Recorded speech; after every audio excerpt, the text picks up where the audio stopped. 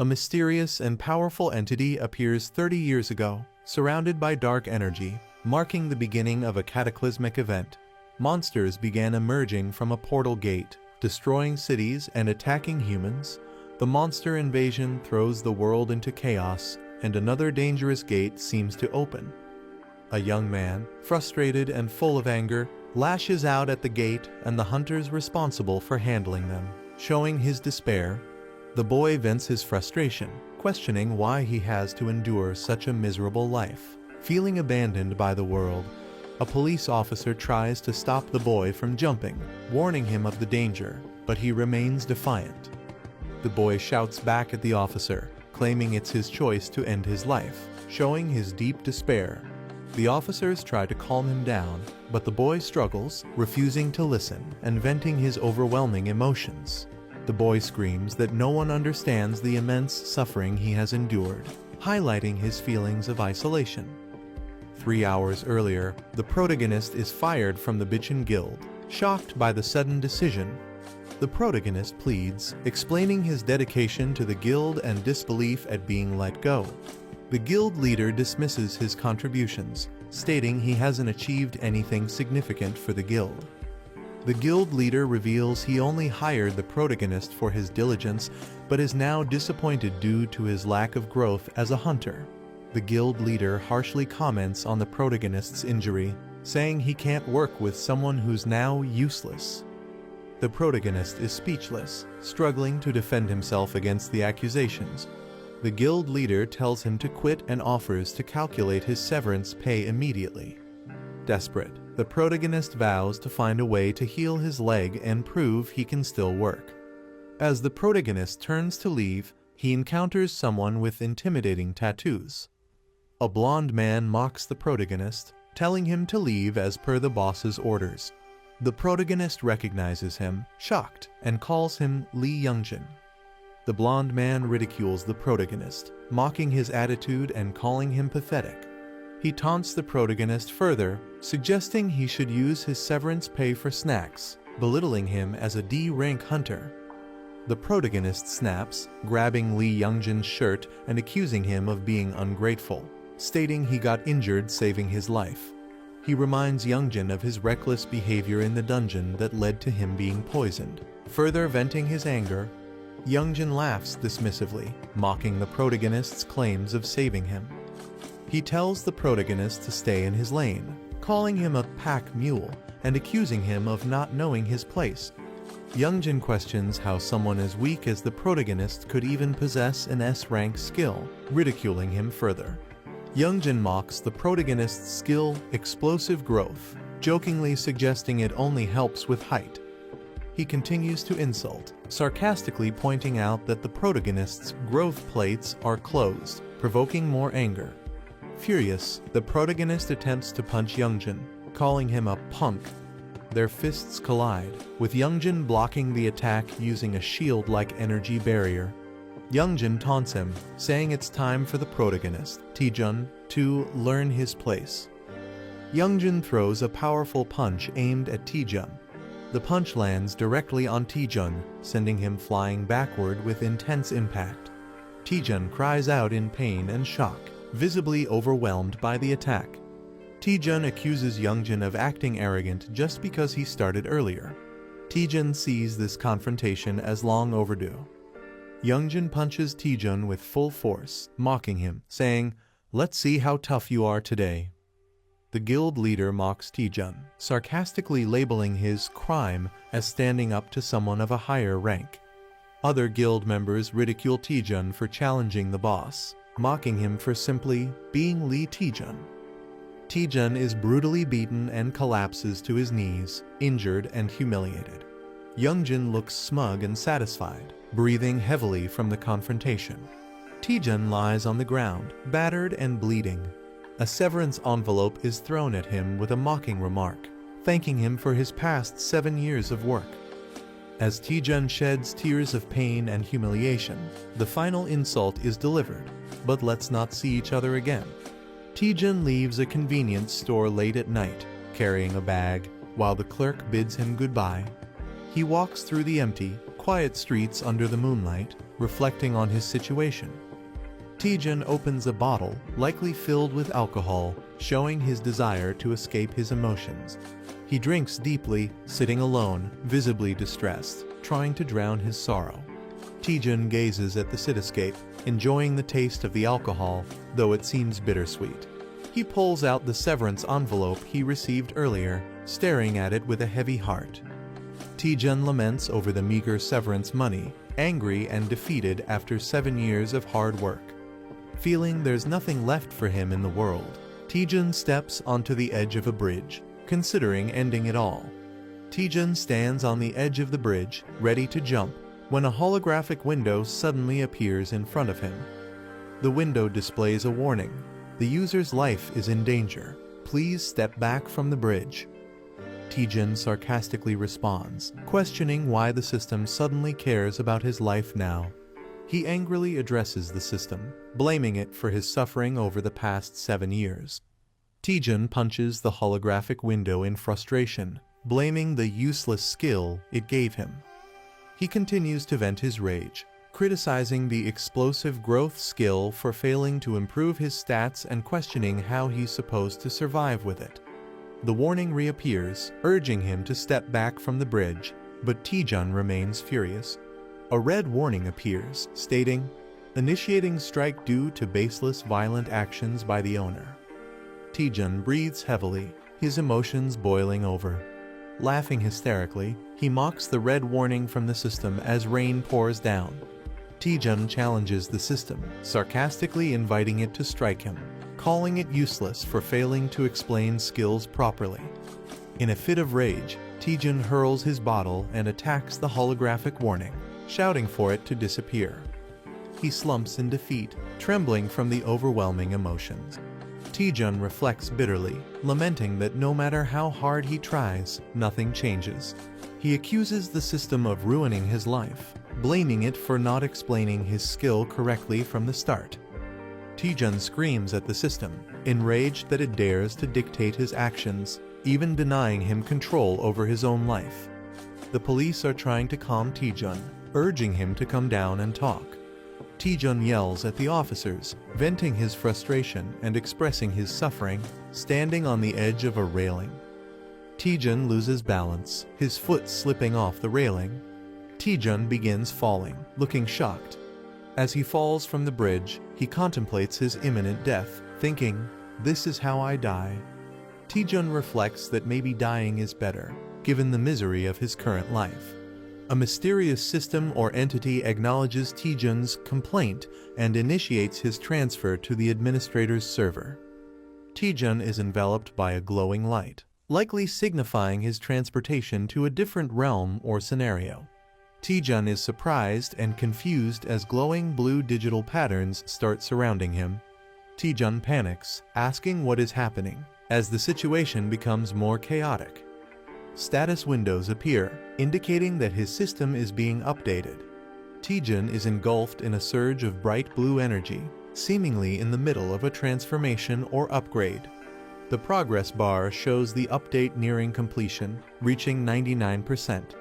The update is complete, confirmed by a glowing yellow status message. Taejun wakes up with a bandage on his nose, clearly feeling the aftereffects of something troubling. Sitting on a bench, he holds his head, complaining about a headache.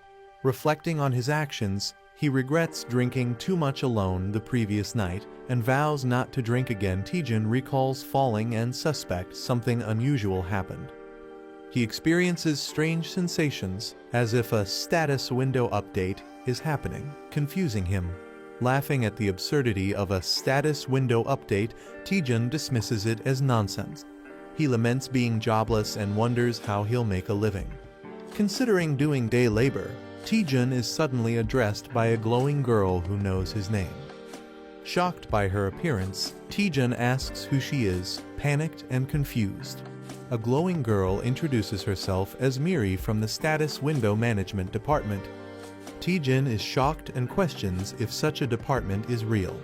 He realizes that the strange events of the previous night were not a dream.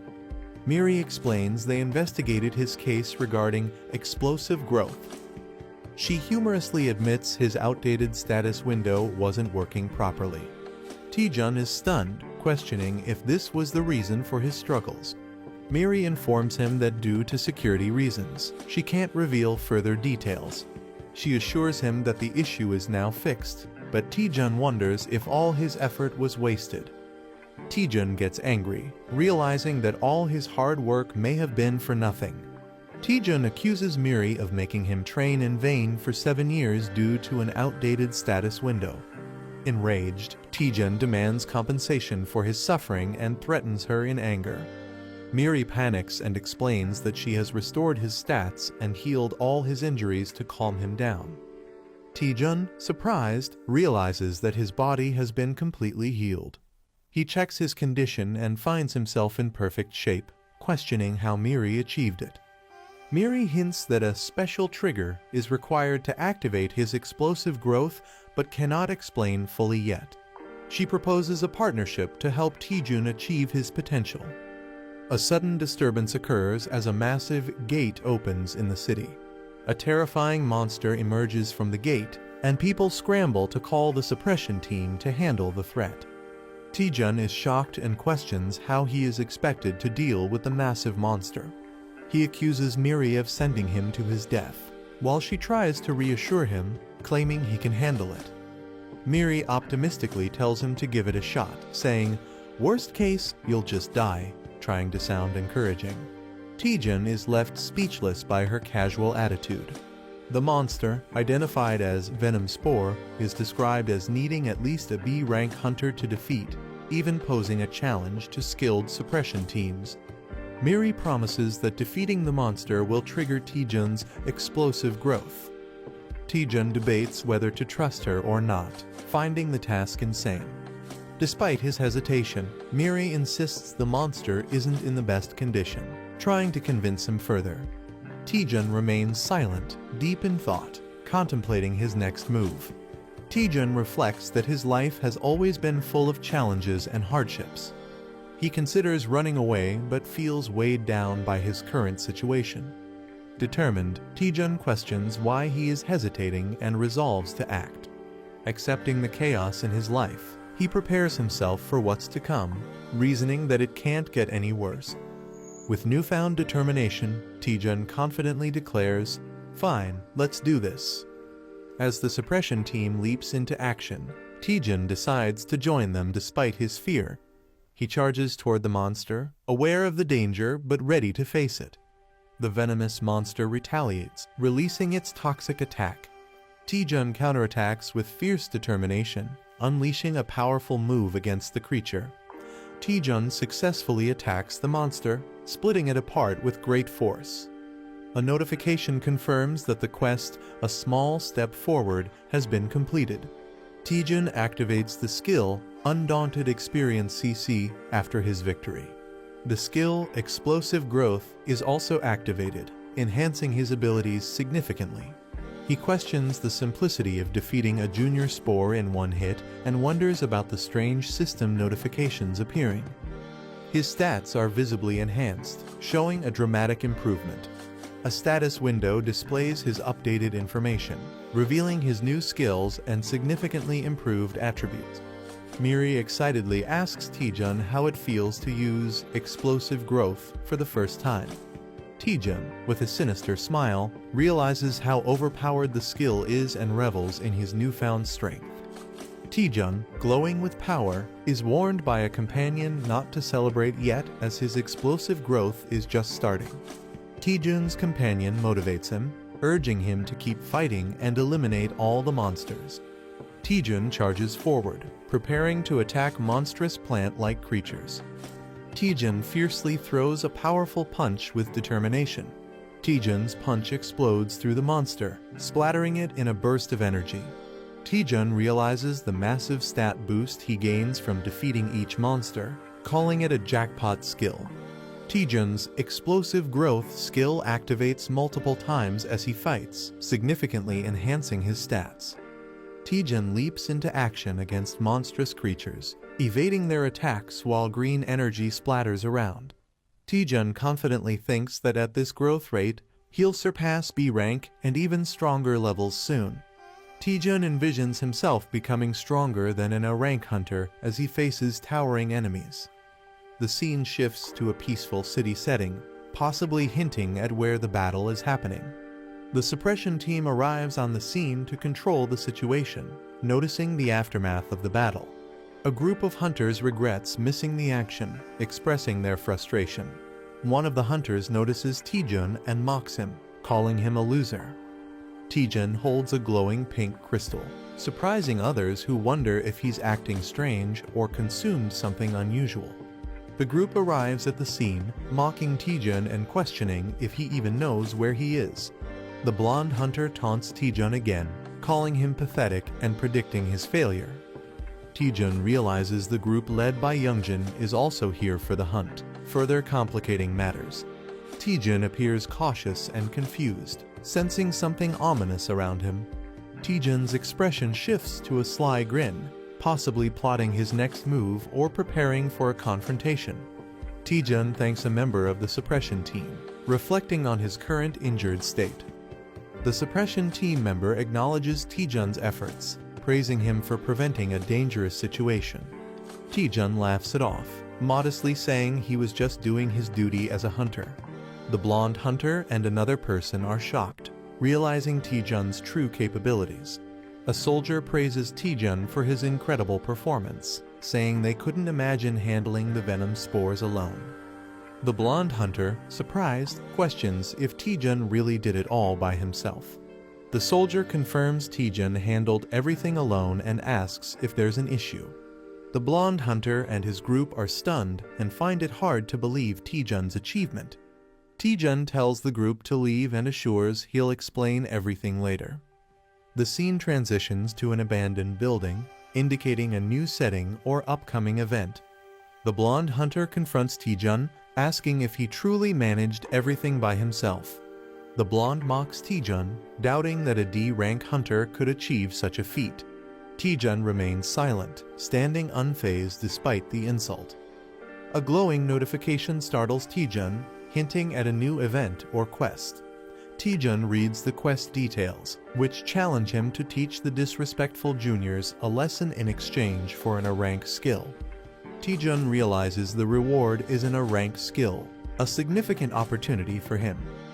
Taejun smiles darkly, thinking about how he can get both revenge and a skill by completing the quest. Taejun apologizes sarcastically to the group, preparing to take action. Taejun sarcastically apologizes and asks if they mind if he beats them up. The blonde hunter is stunned and confused by Taejun's statement. Taejun dramatically pretends to cry, saying he's not good at sugarcoating things. Taejun repeats his challenge, asking once more if he can teach them a lesson. The group mocks Taejun, thinking he's gone mad or joking around. One of the group members angrily lunges at Taejun, demanding he stop talking nonsense and answer. The attacker emphasizes that in this world, those who commit crimes should be punished, delivering a strong blow. Taejun is grabbed by the head as someone questions if he's serious. The attacker prepares to punish Taejun but realizes something is wrong as he can't move properly. Taejun, with a dark smile, taunts the attacker, telling him to take his punishment like he deserves it. The attacker is shocked, unable to understand what's happening. Taejun strikes the attacker, sending him collapsing with one blow.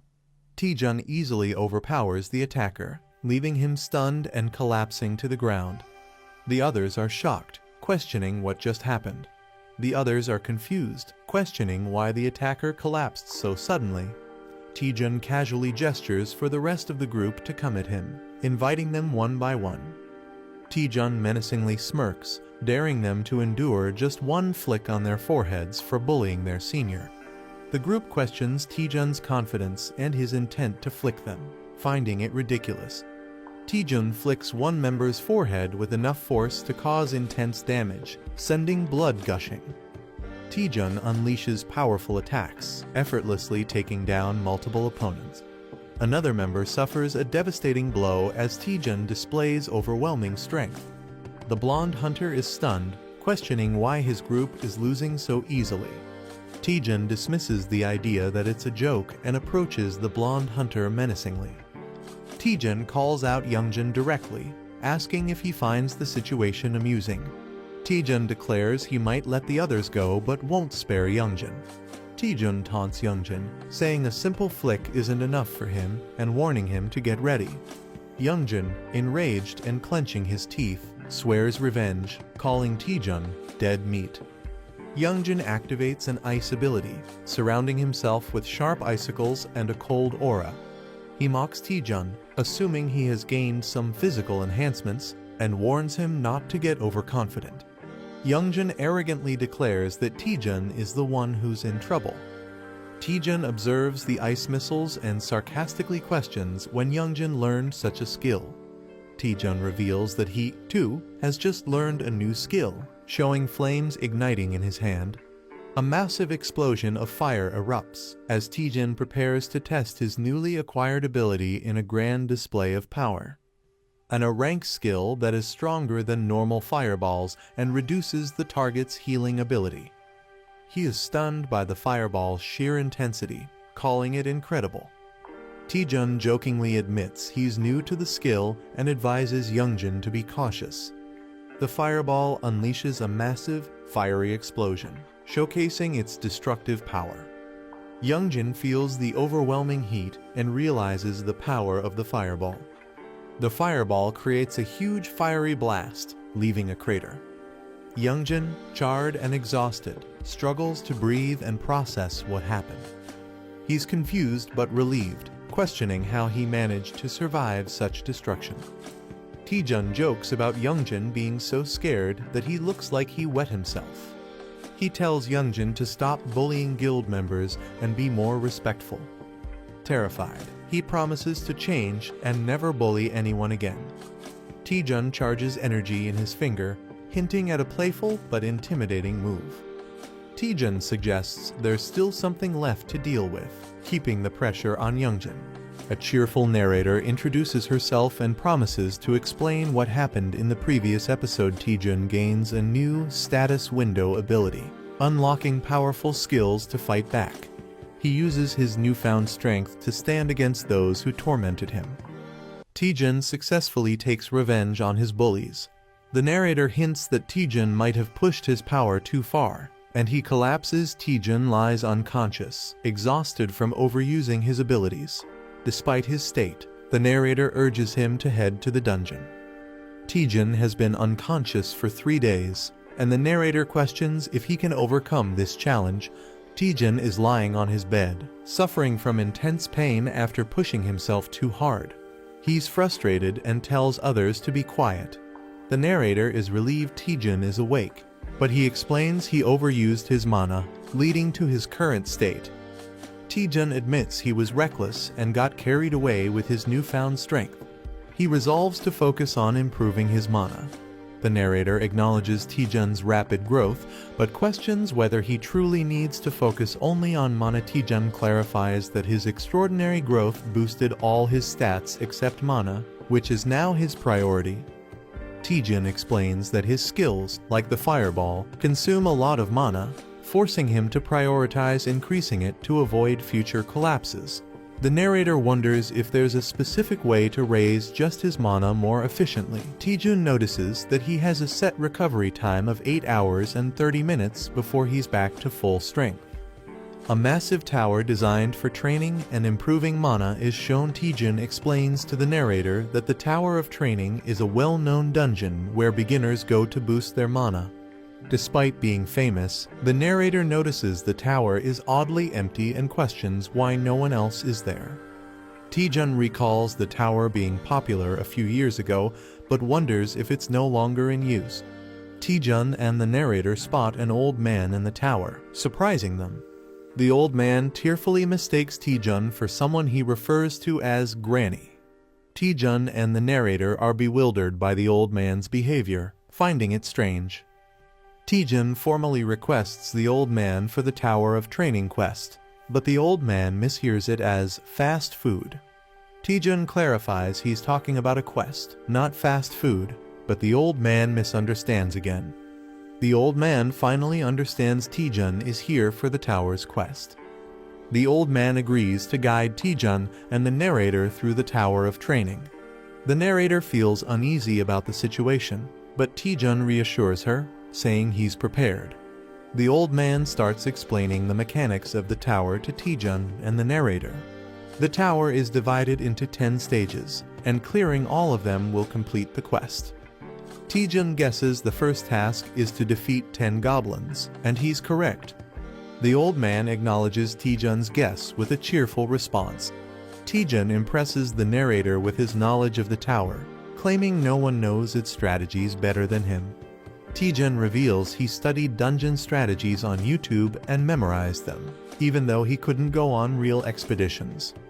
Taejun confidently declares the beginner dungeon will be easy for him, earning admiration from the narrator. Taejun mutters to himself, and the old man overhears, prompting Taejun to play it off as a joke. They reach the first trial area, and the old man prepares to summon monsters. The old man struggles dramatically while summoning monsters for the trial. The old man nervously announces the arrival of the monsters, completing the summoning. Taejun and the narrator are fired up to face the challenge, confident that defeating 10 goblins will be easy. Movement in the bushes indicates something approaching, creating tension. Instead of goblins, large ogres and a few goblins emerge with a loud roar. Taejun, the narrator, and the old man face a massive crowd of ogres and goblins, far beyond what was expected. Taejun and the narrator are shocked at the situation, jokingly calling it bulking season. Taejun questions why the goblins appear to be oversized ogres, asking the old man for an explanation. The old man, lost in thought, mentions kimchi stew, completely ignoring the situation.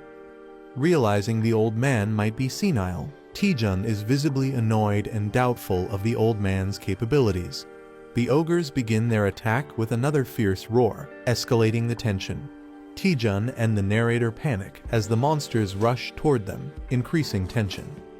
Taejun uses a powerful fire attack to hold back the ogres, showcasing his abilities. Taejun boldly challenges all the goblins and ogres, declaring he'll defeat them all.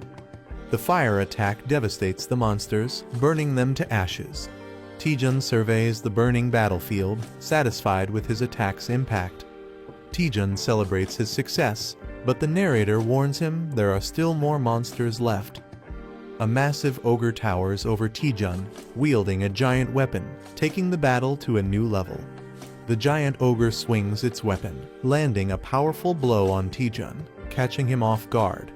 Taejun faces off against an ogre and prepares for a fight. The ogre attacks, and Taejun responds with determination, challenging its strength. Taejun skillfully dodges the ogre's powerful strike. Taejun spins, preparing a counterattack. He delivers a powerful blow to the ogre's head, drawing blood. The ogre roars in defeat as Taejun stands confidently. Notifications appear, confirming the completion of Stage 1 and increased experience. The old man, impressed by Taejun's swift completion of the first stage, acknowledges his achievement while flames blaze in the background. Taejun looks surprised but takes in the comment. The old man teases Taejun, suggesting the first stage was easy. Taejun nervously pretends it was harder than it seemed, masking his frustration. The old man casually suggests moving to the next stage, frustrating Taejun. Monsters appear, stronger and in overwhelming numbers, challenging his mental resilience. Taejun faces a giant beast, feeling the intense physical and mental pressure. Taejun realizes why no one dares to challenge this place anymore. He yells in frustration, calling the dungeon impossible to clear and referring to it as hell. Someone pleads for mercy, revealing Taejun's name as they face the tower. Taejun reaches the final stage, facing an ominous silhouette. The final boss is revealed, a massive hellhound Cerberus, ranked S and level 90. Taejun is horrified, sweat dripping as he reacts to the terrifying scene. Taejun realizes the final boss isn't a simple dog as expected, but an overwhelming threat. Taejun gives up, believing he can't defeat the boss, even with multiple lives. He's out of mana and struggles to find a way to continue. A hidden quest appears, tasking him with curing a senile NPC to restore order. Taejun reads the hidden quest details and begins thinking. He realizes the dungeon relies on the old man's unstable mana. The old man's loss of mana control causes the monsters to grow stronger. Taejun decides that if he can return the old man to normal, he can clear the dungeon. Taejun shares his plan with the spirit, but he's uncertain if it will work. Taejun gathers his resolve, deciding to give it a shot. He recalls that uncontrolled mana can drive powerful mages insane.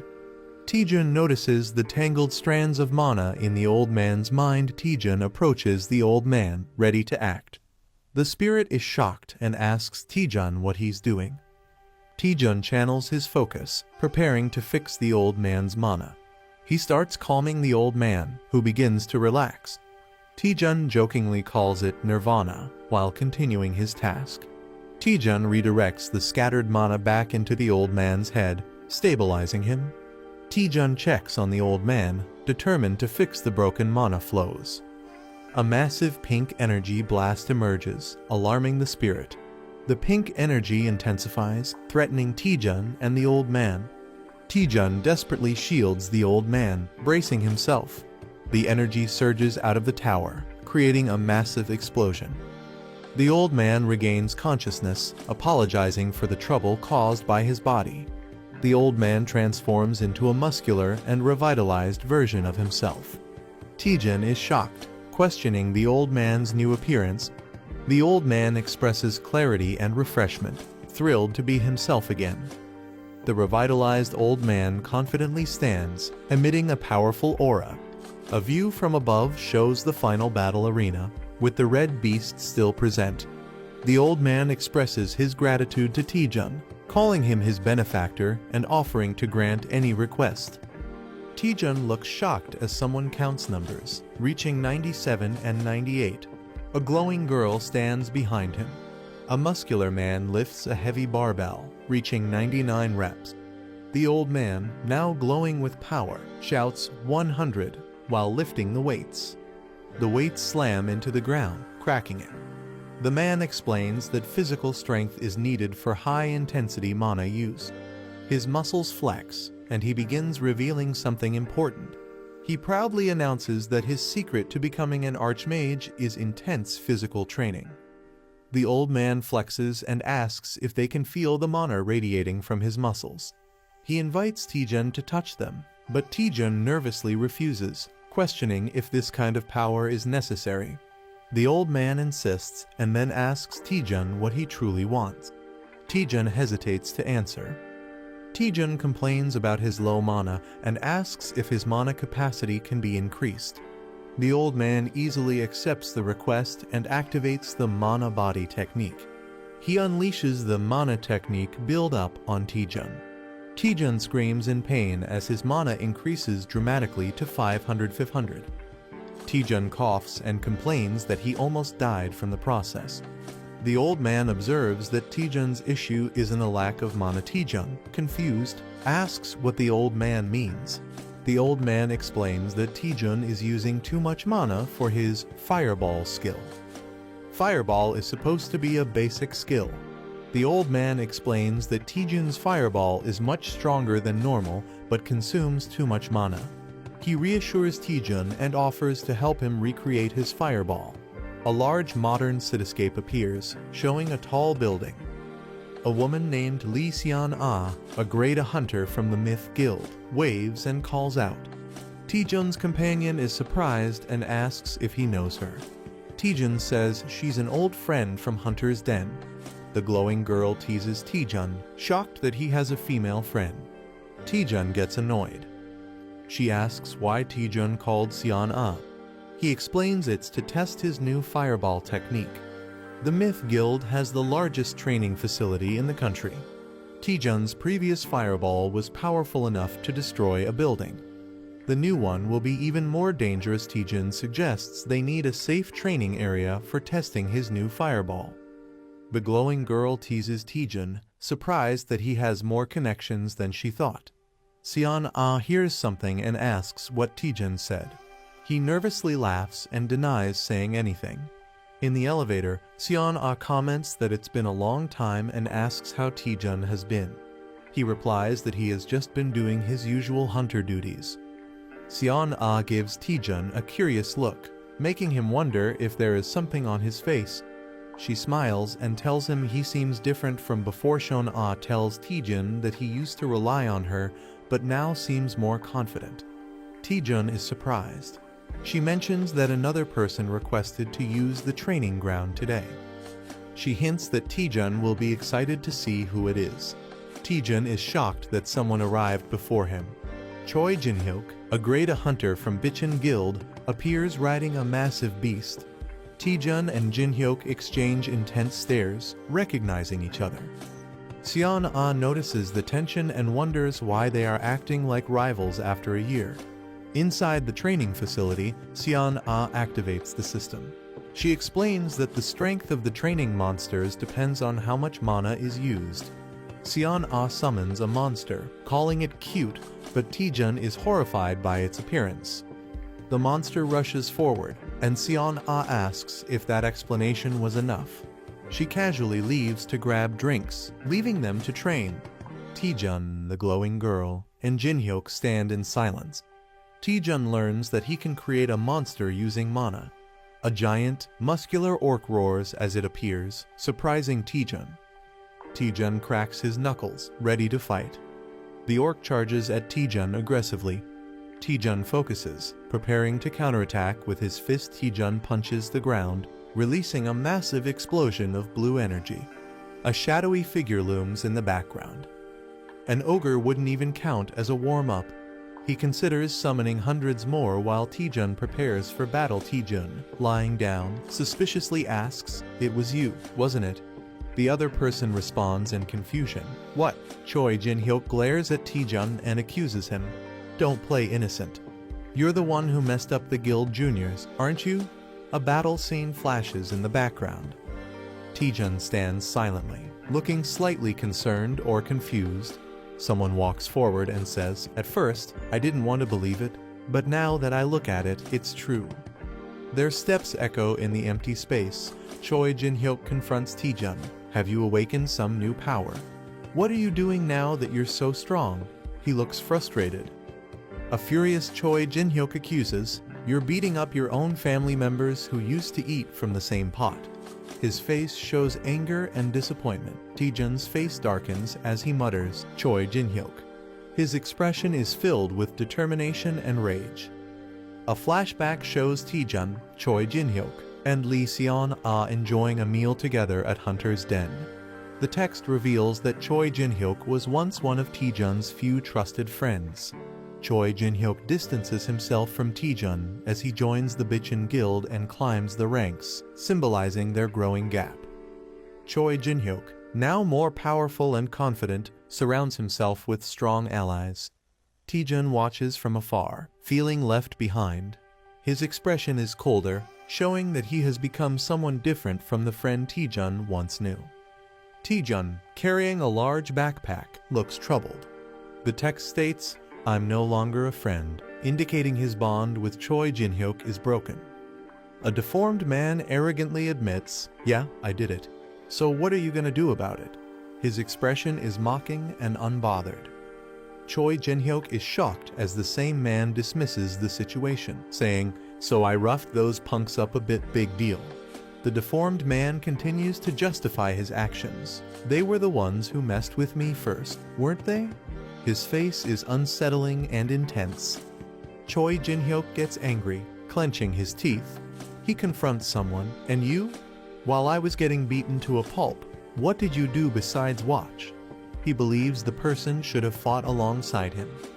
Choi Jin-hyuk grabs Taejun aggressively and yells, "Hey, you've got some nerve." Taejun is taken aback, responding, "Excuse me." Taejun stays calm despite being choked, saying, "You're strangling me. It's hard to breathe.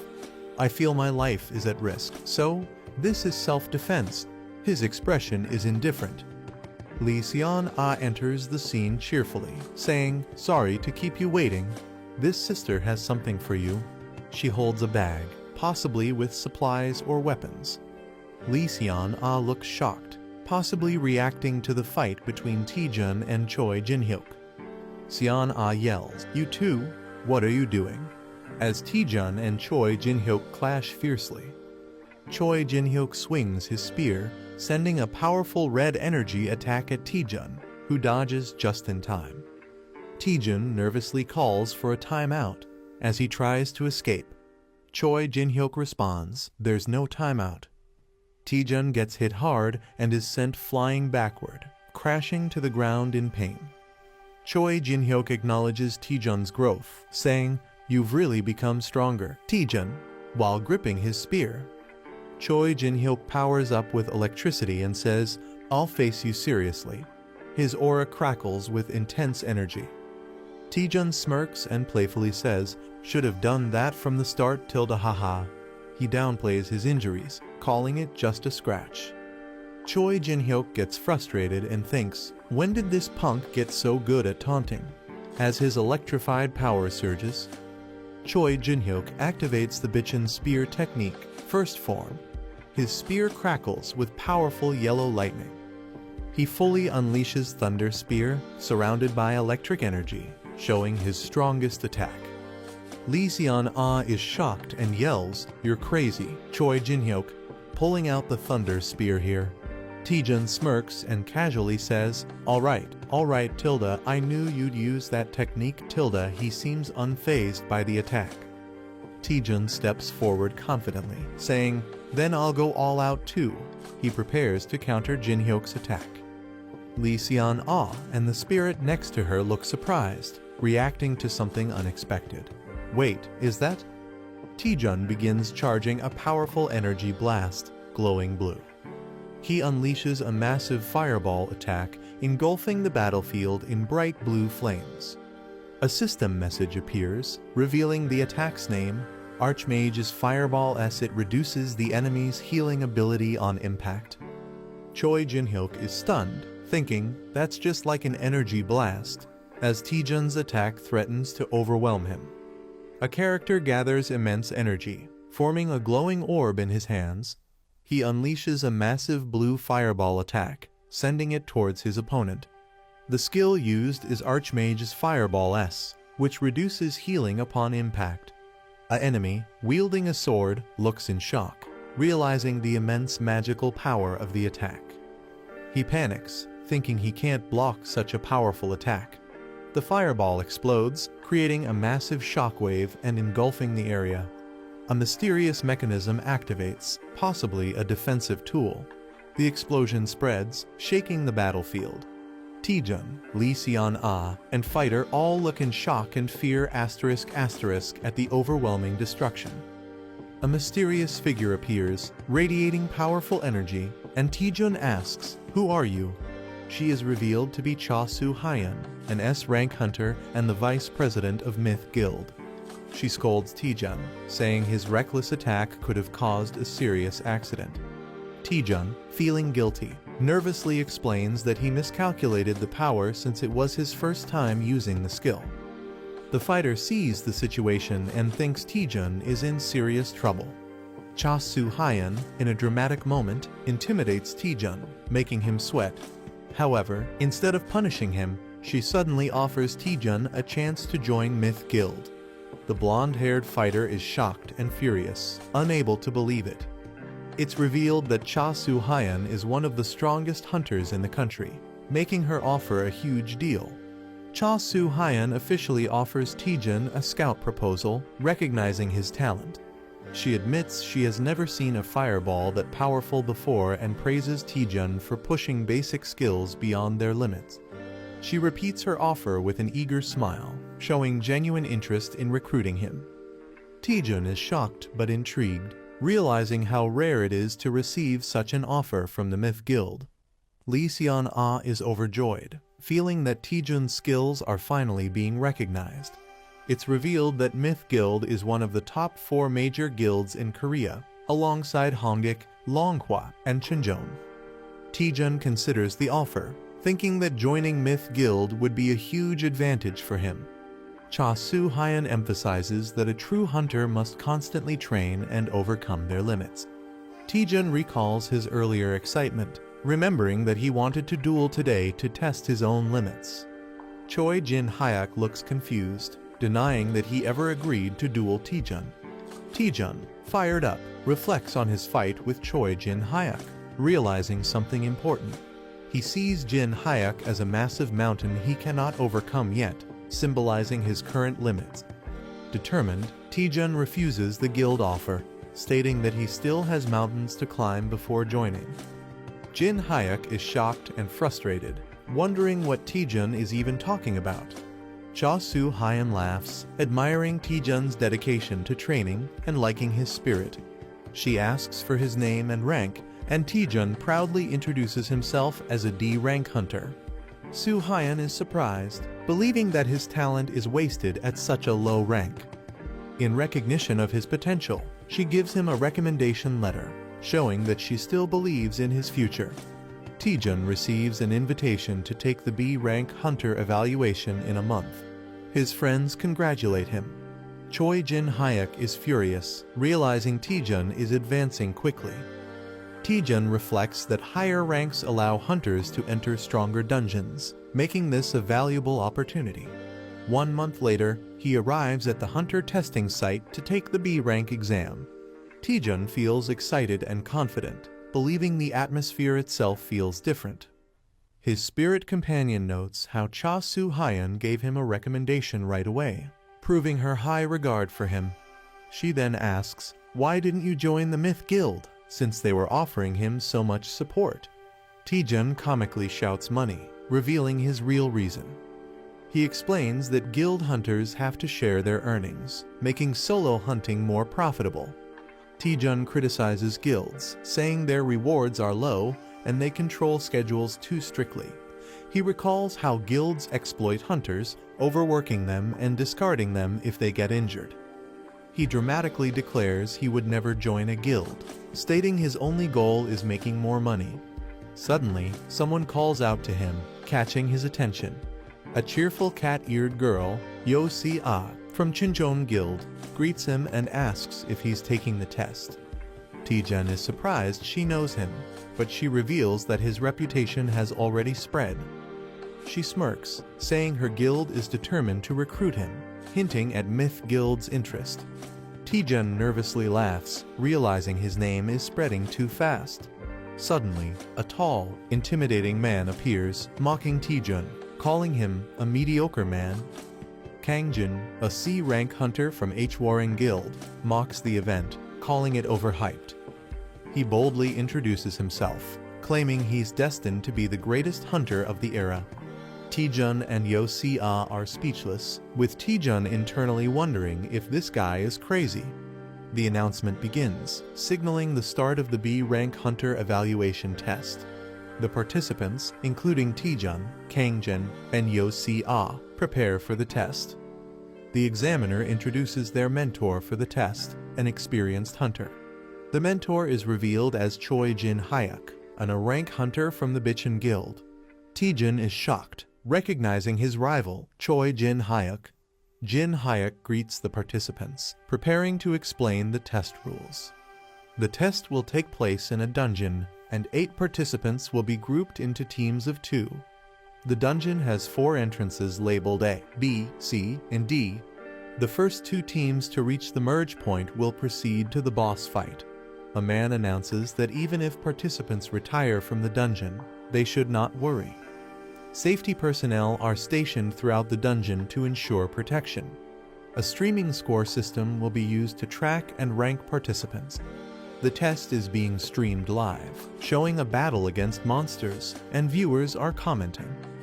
The test officially begins with red portals activating. The first team, Yu Si-rin and Kangjin, is called to start. The second team, Yang Dong-jun and Hong Ah-ryeom, is introduced. The third team, Cho Song-yi and Bong Jun-hyun, is introduced. The fourth team, Lee Tae-jun and Kim Jun-hyun, is announced, and all teams are instructed to enter their designated gates. Tae-jun recognizes Kim Jun-hyun and is surprised to see him, while Jun-hyun happily greets him. The teams begin entering the red portals, with Tae-jun leading the way. Someone watches Taejun closely, saying his name with suspicion. A man smirks darkly, realizing that Taejun is using him for his own advantage. Kim Jun-hyun clenches his fist, determined not to be underestimated. Taejun confidently steps into the portal, fully prepared for the test. A dark and eerie dungeon scene appears, with someone in the shadows vowing revenge, saying, "I'll make you regret it." A member of Bitchin Guild is shocked when asked to participate in the B rank assessment. A heavy-built man and a young hunter with blue hair discuss something. The man is confused, while the young hunter seems uninterested. The young hunter is asked to disrupt Taejun during the assessment. The D route is much harder than the standard path, so interfering would make it difficult for Taejun to pass. The heavy-built man is reminded that his mother is sick, implying pressure on him. The blue-haired hunter tempts him with money for his mother's surgery. The man looks nervous, but the blue-haired hunter assures him he'll be rewarded if he cooperates. Taejun and his teammate enter the D route and encounter monsters. A giant snake with red eyes appears, roaring fiercely. Taejun easily defeats the monster, shocking his teammate. Taejun complains about the weak opponent, but his experience points slightly increase due to an ability. The heavy-built teammate is shocked at Taejun's sudden strength. He reflects, realizing that Taejun became much stronger in a short time. Taejun and his teammate were both in a weak position within the Bitchin Guild, but Taejun never gave up. Taejun praises his teammate's skill to absorb attacks, calling it amazing.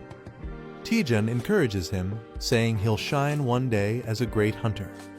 Taejun's words gave his teammate hope when he had none. The teammate now struggles with guilt, realizing he's being forced to sabotage Taejun, despite how much Taejun supported him.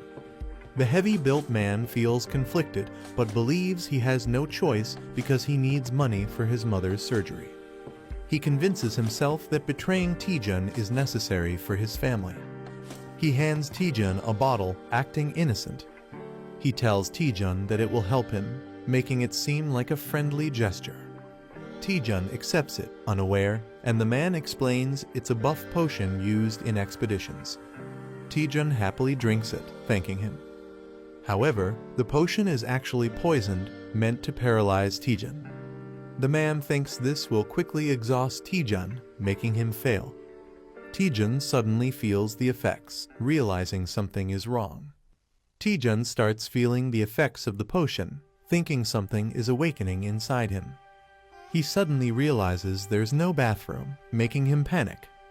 His teammate confirms there's no bathroom, forcing Taejun to clear the dungeon quickly. The teammate is confused, wondering why the poison isn't working. Taejun's poison resistance ability activates, making him immune. Taejun investigates the dungeon's layout, noticing something is off. They reach a dead end, forcing them to turn back. Taejun complains about going in circles, while his teammate sees an opportunity. The teammate considers pushing Taejun into the pit to sabotage his assessment. The heavy-built man nervously calls out to Taejun. Suddenly, he lunges forward, apologizing as he tries to push Taejun off the cliff. However, he loses balance and falls instead, screaming. Taejun is shocked, watching him plummet. Both of them are confused as they realize what just happened. The man keeps falling, panicking. He crashes into the cliffside, hitting the rocks hard. Taejun shouts at him, thinking he's trying to die on purpose. Hanging upside down, the man breaks down, calling himself garbage and saying he deserves to die. A shocked Taejun reacts angrily to being called trash. A man confesses he tried to sabotage the assessment for his own benefit. The man, feeling guilty, wants to die, but Taejun refuses to let go. Taejun panics, realizing the situation has become serious. Taejun considers moving closer, thinking no one is watching his live stream. Taejun is surprised to see 10 viewers on his live stream. Taejun scrambles, not wanting viewers to see him in a humiliating state. Taejun loses his grip and starts falling from the cliff. Taejun and another person fall into the darkness while a blue spirit watches Taejun and his companion crash to the ground, confused about their location. They turn around to see red eyes glowing in the darkness. A swarm of terrifying white snakes with red eyes emerges. Taejun and his companion freeze in fear, realizing the danger.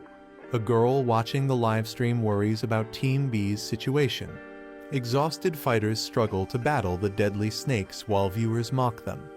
The girl doubts whether Team B can survive the ordeal. A terrified man panics and runs away, abandoning his team.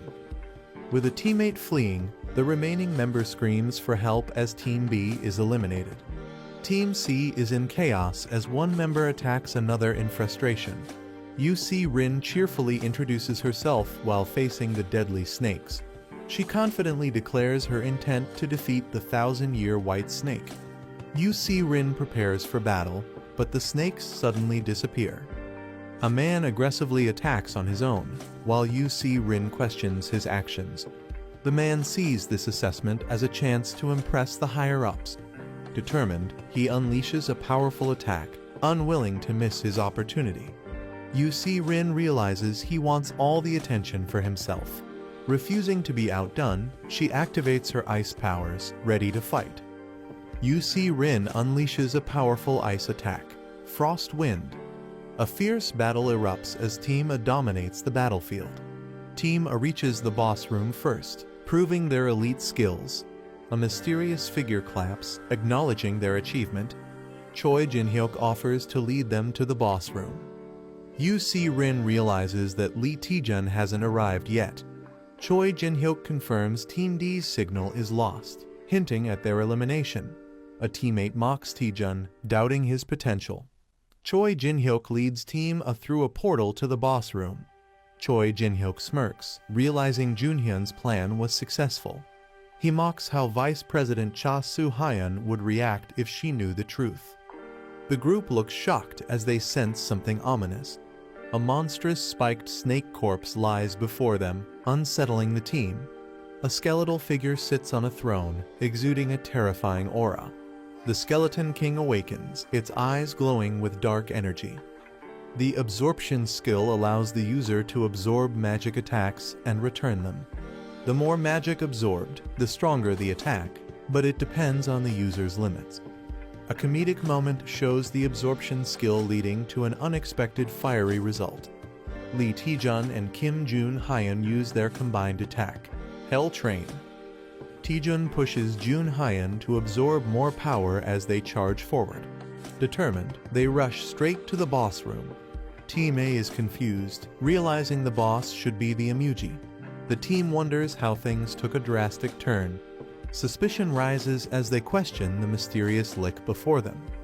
The lick fully awakens, its glowing eye radiating dark energy. Team A realizes the danger as they recognize the powerful lick. They are shocked to see a lick instead of the expected dungeon boss. Choi Jin-hyuk urgently commands everyone to retreat. The lick and the monstrous Emugi stand side by side, ready to attack. The lick launches an attack as the Emugi roars fiercely. Choi Jin-hyuk prepares to counterattack with determination. He leaps into action as the Emugi strikes with force. UC Rin and her teammate refuse to stay idle and prepare to assist. UC Rin and Kang Jin launch their combined attacks against the Emugi. The Emugi retaliates, injuring UC Rin as she screams in pain. Choi Jin-hyuk panics as he sees his teammates wounded. He realizes that the lick is controlling the Emugi. He determines that taking down the lick is the key to victory. Choi Jin-hyuk prepares to strike but is caught off guard. The Emugi launches a surprise attack, hitting him hard.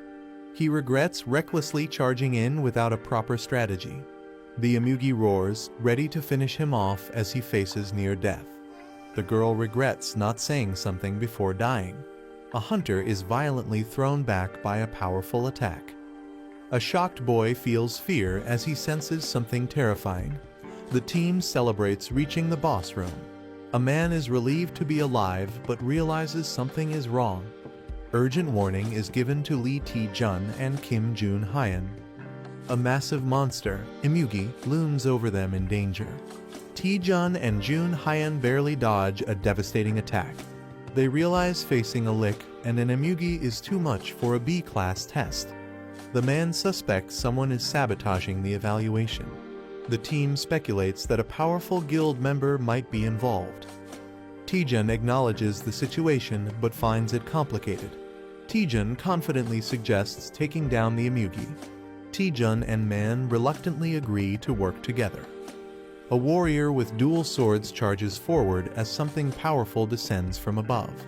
A fighter holds a glowing energy orb, declaring a temporary alliance. One character asks if Jun Hyun can take more fireballs, but he seems exhausted. A large, wounded serpent-like creature appears, still moving. A character warns Lee Taejun to be cautious as a dangerous attack approaches. The fighter with the glowing orb confirms that he also sees the danger. A massive 20% fireball attack is launched toward the enemy. A massive blue energy dragon appears, roaring fiercely. A warrior activates Divine Spear Technique, second form, preparing to attack. The warrior unleashes a powerful spear technique, cutting through the air. A lick with a flaming purple staff stands atop a defeated beast. You see Rin and Hangjin see the lick is vulnerable and prepare to strike. Hangjin charges at the lick while it casts an attack. Hangjin declares he won't miss his opportunity to attack. He delivers a powerful ice punch straight at the lick. A fighter asks Jun Hyun for one last favor, believing they can't lose as a team. Lee Taejun and Kim Jun Hyun activate a collaborative attack. Hell Train attack is unleashed, surging with immense energy. The enemy is frozen solid, trapped in ice. A fighter questions if they've finally defeated the enemy. The entire group looks shocked, realizing something unexpected. The lick survives the attack, unaffected by their efforts. The lick counterattacks, summoning deadly energy spikes. Two fighters are impaled, unable to escape. More allies are struck, screaming in pain. The team is injured and trapped by ice spikes, realizing the lick seems immune to damage. A fighter questions their lack of knowledge about the lick, wondering if they missed something. A mysterious manager appears, glowing with energy. The manager jokes about struggling to download an app. She suggests using a map hack key to fight more effectively. Taejun is shocked by the mention of a map hack as dungeon information starts loading. The system analyzes the dungeon, revealing details about its structure and enemies. Parsley navigation activates, displaying a virtual map. Taejun is confused by the new system's function. The manager explains that Parsley navigation reveals dungeon secrets, enemy patterns, and rewards. She has also installed more apps, advising Taejun to use them in battle. Taejun realizes this is beyond a normal map hack, calling it a game-changing ability. The dungeon's original boss was supposed to be a B-class Imugi, but something changed. Taejun questions what the lick really is, as it wasn't supposed to exist. The Parsley translator activates, revealing that the lick, Iratus Chan, is excited. Taejun senses something terrifying, feeling uneasy. He asks the manager what's happening, suspecting a system bug. Iratus Chan thanks a contractor, hinting someone summoned it. Taejun realizes the translation is working fine, but something feels off. He questions if someone forcibly summoned the lick. Taejun checks on Choi Jin-hyuk, who barely avoided a fatal injury. Taejun claims he found the lick's weakness. Jin-hyuk is shocked but doesn't get a full explanation. Taejun asks him to trust and cooperate. Jin-hyuk hesitates, but the situation forces him to follow Taejun's lead. Jin-hyuk agrees to cooperate, asking what to do first. Taejun smirks, deciding to provoke the enemy first. The group taunts the lick, calling it out. Taejun makes a crazy face, mocking the lick. The lick gets enraged, preparing to attack. It unleashes a powerful dark spell, vowing to kill them. The group prepares for a counterattack, seeing this as their moment. A massive energy strike is unleashed, aiming at the enemy. The team survives the lick's deadly attack. Taejun realizes he can predict the lick's attack patterns. He gains confidence, knowing his strategy will work. Jun Hyun mocks the lick, laughing at its missed attacks. Taejun also taunts it, calling its attack a joke. The lick counters with powerful purple fireballs. Taejun gives precise movement instructions to his team. The attacks explode, but they dodge successfully. Taejun remains focused, ready for the next move. The team is amazed that they dodged everything perfectly. A skeletal enemy acknowledges the protagonist's dodging skills and prepares a stronger attack.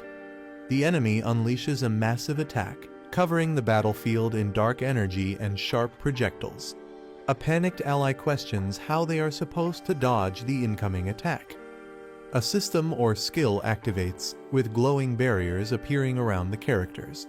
The protagonist realizes that the attack is unavoidable, covering the entire dungeon. The enemy's powerful skill, Death's Requiem, is fully unleashed. The enemy mocks the group, calling them foolish. The protagonist counters, saying if they keep dodging, the enemy will just use an undodgeable spell. They prepare to strike back. Someone realizes the enemy is on skill cooldown, a crucial moment for counterattack. The enemy is shocked, realizing they won't survive the counterattack. Chaos unfolds as the powerful attack shakes the battlefield, with everyone struggling to understand what's happening. The wide area attack grows stronger towards the edges, but its power weakens closer to the center. Taejun realizes the attack's weak point using his parsley navigation ability. Using this knowledge, he moves toward the center, reducing the damage taken.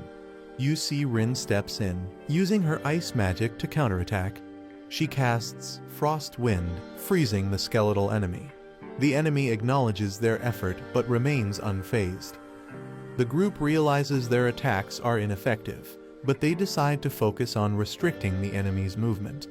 The battle continues, and one of the characters asks for backup *** to cover the rear. The skeletal enemy is confused, calling out for someone named Hwawa. The enemy realizes something is wrong, looking shocked. It is revealed that the lick was summoned through a contract, using the contractor's sacrifices as hosts. Until the host body is destroyed, the lick remains immortal. Taejun finds the real body of the lick, hidden behind a magical barrier. The team understands they must destroy the objects sealing the lick to stop its summoning. The lick is enraged, accusing them of deception. The lick charges furiously at Taejun, vowing revenge. The lick attacks with its massive scythe, showing its full power. Taejun looks shocked as the battle intensifies. Choi Jinhyuk charges at the lick, taunting it to stay and fight. Jinhyuk, enraged, blocks the lick's movement, refusing to let it escape. He strikes fiercely, stopping the lick's attack. The lick screams in pain, showing its vulnerability. The team restrains the lick, urging Taejun to finish it off. Taejun thanks Jinhyuk, preparing for the final blow. The lick panics, trying to stop Taejun from reaching its core. Taejun delivers a powerful punch, aiming to destroy the lick's true body. The punch lands with massive force, shaking the entire battlefield. The lick is weakened, gasping in exhaustion. The sealed chest, which is the lick's true core, remains intact. Taejun finally finds the chest, preparing to destroy it. Bloodstained, dual-wielding spears, fighting skull with purple flames. Mystery, potential weakness mentioned by Taejun. Injured, shocked, searching for something inside. Speaking unknown language, reacting, resisting attack. Skull reacting aggressively, chaotic energy, others affected. Surprise discovery, secret exposed. Observing, mysterious presence, tension rising. Holding a treasure chest, taunting with excitement. Reacting to Taejun's unexpected ability to understand ancient language. Holding a treasure chest, smug expression, spirit companion behind. Explaining contract-bound status, reacting nervously. Dismissing concerns, confident in contract control. Doubting Taejun's abilities, disbelief. Questioning his ordinary status, asserting dominance. Sacred relic, magical significance, hidden knowledge. Doubting Taejun, realization setting in. Overwhelming presence, contract breaking possibility. Reluctant agreement, forced cooperation, offering wishes, tempting, complaining about stomach, uneasy, ordering skeletons to be released, questioning control, skeletons attacking, blue-haired man and green-helmeted man fighting back. Anomaly detected, unknown disturbance. Martial artist Hangjin and cat-eared girl UC Rin destroying skeletons. Accepting negotiations, communication success. Asking for Taejun's wish. Demanding everything. Confused by Taejun's sudden demand. Pressuring for items, accessories. Holding mysterious power, crucial item. Realizing Taejun's target, resisting. Pretending to break treasure chest, manipulating. Handing over staff, distressed. Holding staff, demanding contract release. Pretending ignorance about contract release. Realization hitting, caught off guard. Mocking, pretending ignorance. Intense red energy, furious reaction. Furious, overwhelming force, striking Taejun. Raising treasure chest, intimidating. Intense counterattack, explosion. Last struggle, refusing to fade. Declaring Eratus Chan's rebirth, sinister confidence. Mocking Skull's dramatic exit. Examining broken weapon, questioning its significance. Investigating summoning method, questioning target. Thrilled about new item, materialistic attitude. Observing Taejun's greed. Newly discovered item, unexpected find. Speculating value, linking it to the skull. Concerned, checking on him. Assuring he's fine, activating interface. Doubting Taejun's victory against the lick. Declaring victory, dismissing concerns. Hangjin acknowledges Lee Taejun's skills and calls him an impressive hunter, while UC Rin cheers him on. A shocked reaction as Lee Taejun stands bloodied, and someone calls out his name in concern. A remorseful Choi Jin Hyuk says, "I'm sorry," looking down at Lee Taejun. The helmeted Choi Jin Hyuk admits to poisoning and throwing Lee Taejun into the pit, revealing they ordered Jun Hyan to do it. The guilty Choi Jin Hyuk admits they resented Lee Taejun for working hard despite lacking talent. The Choi Jin Hyuk sincerely apologizes to Lee Taejun. He smiles and mockingly tells them to do it properly next time, acting like he wasn't even affected. Taejun calls out the deception, questioning what's really going on. The Choi Jin Hyuk suggests moving forward, inviting Lee Taejun for a meal as a celebration for becoming a B-class hunter. Kim Jun Hyan admits to poisoning and throwing Lee Taejun into the pit, revealing that he ordered Jun Hyan to do it. Taejun awkwardly asks a secretive question. Taejun whispers, "Do you like Lee Seon Ah?" catching the other person off guard. Taejun's question about Lee Seon Ah causes a hilarious shocked reaction. The accused character frantically denies it, while another teases them. A glowing green gate appears, signaling their way out.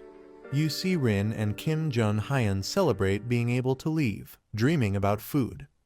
Taejun smiles and tells everyone to go back together. The group walks toward the portal, feeling the relief of survival.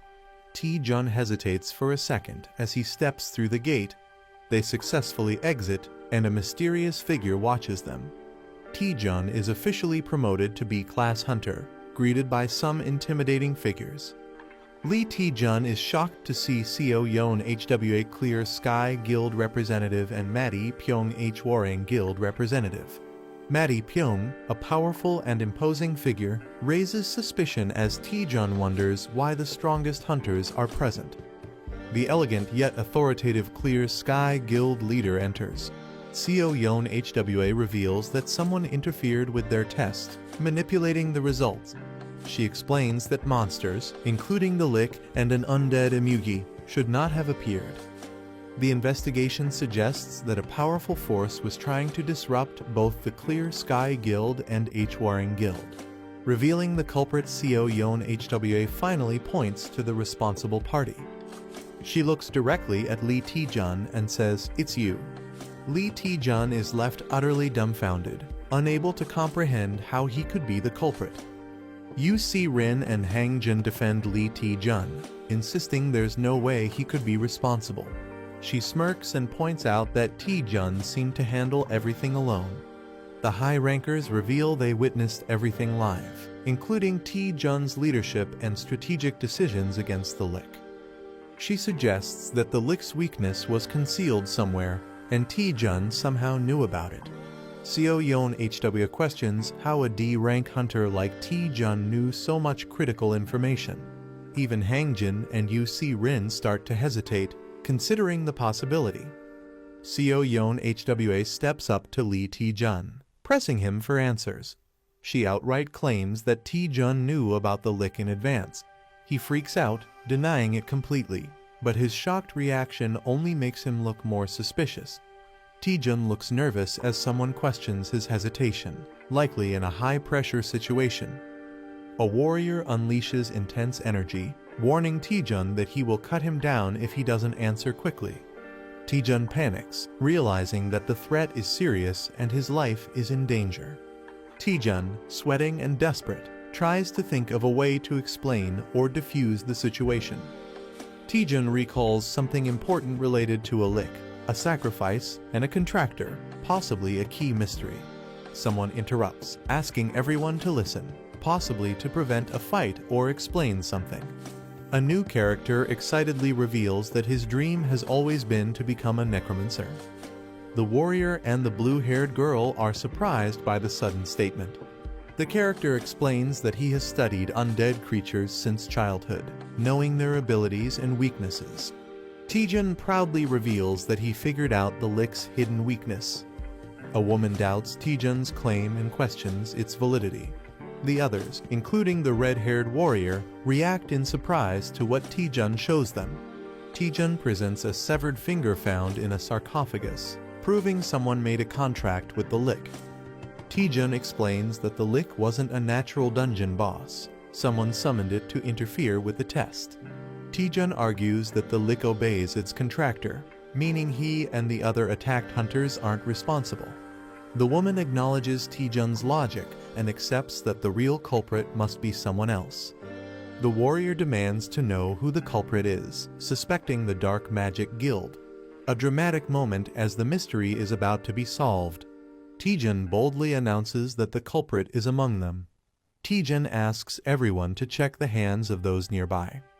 People start showing their hands, nervously accusing each other. One man hesitates and appears nervous. The true suspect is exposed as the owner of the severed finger. She is impressed and questions how Taejun figured it out. Taejun casually jokes that he learned this from detective manga. She looks completely stunned and exhausted by Taejun's reasoning. The warrior charges at Seo Yeon HWA, who prepares a magical defense. Someone traps the culprit inside a glowing green barrier to prevent escape. Furious, he charges at the bald man, vowing not to forgive him for harming his apprentice. The warrior unleashes a devastating attack called Dragon Strike. He suddenly notices something unexpected. The bald man appears lifeless, making others question if he took his own life. The warrior orders the body to be sent to the Alliance headquarters. He instructs his men to investigate the suspect's origins. The woman realizes that someone is using dark magic to target multiple guilds. She vows to uncover the mastermind behind the attack. The woman apologizes to Taejun for misunderstanding him and promises to repay him. Suddenly, Taejun faints and falls to the ground, shocking those around him. Taejun lies exhausted, realizing he has completely run out of mana. He starts regaining consciousness, wondering where he is. Taejun sees Choi Jin-hyuk and Lee Seon-ah looking at him with concern. Taejun wakes up in a hospital bed, surprised to see them there. Seon-ah says she came because she was worried, while Jin-hyuk jokingly says he just wanted to see if Taejun was still alive.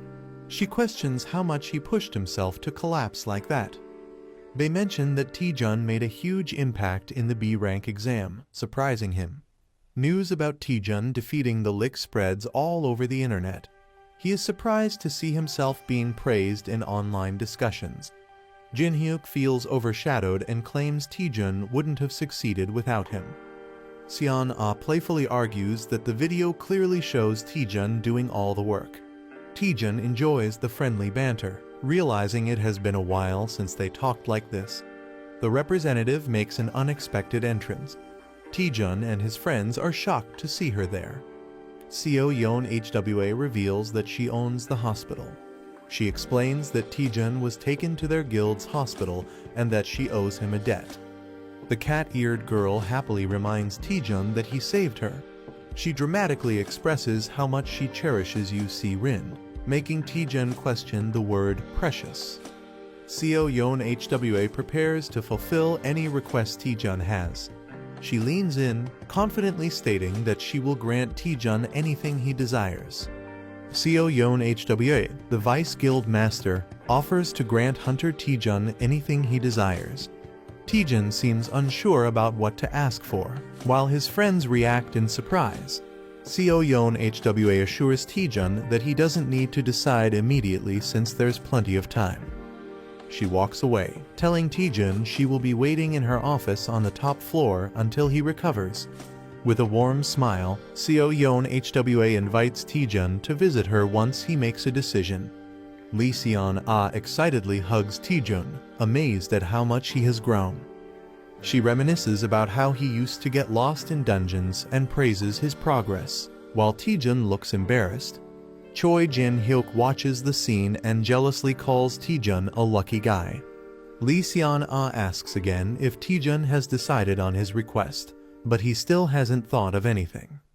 Taejun considers asking for a magic-related item since Seo Yeon HWA is a top-tier wizard hunter. Taejun considers asking for a magic-related item. He realizes that recovery is more important right now and decides to think about it later. Lee Seon-ah cheerfully gives him a drink to help him recover faster. She and Jin-hyuk decide to leave, making plans to head out. A mystical spirit comments that Taejun has a lot to think about. The spirit excitedly imagines a beautiful woman granting a wish, while Taejun is unimpressed. Taejun debates what to ask for, considering money as an option. He quickly dismisses the idea, realizing he should ask for something priceless instead. Determined, Taejun decides he needs to figure out what he needs the most. Suddenly, he remembers and asks about the items he got earlier. Taejun realizes his items were automatically stored in the Parsley Market vault. Confused, Taejun wonders what Parsley Market is. The spirit excitedly acknowledges that Taejun is finally asking about it. Parsley Market is revealed as a massive second-hand trading platform with over 100 million users. It has users from various dimensions, offering a wide range of items at reasonable prices. The platform provides no currency exchange fees, membership rewards, and secure transactions. Taejun is shocked to learn that even people from other dimensions use it. The spirit encourages him to try it out, while Taejun realizes he has unique access on Earth. Taejun understands his advantage. He can buy artifacts from other dimensions and sell Earth items exclusively. Excited, Taejun realizes he has the opportunity to monopolize the market. Taejun gets greedy, imagining the money rolling in, while the spirit looks unimpressed. Excited, he decides to connect to Parsley Market and collect amazing items. Taejun initiates the connection, pressing the screen. The system begins analyzing his body and player data as he connects. Taejun is amazed as he enters a bustling marketplace filled with unique beings. A dwarf vendor offers a fully enhanced dragon skin shield for 1.8 likely currency. Another seller offers arcana gems, asking for offers first. Taejun compares it to a generic mobile game, while the spirit encourages him to explore. He approaches the dwarf vendor and asks to check item prices. The dwarf happily invites Taejun to take a look at the dragon skin shield. The Dragon Shin Shield Plus 13 is a powerful B-rank shield made from dragon scales, priced at 18,000 parsley coins. Taejun questions the currency value, asking how much 18,000 parsley coins is worth. The spirit excitedly reveals that 18,000 parsley coins equals 240,000 magic stones. Taejun is shocked, realizing that 240,000 magic stones is worth over 1 billion won. He wonders if there's a cheaper item, but the spirit explains that 18,000 parsley coins is the market average. Disappointed, Taejun realizes he can't afford anything. A new idea strikes him. He wonders how much the items he obtained earlier would be worth. Taejun approaches a vendor, pretending to be a newbie, and asks for a price check. He shows the vendor an unusual item and asks for its value. The vendor examines it closely, getting ready to determine its worth. The vendor declares the staff unsellable, surprising Taejun. The staff is cursed, making it difficult to use unless someone is a powerful mage. Taejun is shocked to learn the staff is completely unusable for him. He shows another item, a crystal he obtained from the same monster, for appraisal. The vendor values it at only 10 parsley coins, leaving Taejun frustrated at how worthless it is. Taejun feels disappointed, but the spirit encourages him to take things slowly. A mysterious figure approaches, asking Taejun for a trade. A demon lord offers a trade, requesting to examine the crystal. Taejun thinks it's just junk, but the demon lord insists he accepts the trade. The demon lord is pleased, revealing that with enhancements, the crystal will become valuable, and he even offers to cover the costs. Taejun excitedly accepts the demon lord's offer, thinking it's a great deal. The demon lord reveals a condition: if the enhancement fails, Taejun must cover all costs. Taejun and the spirit are shocked by the risky condition. The demon lord adds that if the enhancement succeeds, it's completely free, tempting Taejun. The spirit warns Taejun, whispering that the demon lord looks like a scammer and they should ignore him. The demon tricks new players with high enhancement costs, calling it a classic scam. A character sees through the scam, thinking only a fool would fall for it. Something unexpected happens, making the character hesitate. The demon reassures that the player can stop enhancing anytime. With confidence, he prepares to begin the enhancement. A girl tries to stop Taejun, fearing he'll lose all his money. He reassures her, saying he has a winning strategy. She questions his plan, but he tells her to watch and see. He declares he'll prove that luck-based mechanics can be broken. The demon lord explains the game rules, where Taejun can keep enhancing until he decides to stop. If Taejun succeeds, all costs are covered by the demon lord. If he fails even once, Taejun must pay everything himself, making it a risky gamble. The higher the success, the bigger the risk, making it a high-stakes game. The demon lord gives Taejun 100 parsley coins and materials for enhancement.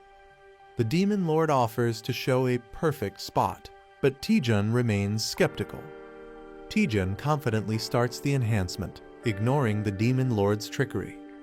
The obsidian crystal begins glowing, signaling something unexpected. The enhancement of the obsidian crystal was successful, granting +1 strength. The demon lord is surprised by the success rate and admires the player's boldness. The demon lord taunts, questioning if the player will stop at just one enhancement. The player smirks confidently, hinting at his next move. With a crazed look, the player declares he's going straight to +9, daring others to back out. The demon lord is shocked and questions if going straight to +9 is a wise choice. The player mocks the demon lord, laughing and asking if he's scared. The demon lord mocks the player, calling him an idiot for attempting a +9 enhancement with a near impossible success rate. Seeing the challenge, the demon lord decides to take the bet and commits his money. The player confidently confirms the deal with a smirk. He presses the Enhance button, ready to take the risk. A rapid sequence of enhancements begins, filling the screen with energy. A character panics, calling out to Taejun in disbelief. The demon lord laughs hysterically, believing the player has doomed himself. A dramatic reveal: Taejun succeeds in enhancing the crystal to +9.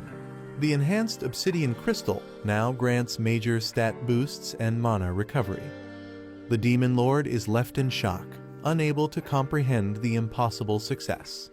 The demon lord is in complete shock, unable to believe the player succeeded in enhancing to +9 without a single failure. Others suspect the player might be a game admin due to his unbelievable success. The demon lord, unwilling to let him go, plots to get him to enhance again. He tries to tempt the player by mentioning that he's only one enhancement away from max level. With a creepy grin, the Demon Lord pressures him to go all the way. The player hesitates, holding the enhanced crystal and considering full enhancement. He reveals that his success up to +9 was guaranteed due to the extraordinary growth buff. However, the chance for the final enhancement is only 10%, making failure a huge risk. Despite the low chance, the player's curiosity and excitement push him to try.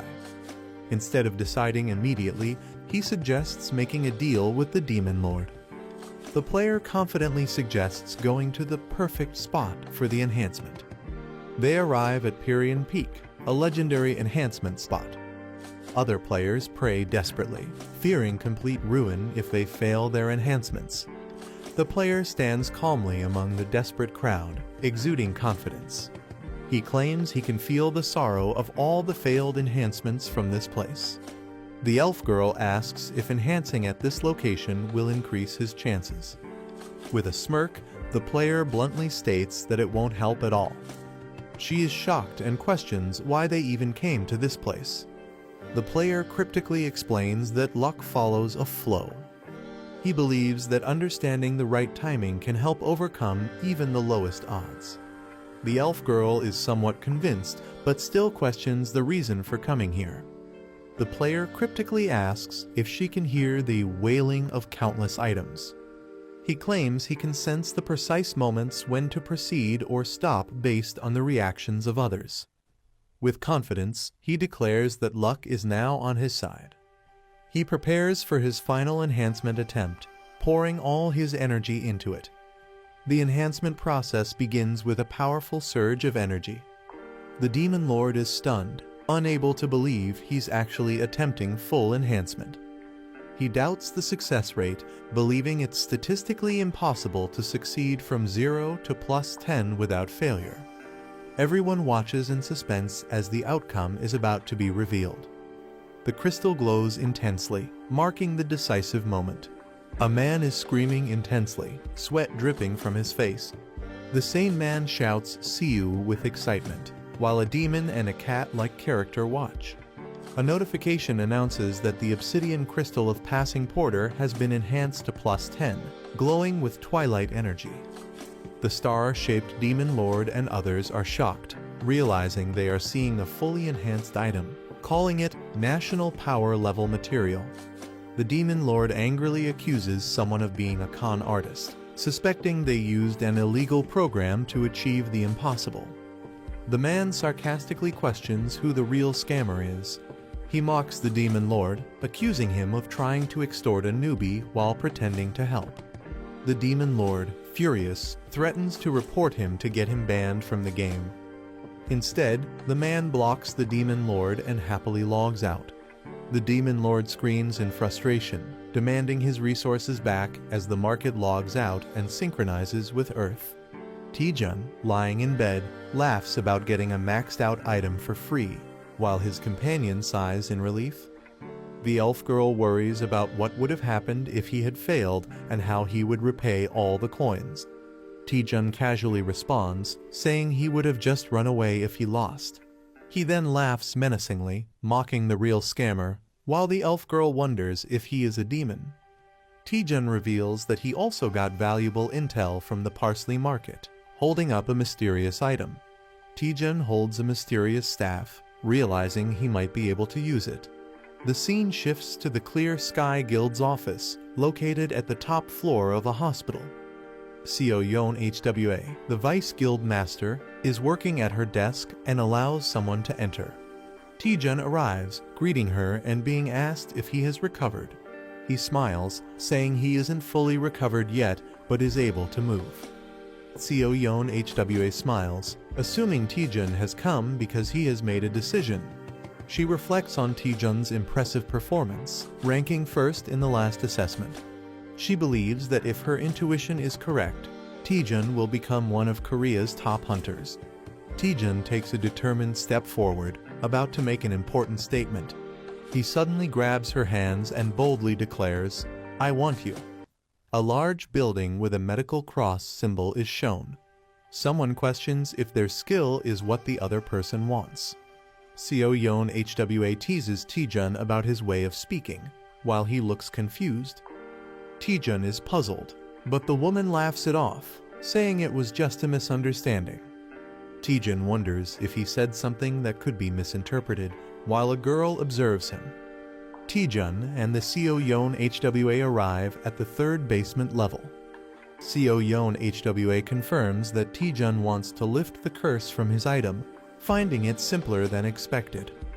Taejun hands over a skull-shaped cursed item to the Seo Yeon HWA. Seo Yeon HWA examines the item, confirming that Taejun obtained it when he was a D rank hunter.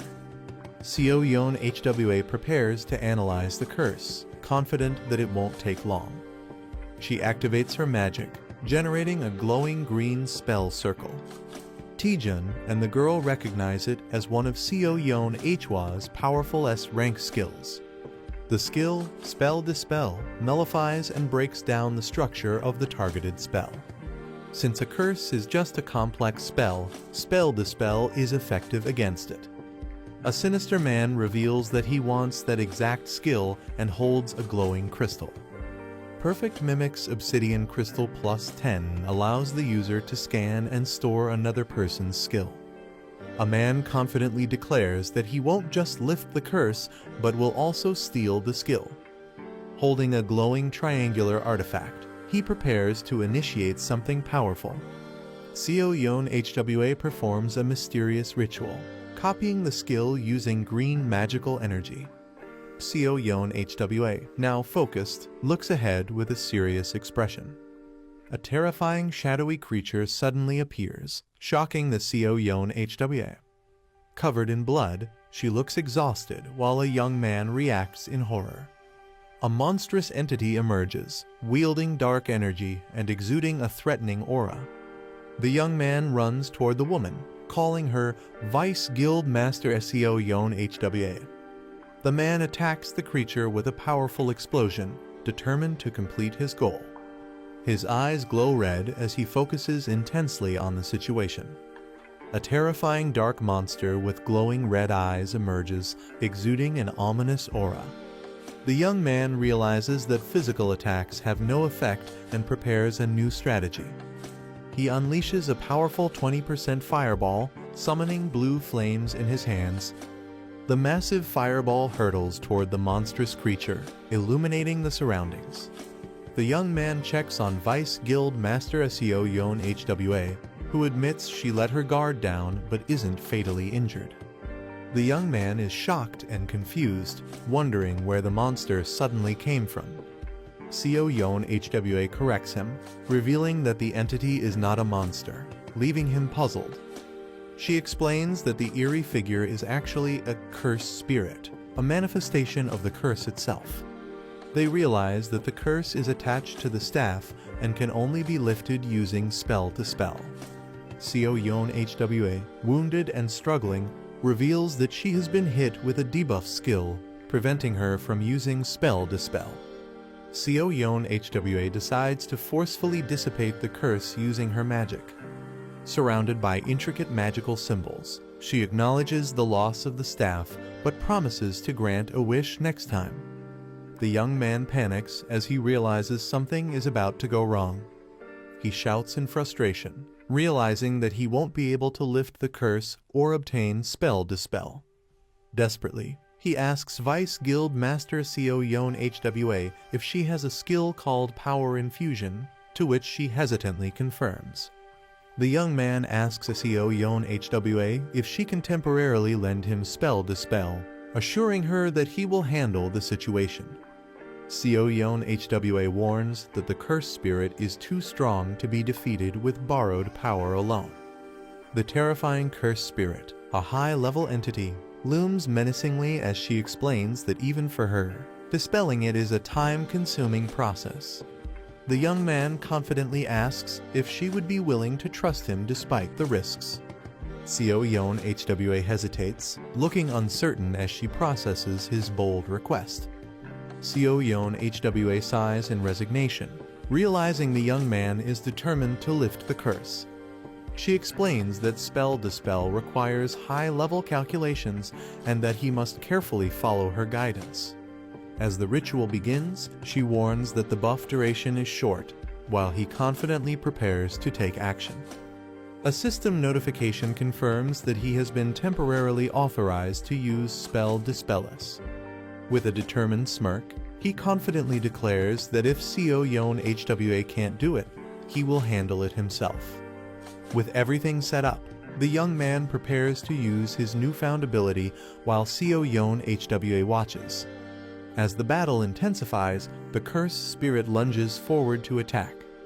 The young man unleashes spell dispel, surrounding himself with powerful green energy. His perfect mimic's obsidian crystal successfully scans and saves the spell dispel's skill, leaving one slot remaining.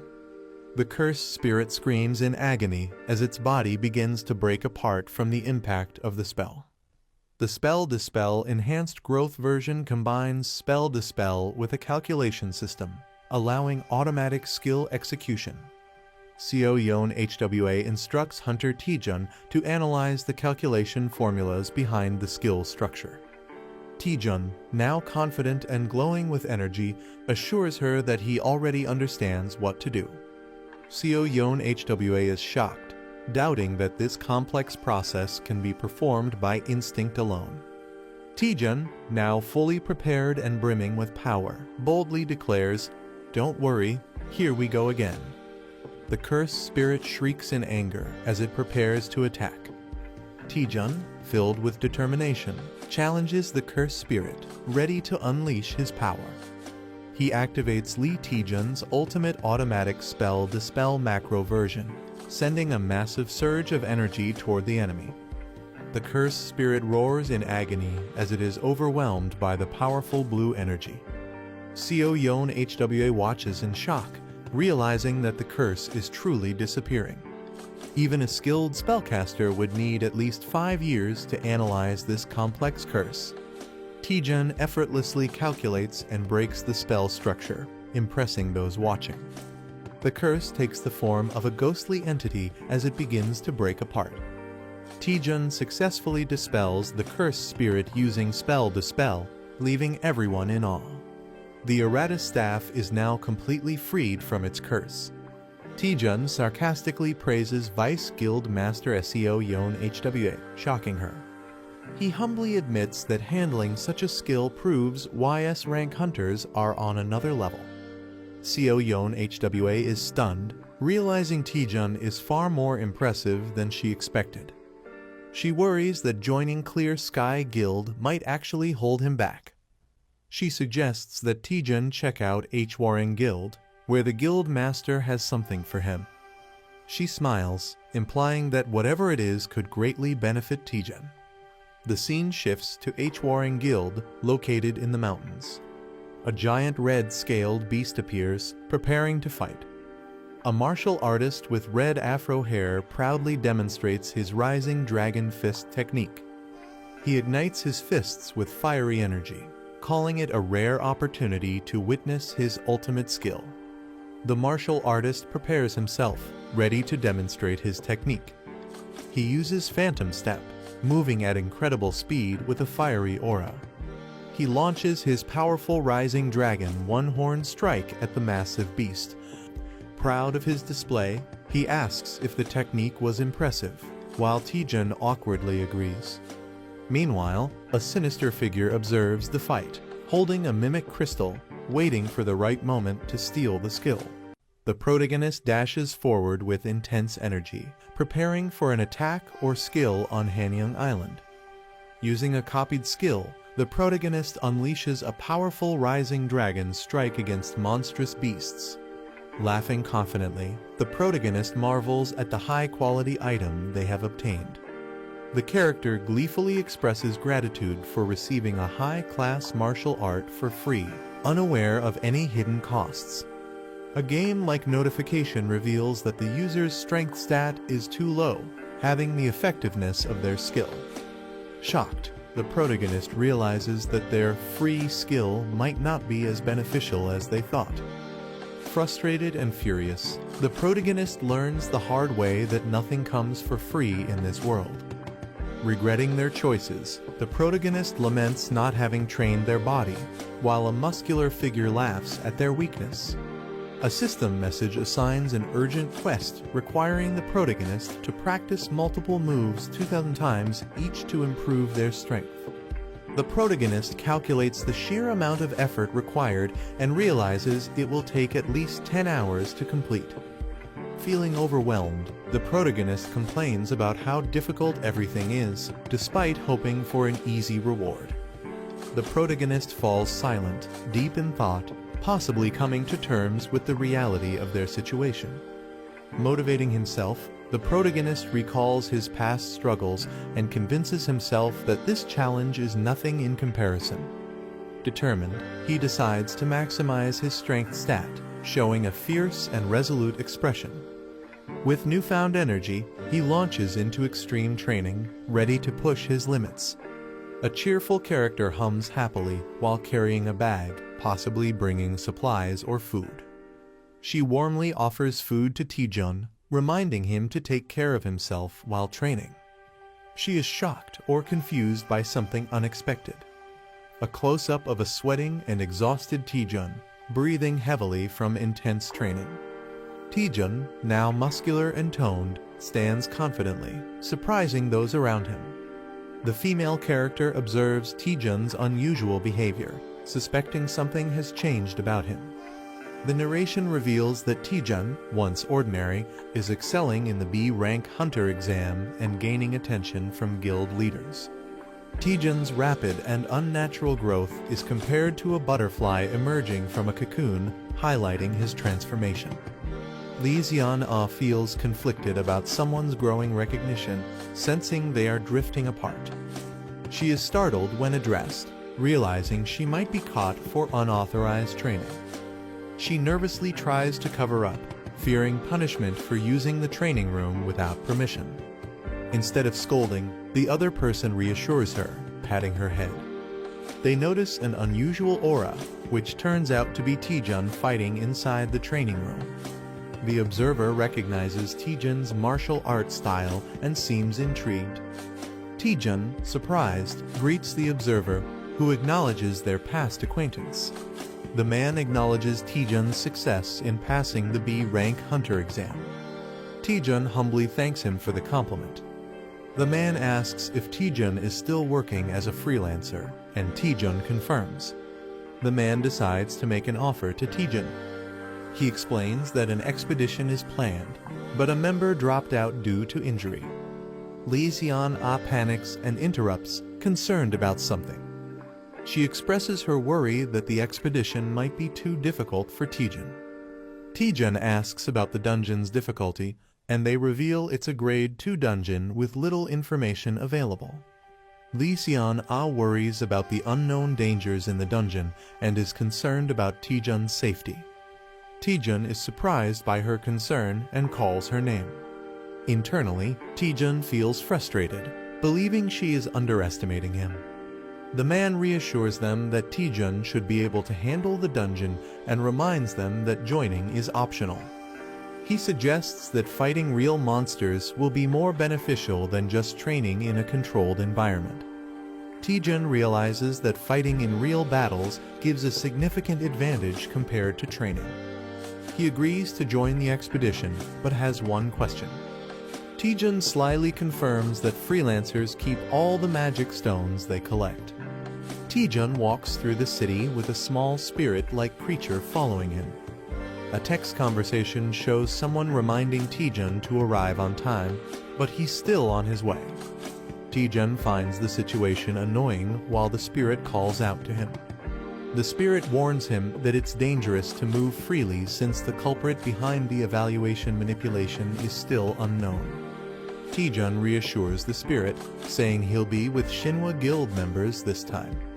The spirit questions if Shinhwa Guild can be trusted. A backstory panel explains that Hwarang Guild's Mati Pyong and Shinhwa Guild's Cha Sunhyun have been close friends for 20 years, strengthening the relationship between both guilds. Taejun explains that Shinhwa Guild is highly unlikely to be involved in the manipulation. Taejun confidently brags about his strength, claiming he's nearly invincible. He insists his confidence is justified, but the spirit warns him to stay cautious. They arrive at a grade 2 transfer-type dungeon, which has no prior information. Lee Seon-ah is surprised to see Taejun already there. She introduces him to the team members from Shinhwa Team 3. No Young-chul, the youngest member, enthusiastically introduces himself. The team prepares to enter the dungeon, ensuring everyone is present. Lee Seon-ah reveals that one more person is joining, which surprises the team. She explains that a member got injured last night, so they called in a replacement hunter. Taejun is shocked to hear about another hunter, just as someone yells at him to move. Taejun turns around, noticing someone approaching. A rough-looking man steps out of a car, annoyed by Taejun. The man rudely questions if Taejun is deaf, acting intimidating. Taejun and the others realize this is the replacement hunter, and his appearance makes them uneasy. Taejun politely introduces himself to the rough-looking hunter and asks for his name. The man remains silent, staring at Taejun with a serious expression. He suddenly bursts into loud laughter, making the situation awkward. He rudely questions who Taejun is, clearly unimpressed. Ignoring Taejun, he tells the team to hurry up and enter the dungeon, frustrating Taejun. Lee Seon-ah calms Taejun down, explaining that despite his rough attitude, he is a well-known figure in the industry. Kim Ji-hoon is revealed as an A-rank freelance hunter, infamous for his terrible personality but unmatched skills. Kim Ji-hoon hoards all the magic stones, taking advantage of his freelancer status. His teammates suffer, left without resources, even for medical treatment. Taejun and Lee Seon-ah discuss Ji-hoon's reputation, realizing how terrible he is. Taejun has a moment of self-reflection, feeling like he can relate to Ji-hoon's greed. Taejun acknowledges that meeting someone like Ji-hoon was bound to happen sooner or later. Ji-hoon intimidates one of the younger team members, asserting his dominance. Taejun, with a sinister grin, plans to give Ji-hoon a taste of his own medicine, signals danger as a monster appears. Ferocious monsters charge forward, screeching wildly. The team prepares for battle, maintaining formation. Lee Seon-ah watches as the fight turns intense. A strong fighter swiftly eliminates low-level monsters. Kim Ji-hoon laughs, feeling rusty in battle. Lee Seon-ah scolds Kim Ji-hoon for acting alone. She warns that his reckless actions endanger the team.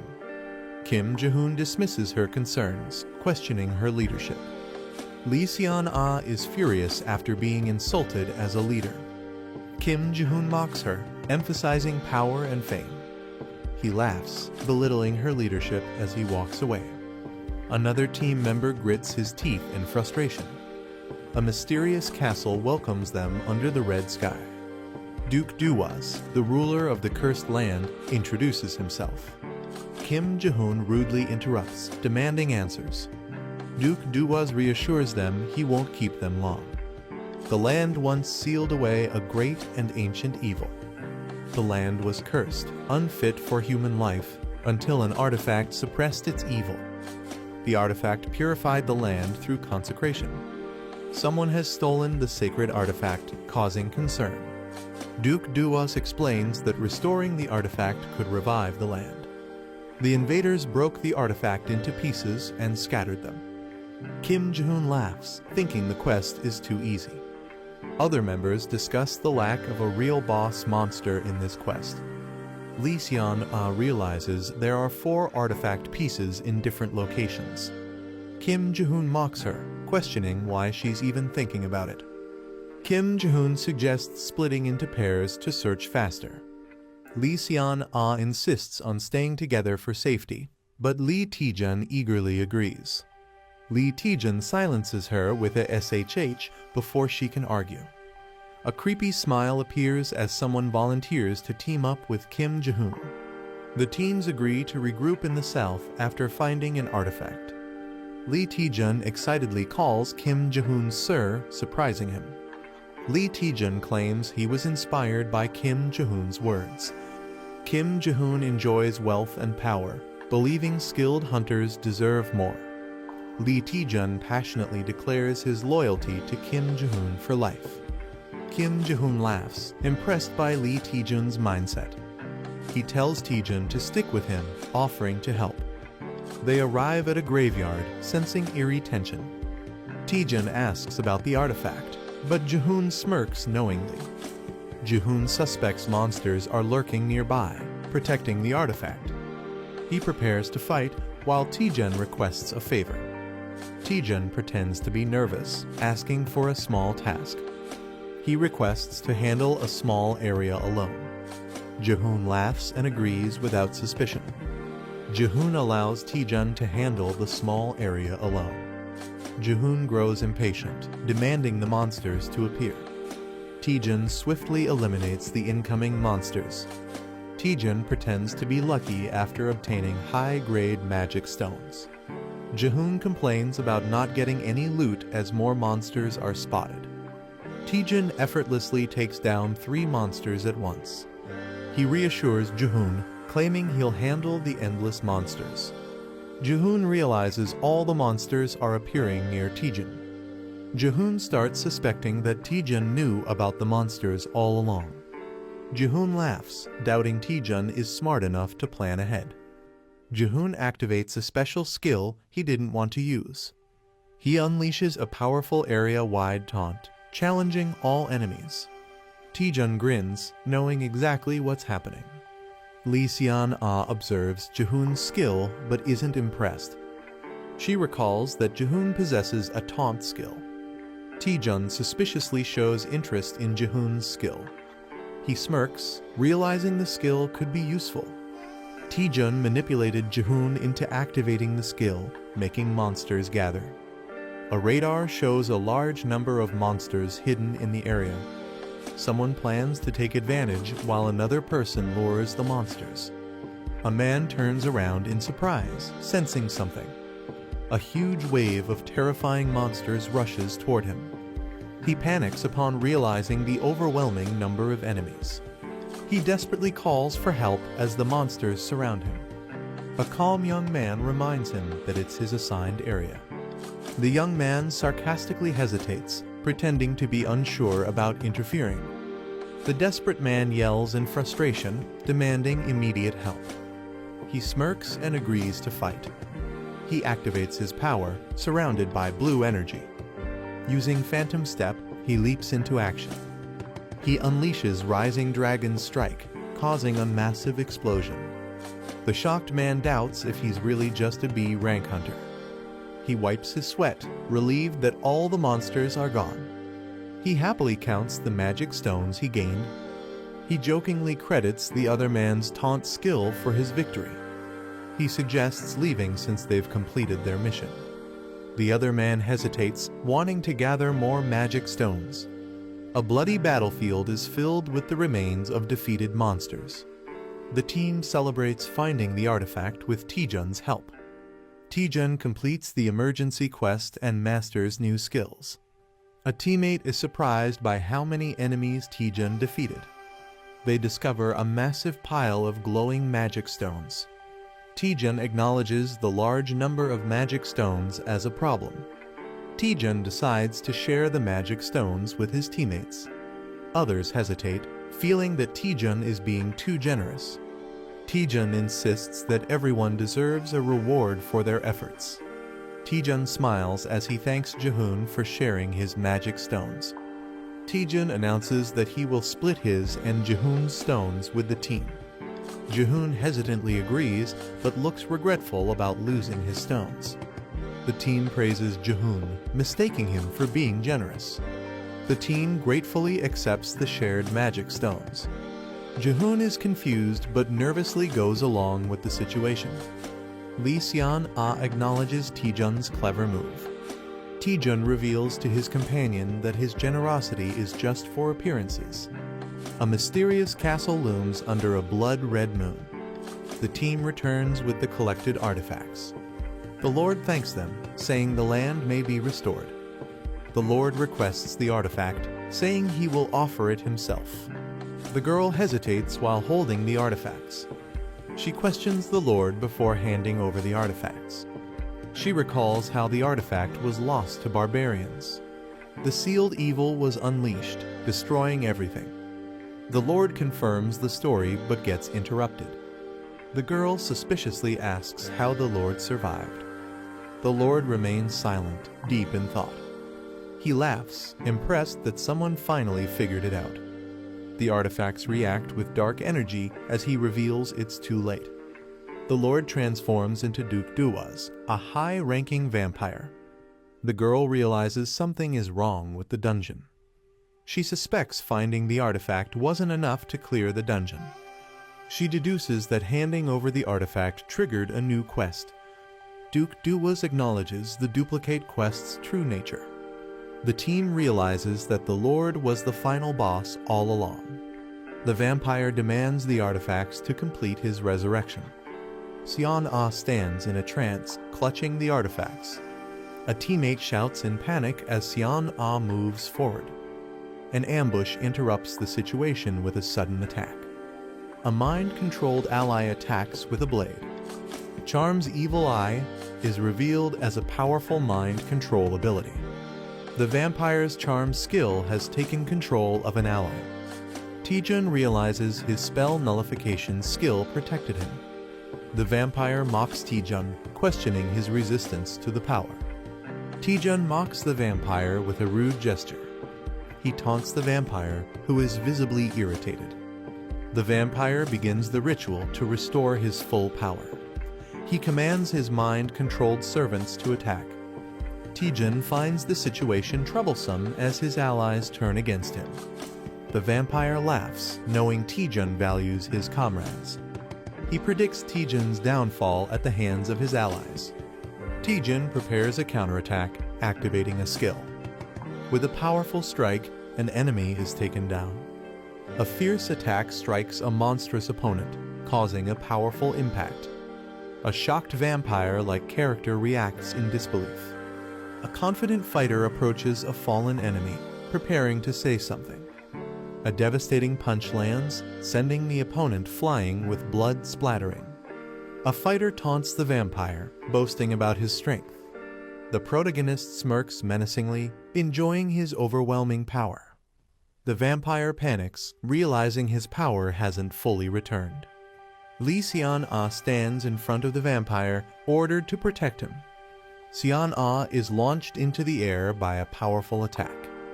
Taejun, injured and sweating, warns Xian-Ah about the opponent.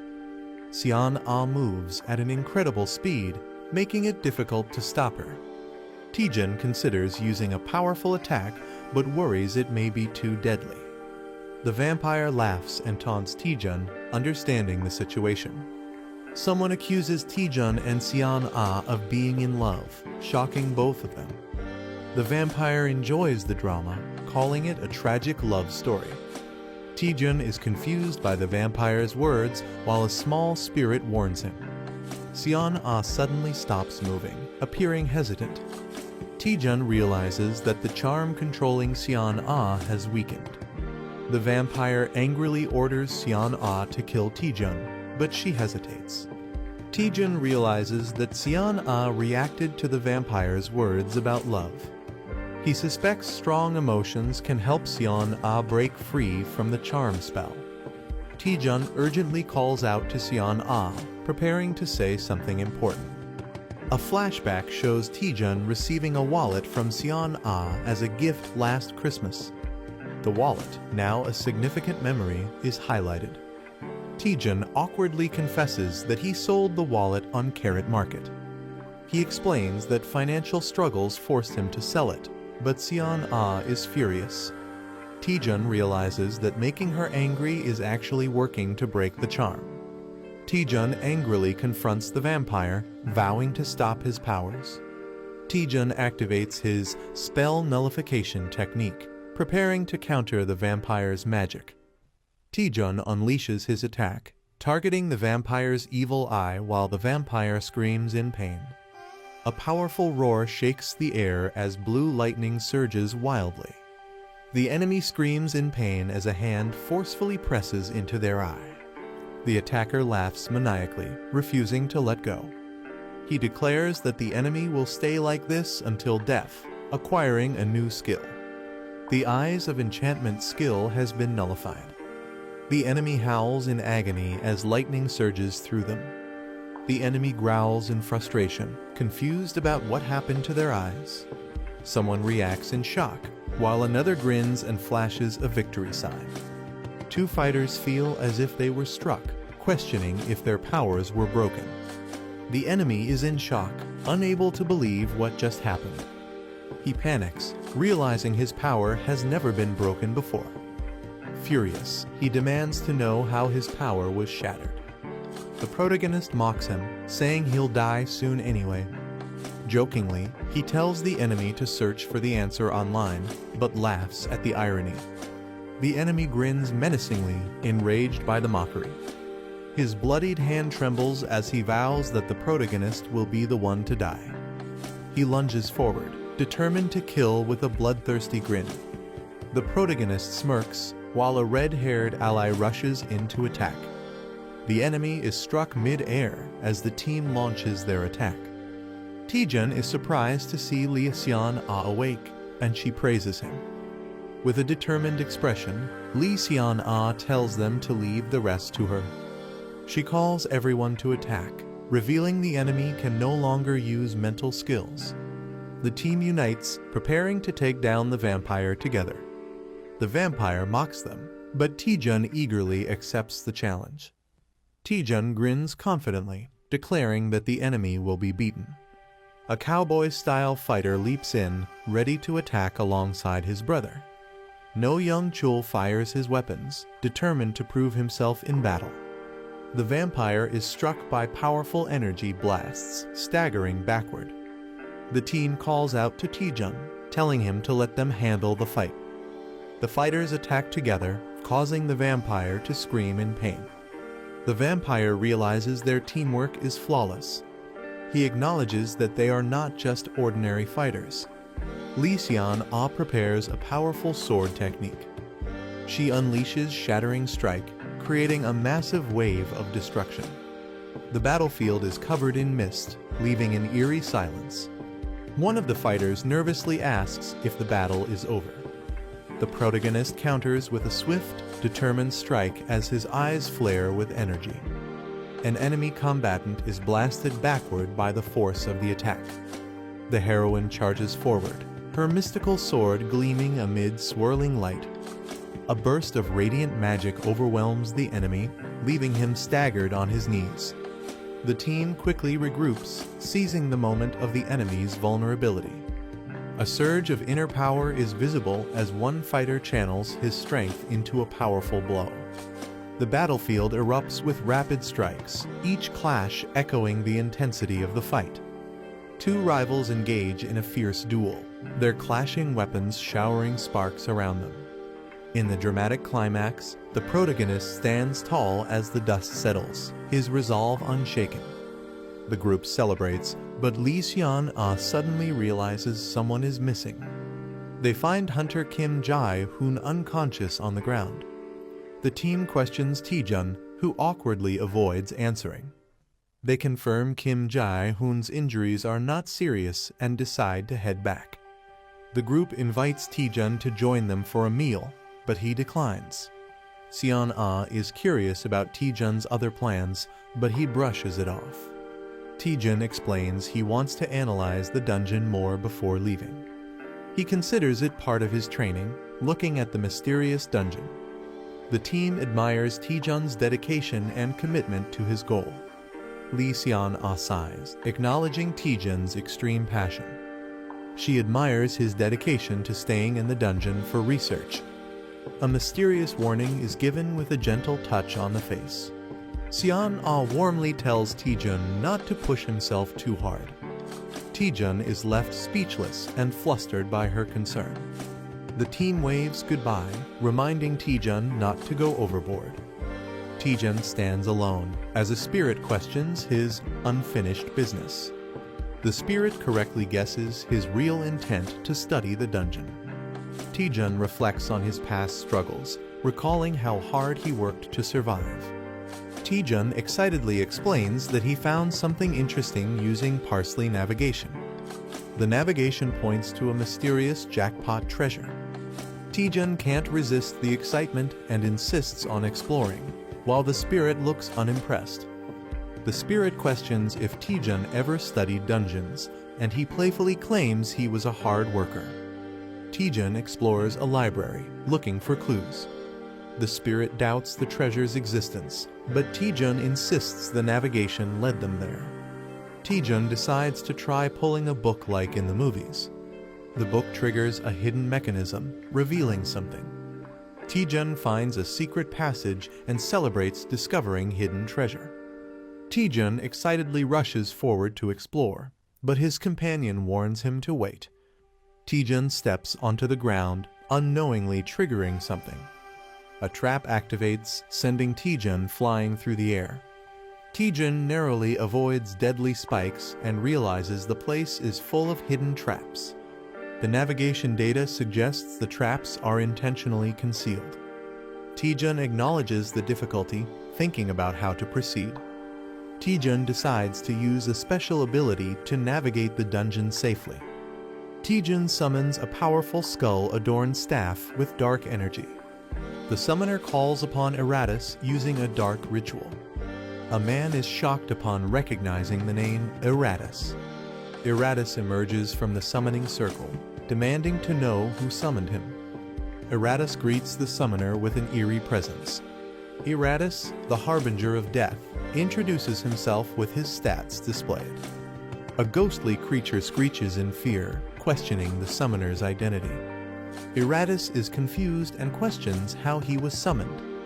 The summoner smugly confirms that he used the staff to summon Eratus. Eratus warns that the staff is filled with countless evil souls that could take over one's body. The summoner grins and proudly declares that he killed it. Eratus is in disbelief, but the summoner casually confirms it. The summoner mocks Eratus, questioning his authority. Eratus is struck by a powerful attack, stunned. The summoner warns Eratus to obey or face destruction. The summoner teases Eratus about his speech being too formal. The summoner gives Eratus his first command. The summoner confidently orders Eratus to charge forward. Eratus hesitates, confused about the direction. The summoner warns Eratus not to disappoint him. Eratus panics and rushes forward at full speed. Eratus turns in shock, realizing something is wrong. Eratus screams as he is shattered and unsummoned. The summoner calmly marks one trap as cleared. Eratus is revived, confused by what just happened. The summoner orders Eratus to charge forward again. Eratus runs straight into a fire trap. Eratus burns to ashes and is unsummoned once more.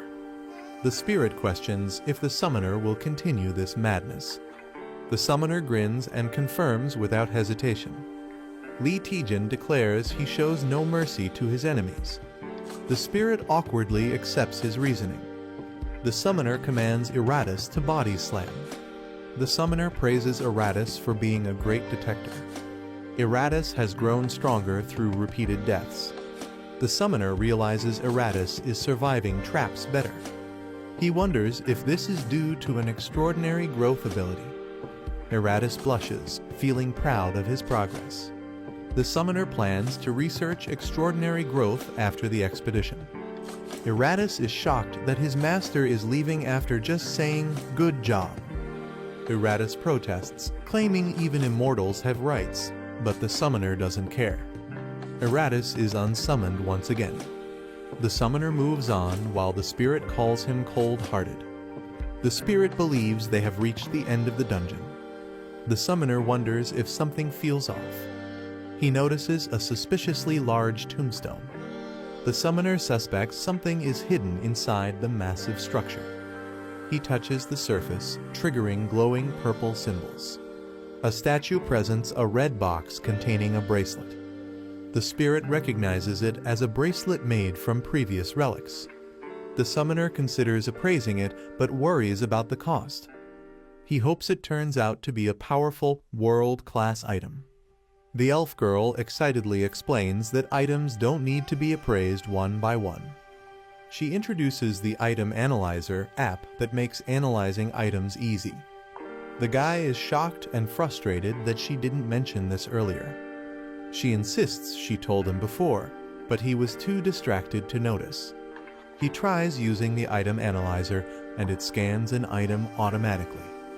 The Relic of Malice is revealed as a unique grade bracelet with special vampire-related skills. He is shocked by its high grade, while the elf urges him to check the skills. The aesthetic of the vampire passive skill allows rapid healing except for severe injuries. Charm of the vampire skill allows controlling weakened targets. He gets excited about automatic healing, while the elf girl compares it to a duke's skill. She questions if the charm skill will ever be useful. He grins sinisterly, confident it will be very useful. He laughs, saying humans are everywhere, while the elf girl looks uneasy. He tells Mary Mai that she doesn't understand how the world works. He warns that humans can be scarier than dungeon monsters. A mysterious figure confirms their target, a newly ranked B-class hunter. A stealthy assassin with the Silent Shadow skill is assigned to handle the target alone. Lee Taejun arrives at the location, unaware that the assassin is watching him. The assassin recalls that Taejun was a D-rank porter not long ago but quickly rose to B rank. The assassin believes Taejun must die for becoming too noticeable. He launches a swift attack while Taejun finds the situation strange. Taejun stands victorious after a sudden counterattack, confused about the navigation error. The assassin is down, and Taejun questions when he appeared. Taejun wonders if the assassin had an invisibility skill, as he wasn't detected before. Taejun confidently tells the assassin to stop hiding and come out. With a sinister smile, Taejun unleashes powerful energy, warning he'll keep attacking until the assassin is dead. He throws a powerful, blue energy kick. The kick lands with explosive force on the opponent. A man watches in shock and fear. He unleashes a flurry of punches, overwhelming his enemy. The enemy begs for mercy, but the fighter hasn't even started. He mocks the defeated enemy, saying kids lack toughness. He casually asks the beaten man to introduce himself. The man, scared and bruised, reveals he's from the Red Hounds. The protagonist thinks the name Red Hounds sounds familiar. He remembers the Red Hounds as a criminal group that assassinates hunters for money. He questions the Red Hound member, who pleads for his life. He mocks the man's excuse of just following orders, calling him shameless. He prepares to interrogate the man using a mysterious power. He activates Vampire's charm to control the man's will. A loud scream echoes from inside a castle. Two Red Hounds wonder why their teammate hasn't returned. Han Jong-pil thinks it's taking too long to deal with a B-class hunter. He says next time he'll handle it himself, joking about the rookie's slow work. Han Jong-seo says the rookie's just slow due to lack of experience. The older brother mocks, saying the rookie might end up beaten like him. The protagonist appears with the captured brother and calls them out. He says their late parents would be ashamed of what they've become. They ask how he knows them. He admits he interrogated the youngest. He jokes that he came himself to gather the rest of the info. One brother gets angry and blames Han Jong-chul. The leader defends him, saying he's too well trained to break easily. He suspects the enemy used a mental skill, while the hero mocks their trust. He jokingly gives a praise sticker, while the spirit looks confused. The Red Hounds are stunned and wonder if he's actually insane. One regrets not dealing with him personally from the start. He threatens Lee Taejun, saying he won't leave alive. Lee Taejun casually tells him to go ahead and try. The assassin prepares to use a deadly technique called Shadow Strike. Before he finishes, Lee Taejun punches him right in the face. His brother screams in shock while Lee casually comments on how boring it was. The last Red Hound hesitates, saying he's low on mana. Taejun threatens the last brother to talk or end up like the others. The Red Hounds are arrested and taken into custody by the Hunter Alliance. The brothers had planned their ambush using dungeon info. They disguised themselves as cleaners, waiting for Taejun to exit the dungeon. When he didn't come out, they went in to kill him themselves. A mysterious woman admits they got careless. In a guild meeting, she explains they expected an attack on Taejun. She didn't expect them to sneak into a dungeon owned by Shinhwa Guild. She blames herself, but someone reassures her there's no need to apologize. Taejun sensed trouble coming but didn't expect it so soon. An angry ally yells that the enemies targeted Taejun, Kangjin, and Yu Si-rin. He wants to go interrogate them by force, but Taejun stops him. Taejun calmly reveals he already knows who's behind it all. They're surprised how easily the enemies talked during the interrogation. With serious eyes, she demands to know who's responsible. She's furious about the attacks on multiple hunters, including Taejun. Taejun silently stares, ready to expose the truth. He names the culprit, Bi Hyun-soo, the head of the Seong Guild. They're shocked to hear that Bi Hyun-soo is the culprit. The man claims he knew it just by Bi's suspicious face. Seong Guild rose rapidly in rank, known for dirty and ruthless tactics. Until now, they only had suspicions Taejun brought real proof. They trust Taejun's judgment, completely no room for doubt. The guild leader decides to bring elite members and retaliate. The man vows to protect his disciple and join the fight. He gets fired up to storm the enemy HQ and Taejun asks to come too. Taejun smiles and says he wants to see the face of the man who tried to kill him. The Seong Guild building shakes as the heroes arrive to confront Hyun-soo. The man powers up and calls out Hyun-soo, saying it's been a while. He smashes the ground, demanding Hyun-soo to come out. Guild members rush in, shouting at him and calling him insane. Someone reminds them they already know why this is happening. The woman from the Chunjeon Guild demands Bi Hyun-soo be brought out now. She threatens to burn the whole building down if he doesn't show up. She orders her guild to begin the attack. The guild unleashes powerful magic, striking the building with green energy. A man desperately bangs on a vault door, calling for his boss. The boss is panicking as he's told 2 guild leaders have broken in. He curses his situation, blaming himself for hiring incompetent people. He angrily questions where everything started to go wrong, blaming Lee Taejun. Planning to flee, he decides to take the money and escape unnoticed. He hears a sudden noise and looks back, startled. Someone finds his hiding place and taunts him. Shocked, he recognizes the intruder. A creepy man introduces himself as B-class hunter Lee Taejun with a chilling smile. A surprised man asks how Lee Taejun got there, and Taejun casually replies he walked. Taejun enters confidently, saying he's great at finding people. The seated man suspects Taejun wants something for showing up secretly. He offers Taejun a suitcase full of money, asking if that's what he wants. Taejun is stunned by the cash, but his spirit companion warns him to stay focused.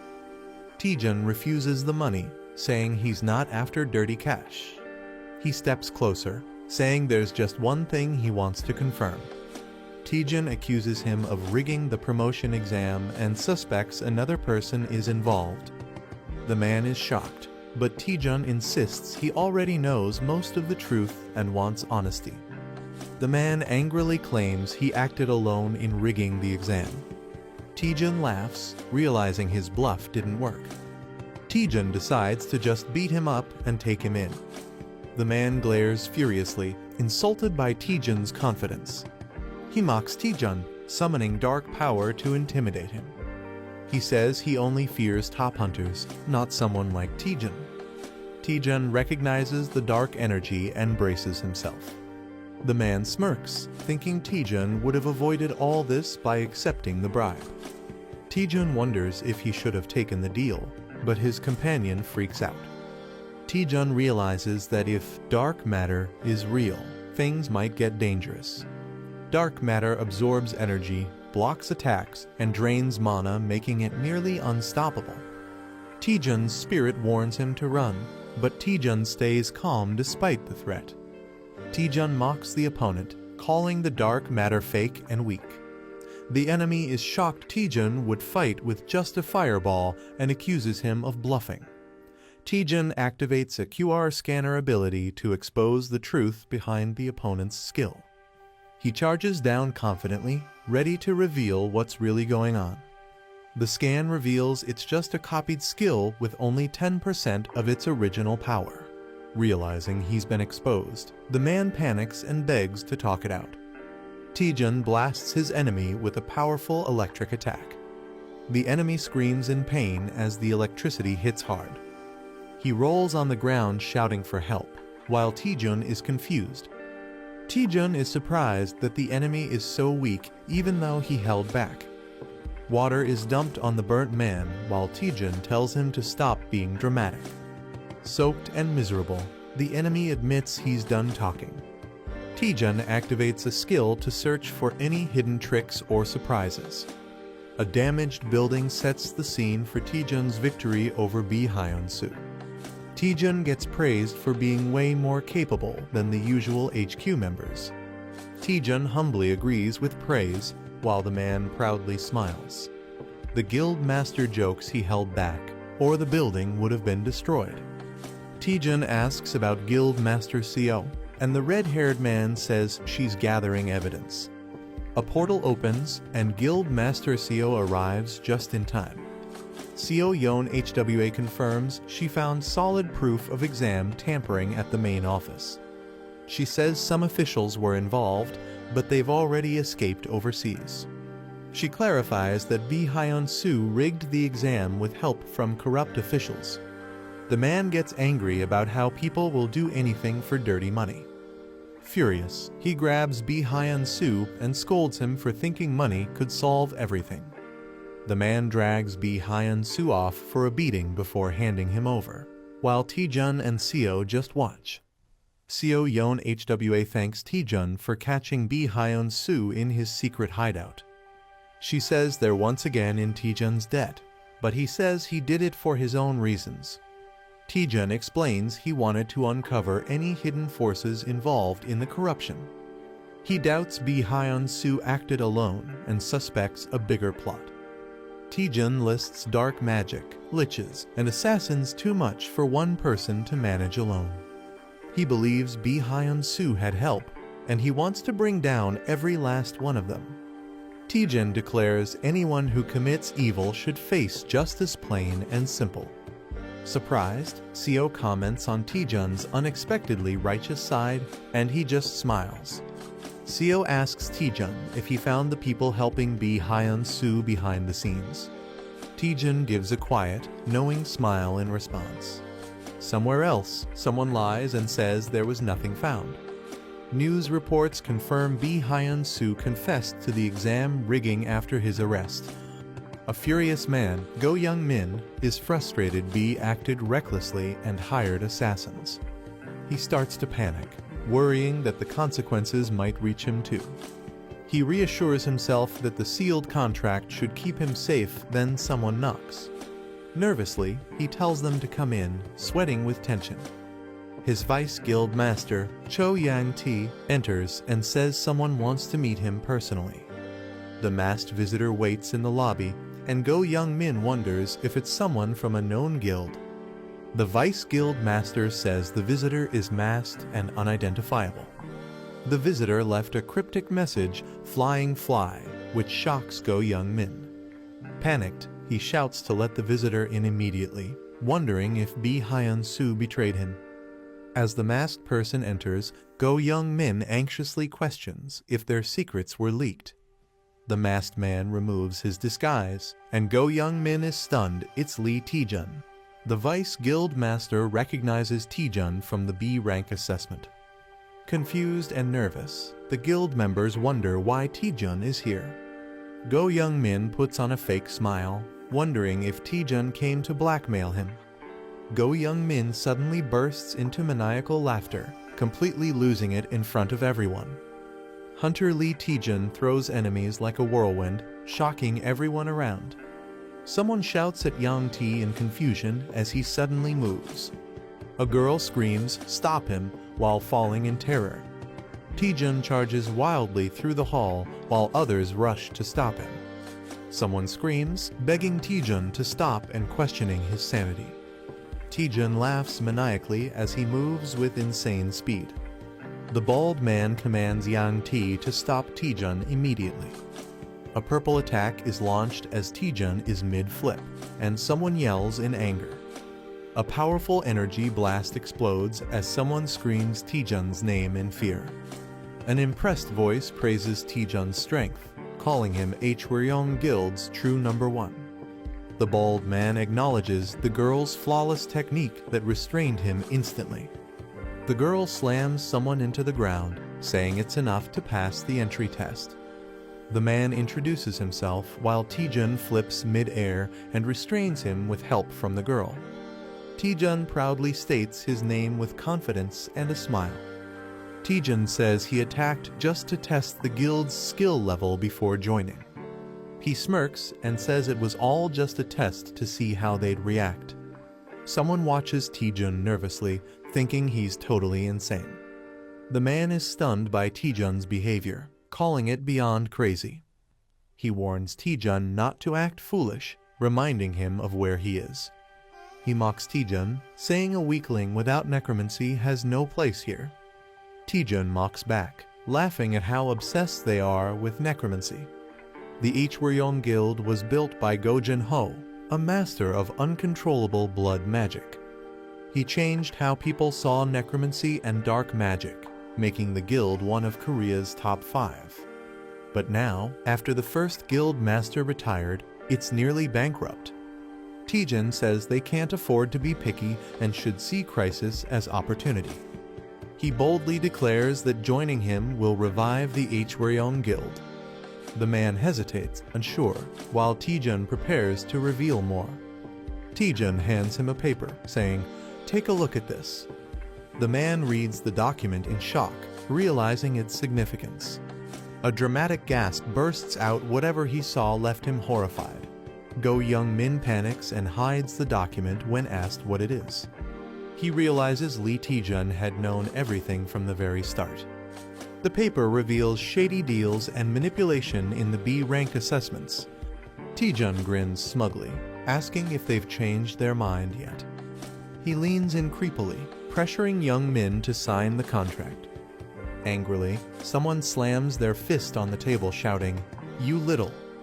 Yang T yells at Young-min for letting a non-necromancer into the guild. Young-min nervously tries to calm Yang T down. He nervously argues Taejun is weird, but his skills are top-notch. Yang T complains that Taejun is only here to drain the guild's resources.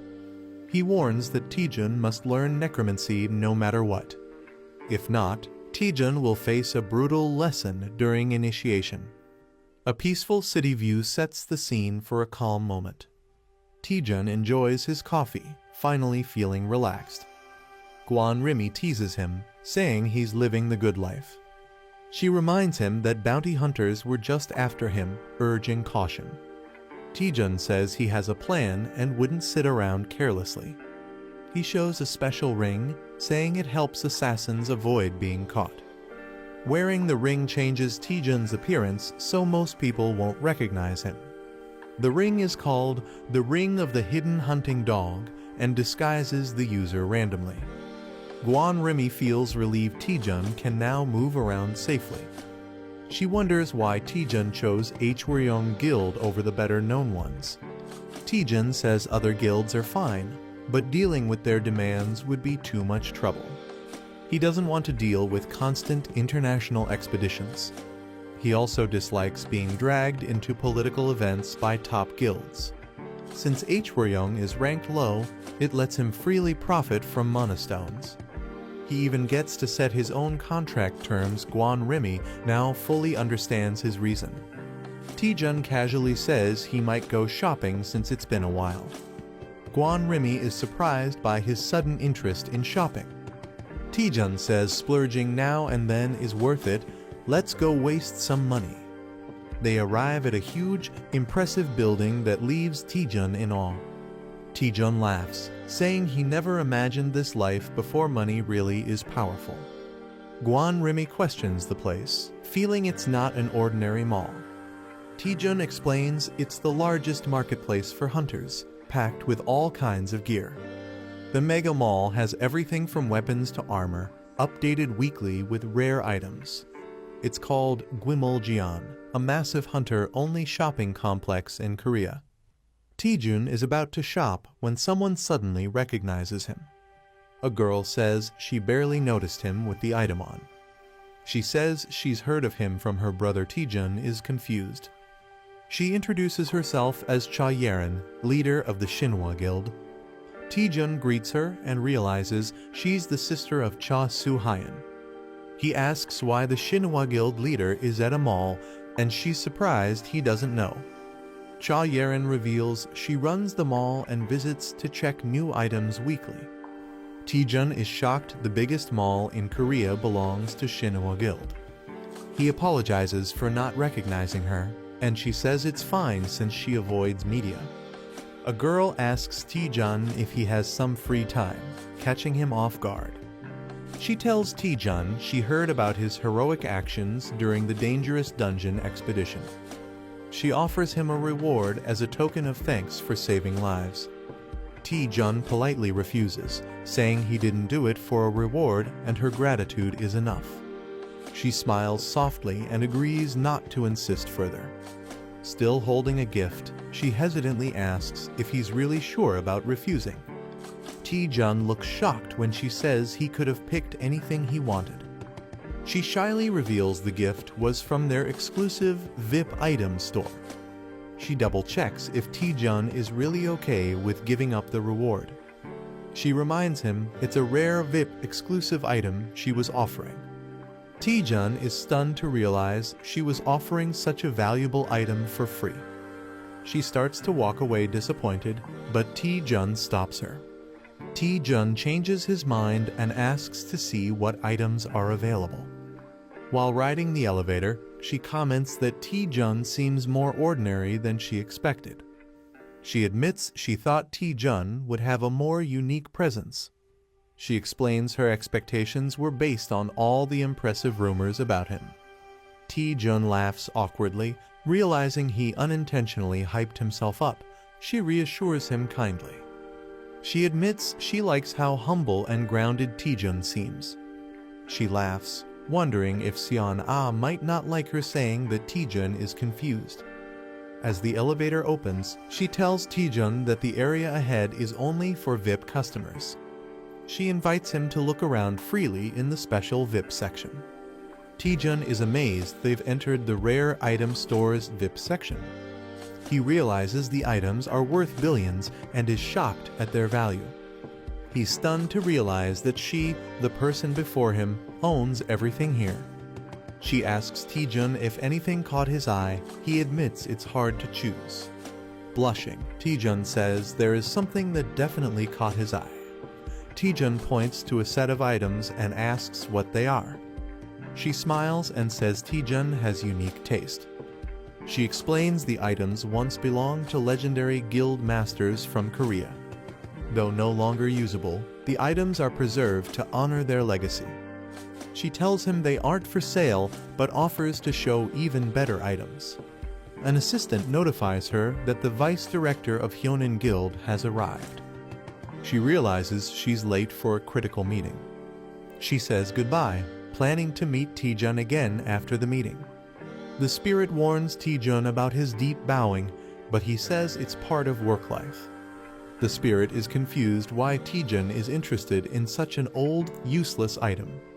The item is a broken gauntlet with zero durability, once used by a forgotten martial artist. Taejun admits it's useless, but something about it draws his attention. He can't explain why. but he feels strongly interested, especially since it connects with his skill set. He receives a quest: obtain a synergy item to unlock a new status window function. He recalls that the system never gives him impossible quests, always something he can handle. He realizes there must be a way to restore the broken gauntlet somewhere. Taejun dramatically pleads with the director to help him fix it, desperate for a solution. He even gets on all fours and barks like a dog to show how serious he is, leaving the spirit speechless. Taejun lies on the floor, desperately trying to think of a way to convince the director. He overhears something surprising and snaps to attention. He's confused, hearing someone mention a previous agreement and contract fee. Director Cha Yerin appears surrounded by guards. Someone seems to be causing her trouble. Taejun realizes something: he might have a chance here. He sees an opportunity to help the director and earn her favor, and maybe that item too. Determined, he dashes off to help her like a dramatic hero. He dramatically declares himself as the loyal hound, ready to serve Director Cha Yerin. Cha Yerin, unimpressed, expresses her disappointment and asks how long he'll keep being stubborn. Kang Young-seok sarcastically praises the director's boldness while defending his high pricing. He smugly says it's only fair business to charge what something's worth. Director Cha Yerin is visibly annoyed by his attitude. He's pushing her buttons. Taejun rushes in after hearing the commotion, ready to help. Young-seok dismissively tells Taejun to move aside, not knowing who he is. He claims they're in the middle of an important business meeting. Cha Yerin tries to stop Taejun, but he plays along, pretending to respect the business. Taejun throws a cheeky line, saying he enjoys business, especially business class flights. With a smug grin, Taejun takes a seat and suggests they talk business. Kang Young-seok asks who Taejun is, and Director Cha hesitates to respond. Taejun looks at the weapons and begins to piece together the situation. The Hyonin Guild specializes in item appraisal and dominates the Korean market. Because of that monopoly, the Shinhwa Guild is forced to comply even with unfair treatment. Taejun confidently introduces himself as Cha Yerin's legal advisor. With a big grin, he asks what the issue is, as if it's just casual business. Director Cha is confused by his bold claim, while Kang accepts it without question. Kang explains they're being asked to appraise too many items in too short a time. He says hiring extra staff increases cost, and the added payment wasn't nearly enough. Kang Young-seok demands double the original fee, shocking both Taejun and Cha Yerin. Taejun says he understands the issue, but finds something suspicious about it. He confirms with Kang that the Hyonin Guild is supposed to be an appraisal specialist. Taejun questions why experts would need a whole week. It sounds too slow and inefficient. He mocks them, laughing that a week per item is absurd and saying he'd have found another guild by now. Kang becomes visibly angry and offended by Taejun's words. Kang challenges him, warning that switching guilds could ruin all their items. He explains that a wrong appraisal can permanently destroy an item's value. Taejun listens as Kang insists that taking a chance with another guild is too risky. The director questions if any other guild can handle the job. The woman tells Taejun to back off before things get worse. Taejun apologizes for stepping out of line and disturbing business. Taejun leaves quietly, and the director feels satisfied. The director smugly claims their appraising skills are unmatched. Cha Yerin shows up, surprising the director. Lee Taejun cheerfully introduces himself as the new item appraiser. A man nervously greets Director Cha Yerin for the first time. Lee Taejun proudly introduces himself as the new item appraiser. Taejun excitedly examines the weapons laid out on the table. Taejun confidently assures Director Cha the appraisal will be quick. Taejun eagerly suggests starting, surprising Director Cha. Taejun asks the other appraisers to leave, calling it a trade secret. The older appraiser is shocked and mutters that this is ridiculous. He angrily warns Taejun that lying could lead to legal trouble. He mocks Taejun and tells him to stop pretending and leave. The appraisers mock Taejun for claiming he can finish in 1 hour. Taejun pulls out a necklace and asks them to look at it. He says he already checked this item earlier out of curiosity. Taejun reveals he finished the appraisal in just 10 seconds. He jokes that even he could become an appraiser at this rate. The boss tells his assistant to confirm if the appraisal is real. As the assistant reaches for the item, Taejun stops his hand. Taejun grabs and twists his arm, warning not to act without certainty. The assistant, shocked and hurt, says he doesn't want to be treated like this. Taejun tells the deputy director he must also risk something if he wants proof. The deputy director bursts into laughter, amused by the situation. He agrees to the bet, saying Taejun finally makes sense. The condition: if Taejun can't appraise all items in 1 hour, he loses. The deputy director wagers 1 billion won and asks what Taejun will risk. Taejun laughs and praises the director's boldness. As tension builds, Taejun suddenly agrees to the bet with a firm deal. Taejun ups the stakes dramatically by adding 10 billion won more. Everyone is shocked, and someone yells out, questioning Taejun's sanity. Director Cha questions how Taejun plans to appraise everything and handle 10 billion won. Taejun confidently says he already has a plan. Taejun asks Director Cha to check the item's appraisal status. She's shocked to see the cape is already fully appraised. She's stunned and wonders how it's possible, while Taejun smiles. The spirit reveals the secret Taejun used the new Item Analyzer feature. She wasn't sure it would work for others until now. Director Cha realizes the appraisal data can be shared with others. Taejun celebrates, dreaming about making a fortune as an appraiser. Director Cha is surprised Taejun really did the appraisals. Taejun proudly announces all the items have been appraised. Shocked, Director Cha is told to check the items herself. She places her hand over the weapons to verify. She sees detailed information about each item instantly. She's amazed the data appears instantly, unlike normal appraisals. She asks Taejun in awe how he pulled this off. The deputy director stands frozen, shocked by what he sees. Taejun laughs and teases the stunned deputy for looking shaken. Taejun smugly reminds the deputy he warned him not to bet without certainty. Taejun lightly mocks him, offering compensation and sarcastic advice. The deputy director loses it and grabs Taejun, accusing him of scamming. He lashes out, suspecting everyone is in on the trick.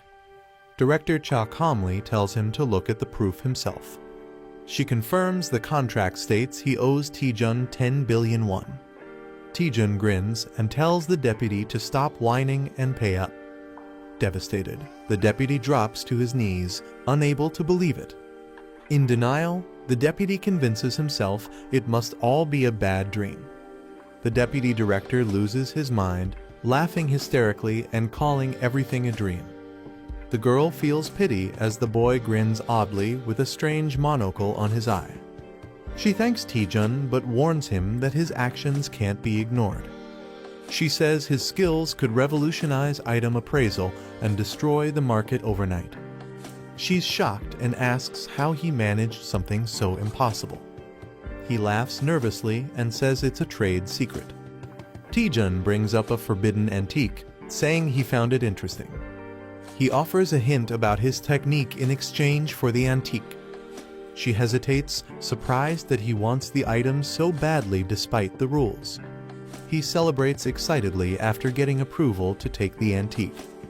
She casually sits and asks him to explain. She directly questions how he appraised the items.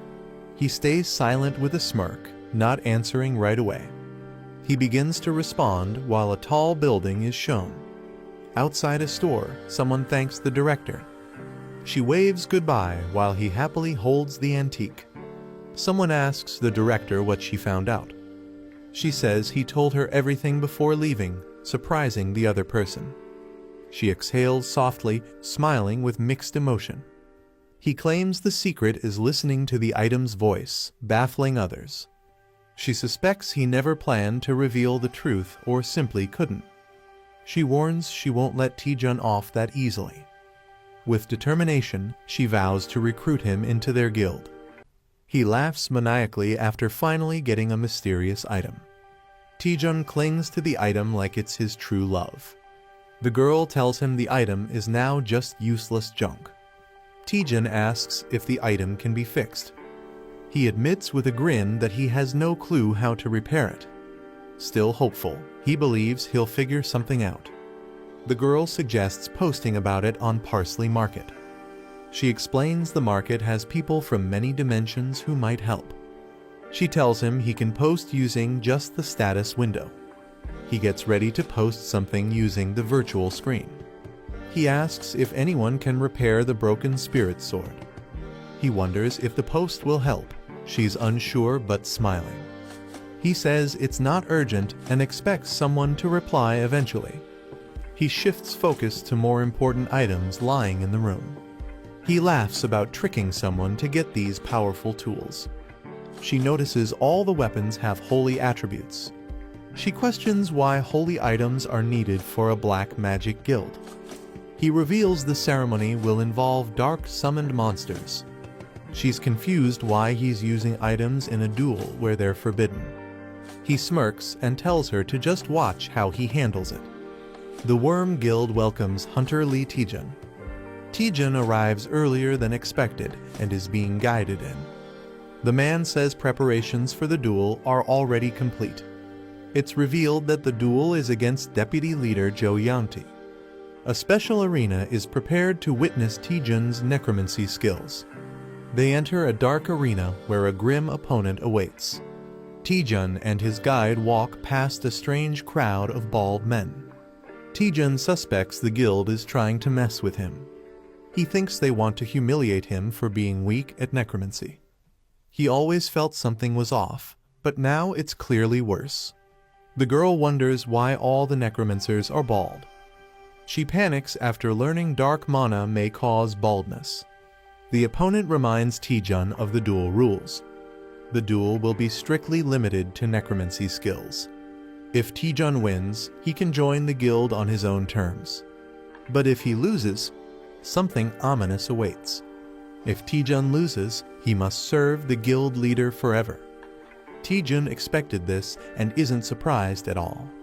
Jo Young-tae secretly controls the guild from behind the scenes. The guild is crumbling because of Jo Young-tae's selfish rule. Taejun decides to add his own condition to the duel. If he wins, Taejun wants to replace the current deputy leader. He also demands compensation for the guild's financial damage. Taejun adds a wicked grin, making it entertaining for the crowd. The opponent realizes things might not go as planned.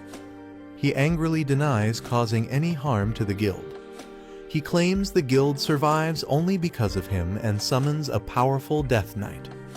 He dares Taejun to show what he's got. He wants to see if Taejun's necromancy is truly impressive. The battle begins as energy builds around them. Taejun confidently calls out to a spirit named Eratus. The audience reacts with surprise and confusion. Taejun's summon is revealed to be a single skeleton warrior. Everyone doubts Taejun, mocking him for summoning just a skeleton. The guild leader laughs at Taejun for summoning just a skeleton. Taejun orders Eratus to attack. The skeleton responds loyally. Eratus delivers a powerful blow during the clash. The opponent is shocked that his Death Knight's armor broke instantly.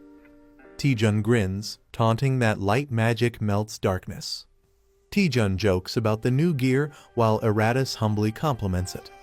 It's revealed Eratus wields holy power rare for a skeleton. The enemy refuses to believe it's possible. He's stunned by the existence of a wholly attributed skeleton warrior. Mana exists in fire, holy, earth, wind, dark, and water elements. Each attribute has power differences that affect battles. Eratus was once a dark-type skeleton under his master. After training, Eratus evolved to resist holy mana. Taejun commands Eratus to strike as the Death Harbinger. Eratus charges in while an ally yells at him to dodge. Eratus slams down a powerful attack, shaking the floor. A demon prepares to counter with a massive red blade. The demon's slash lands hard, shaking the battlefield. He mocks the idea that darkness can defeat light. Taejun commands Eratus to unleash his secret weapon. Eratus prepares to fight alone, holding divine gear. Eratus starts reciting creation verses, confusing enemies. He grips the holy relic, ready to activate its power. Eratus declares, "Let there be light," summoning holy energy. A skeleton holds a golden relic tightly. A powerful burst of light forms around the skeletons. The light explodes, blinding everything nearby. The enemies panic, shouting in fear at the sudden light. The blinding light is so pure that it purifies even souls. The enemies panic, shocked by the skeleton's divine power. A massive explosion of light overwhelms the area. A man smirks and declares the match is over for Jo Yangti. The skeleton Eratus wins by surviving until the end. It's weak, but slowly takes small damage over time. The skeleton is praised for being incredibly durable. The opponent panics while the victor demands the promised rewards. The victor demands everything the opponent gained from the Worm Guild. The crowd is shocked, wondering if he will claim all the rewards. The defeated enemy regrets not having more time to fight back. A hidden plan is revealed where Bi Hyun-soo was secretly tipped about the Lick's relic. Secretly, evidence was gathered to blackmail Ko Youngmin during his deal. The plan was to take full control of the Worm Guild. Lee Taejun stands confidently as the enemy kneels, furious. The defeated man curses him for ruining everything he worked for. The man refuses to surrender and reveals a dark, forbidden item. He threatens to destroy everything if he can't win. The crowd panics as he lifts the cursed heart, ready to act. Laughing madly, he shouts that they will all die together. People scream in terror as dark energy floods the area. A boy scans the situation seriously with glowing blue eyes. The cursed item is recognized as a deadly, suicidal weapon. The forgotten heart drains life and summons a cursed being from another world. The man laughs wickedly, accepting death and cursing Lee Taejun. A terrifying creature emerges from the dark portal. The summoned being, called the Black Death Bride, appears ominously. The onlookers panic, realizing they are all doomed. People scream in terror and try to run away from the cursed monster. Some manage to nullify the deadly curse effect on themselves. The Black Death Bride unleashes powerfulest grade curses immediately. Witnesses stare in horror, questioning what kind of monster it is. An old man steps forward and offers help to Hunter Lee Taejun. He introduces himself as Go Jin-ho, the former guild leader. Taejun is surprised, asking when Go Jin-ho arrived. Go Jin-ho comments that the summoned skeleton is no ordinary one. Go Jin-ho notes that the summoned skeleton feels more like a lick due to its high intelligence. He tells Taejun they need to handle the evil spirit before it worsens. Blood magic bursts out as they attack the Black Death Bride. The monster screeches in pain, caught in a fierce assault. The Black Death Bride shrieks in agony but remains strong. Go Jin-ho observes that a demon summoned with a life sacrifice is incredibly sturdy. He decides to escalate the attack using stronger blood magic. A massive, explosive blast of red energy is unleashed toward the monster. Taejun watches in awe, amazed by the legendary power of the Guchin Bone King. Go Jin-ho is revealed as the legendary Guchin Bone King, a master of blood magic. He once ruled the world after the Great Cataclysm and made the Worm Guild famous. The Black Death Bride shrieks as his attack strikes it. Go Jin-ho launches another blood attack with full force. Suddenly, he shows signs of exhaustion, surprising everyone. Lee Taejun rushes to support the weakened Bone King. It's explained that blood magic uses the caster's own blood, making it risky. Fighting the cursed monster in close combat is extremely dangerous. Another fighter prepares a long-range fireball attack instead. The boy launches a powerful fire attack at the monster, shouting fiercely. The Black Death Bride is hit but shows no real damage. Taejun is shocked, realizing the attack failed to harm it. The monster quickly charges toward them, gaining speed. Taejun worries because his mana is low after using the fireball earlier. The Black Death Bride gets struck by a powerful light attack. Eratus charges forward, vowing to protect his master. Taejun yells at Eratus for disappearing during the fight. Eratus awkwardly admits he was weakened by too much light earlier. Eratus admits he fainted while standing during the earlier fight. He reassures everyone that he will now protect his master with all his strength. Eratus bravely blocks the Black Death Bride's next attack. Taejun and the Spirit Girl notice that Eratus's personality feels strangely different. Eratus fiercely attacks the Black Death Bride with holy light. The Black Death Bride counters and grabs Eratus, overpowering him. Eratus screams in pain as purple energy surrounds him. Taejun shouts Eratus's name in shock as he is engulfed by the attack. Taejun panics, realizing even divine power isn't enough to defeat the monster. Eratus struggles to stand and tells Taejun he must survive without him. Eratus decides to burn all his remaining strength into one final attack. His sword glows brightly as he prepares to sacrifice himself. Taejun shouts in shock, trying to stop him, but Eratus charges forward. Taejun panics, warning Eratus about the cost of using the item. He cries out, saying once used, the item can never be recovered. Eratus charges ahead, holding the glowing, powerful weapon.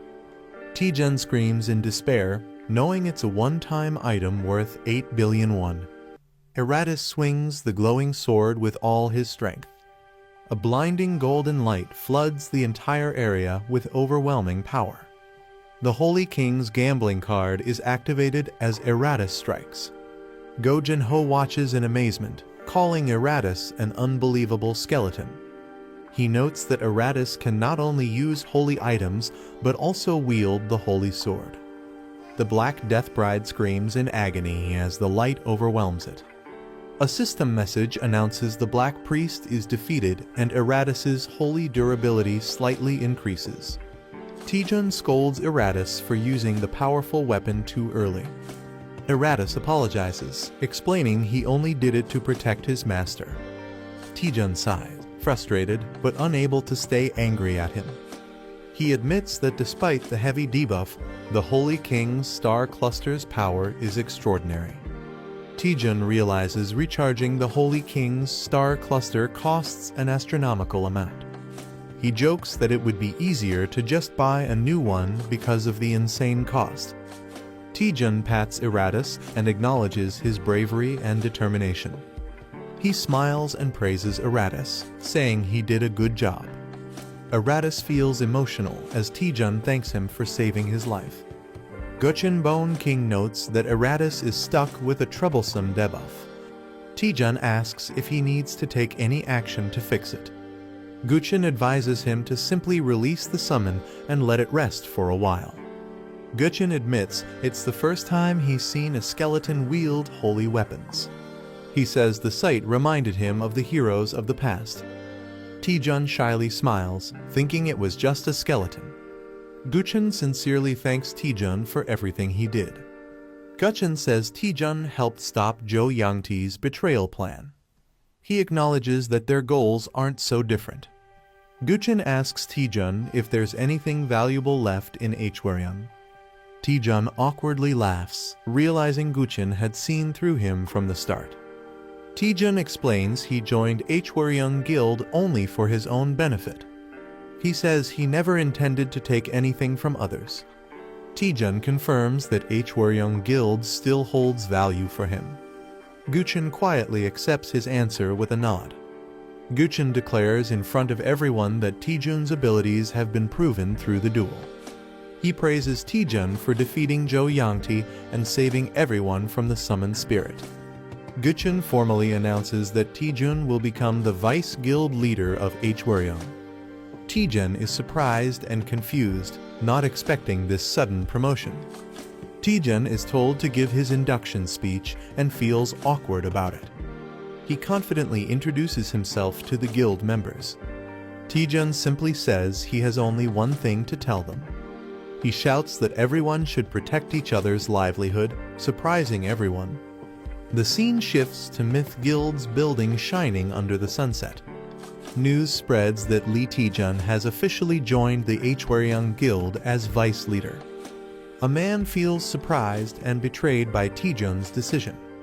He blames another man for being careless and losing talented people again. The woman scolds her brother for losing talented people like Lee Taejun. She regrets not bringing Lee Taejun into their guild earlier. She can't understand why someone with his talent would join Hwaryeong Guild. She decides to ask Seon Ah, who is close to Taejun, for help.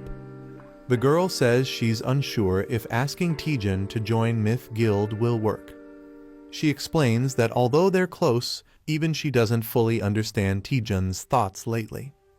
The woman wonders why Taejun suddenly joined Hwaryeong after insisting on freelancing.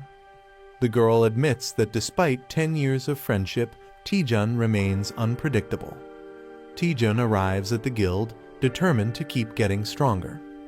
Guild members welcome him warmly with a red carpet and cheer for the new vice guild leader. A bald guild member insists on personally guiding Taejun to his office. Taejun, a bit overwhelmed, casually waves and tells him to proceed. Taejun feels awkward, noting how polite everyone is compared to what he expected. The spirit asks how he feels about becoming vice guild leader, and Taejun starts doubting if it's what he truly wanted. Taejun reflects that success feels lonelier than he imagined. Finally, he lies down exhausted, unsure about his new path. Taejun reflects that he's been chasing his goals non-stop without thinking much. After clearing many difficult quests, he's grown rapidly and caught up with strong hunters. Although he's gotten stronger, he feels a strange uneasiness inside. He questions if it's really okay to grow this powerful so quickly. Taejun starts doubting the manager, realizing he knows too little about her and the system. He recalls that it was strange he had a unique status window that no one else on Earth had. The manager panics after discovering something shocking while investigating the dramatic growth. Taejun urgently asks what's wrong, and she reveals she found critical information. Taejun asks what kind of information the manager found, and she begins reading it to him.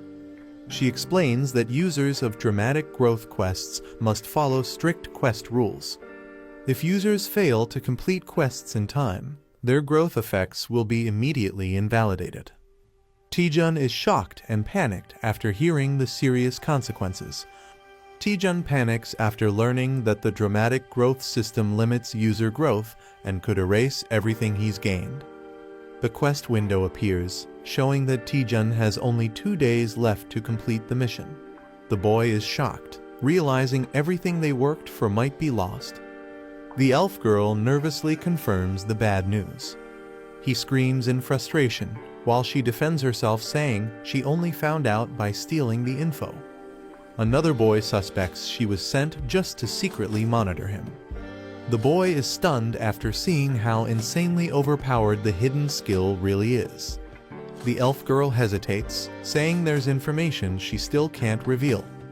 He complains about how she always avoids giving straight answers, frustrated by her secrecy.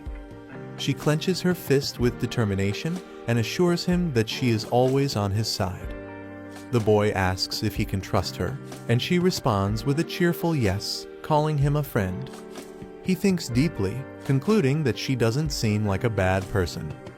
Remembering her concern during past dangers, he decides to give her the benefit of the doubt. Gaining some trust, they shift focus to check the remaining time on their quest. The elf girl updates the interface, and Taejun is relieved he can finally see the quest details. They discover only 2 days remain to complete the Radical Growth quest, which puts Taejun under pressure. She reminds him to check the item post he made earlier at the Parsley Market for a solution. Curious, Taejun opens the post, wondering how many comments it received. Taejun checks the comments and is disappointed to find only one, and it's useless spam. He panics, feeling like all his effort was wasted. Suddenly, a new comment appears mentioning an ultra-legendary item. A mysterious user responds, recognizing Taejun from a past encounter involving a strange staff and enhanced crystal ball. Taejun gets frustrated waiting for the slow reply while the elf girl watches over his shoulder. The message explains that the item contains complex mana circuits that require precise repair. Taejun is shocked to learn he'll need at least a 7th circle mage to fix it. The mysterious commenter jokingly suggests finding such a mage, and Taejun quickly thanks them for the tip. The mysterious user logs off, leaving Taejun frustrated and wondering if he knows any 7th circle mages. They consider asking Seo Yonawa, but she's only a 5th circle mage at best. Taejun explains that 7th circle mages are extremely rare and top tier even on a global level. As panic sets in, Taejun reveals that he might know one person who fits the requirement. Taejun admits the person he's thinking of isn't the most reliable, but he's their last hope. He knocks on a door, calling out with a polite, "Excuse me." A tired-looking staff member peeks out and says he's brought documents for the deputy guild leader. The staff member reluctantly enters, asking the leader to treat the task as part of his responsibilities. The staff member finds a note saying, "Today's a vacation day," on the guild leader's door. Surprised, he realizes the leader is absent on his very first day.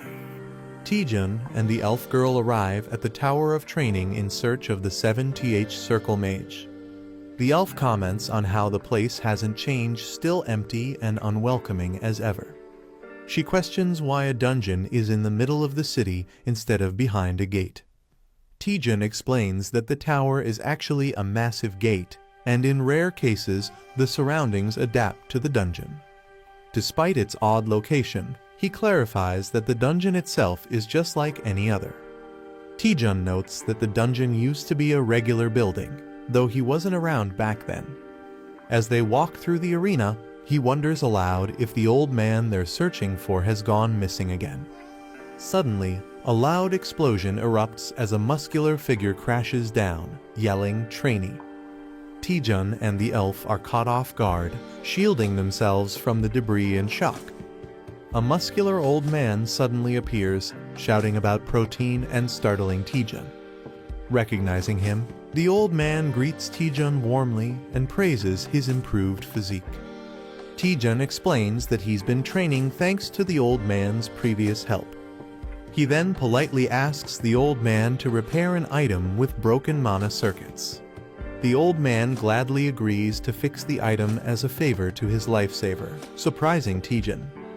Before starting, he says he wants to ask Taejun an important question. Standing tall, he asks Taejun what strength means to him. Taejun is caught off guard as the old man explains that true strength is about upholding one's convictions.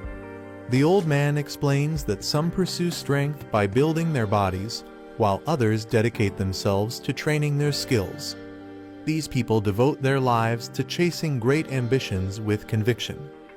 Pointing directly at Taejun, he demands to know what Taejun wants to become strong for. Taejun sheepishly admits he never thought about it, prompting the old man to call him a foolish youth. The old man shouts that strength without purpose is poison and leaps toward Taejun. He launches into a surprise move called practical compressed muscle training. Taejun barely dodges the explosive punch, shocked by the sudden attack. As the dust settles, he stands up, stunned, realizing he just barely avoided death.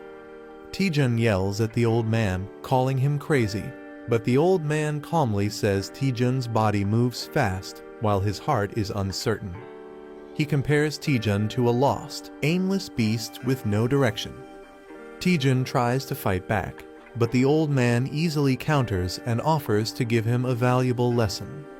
With a confident pose, the old man assures Taejun that he'll take it easy on him despite his overwhelming strength.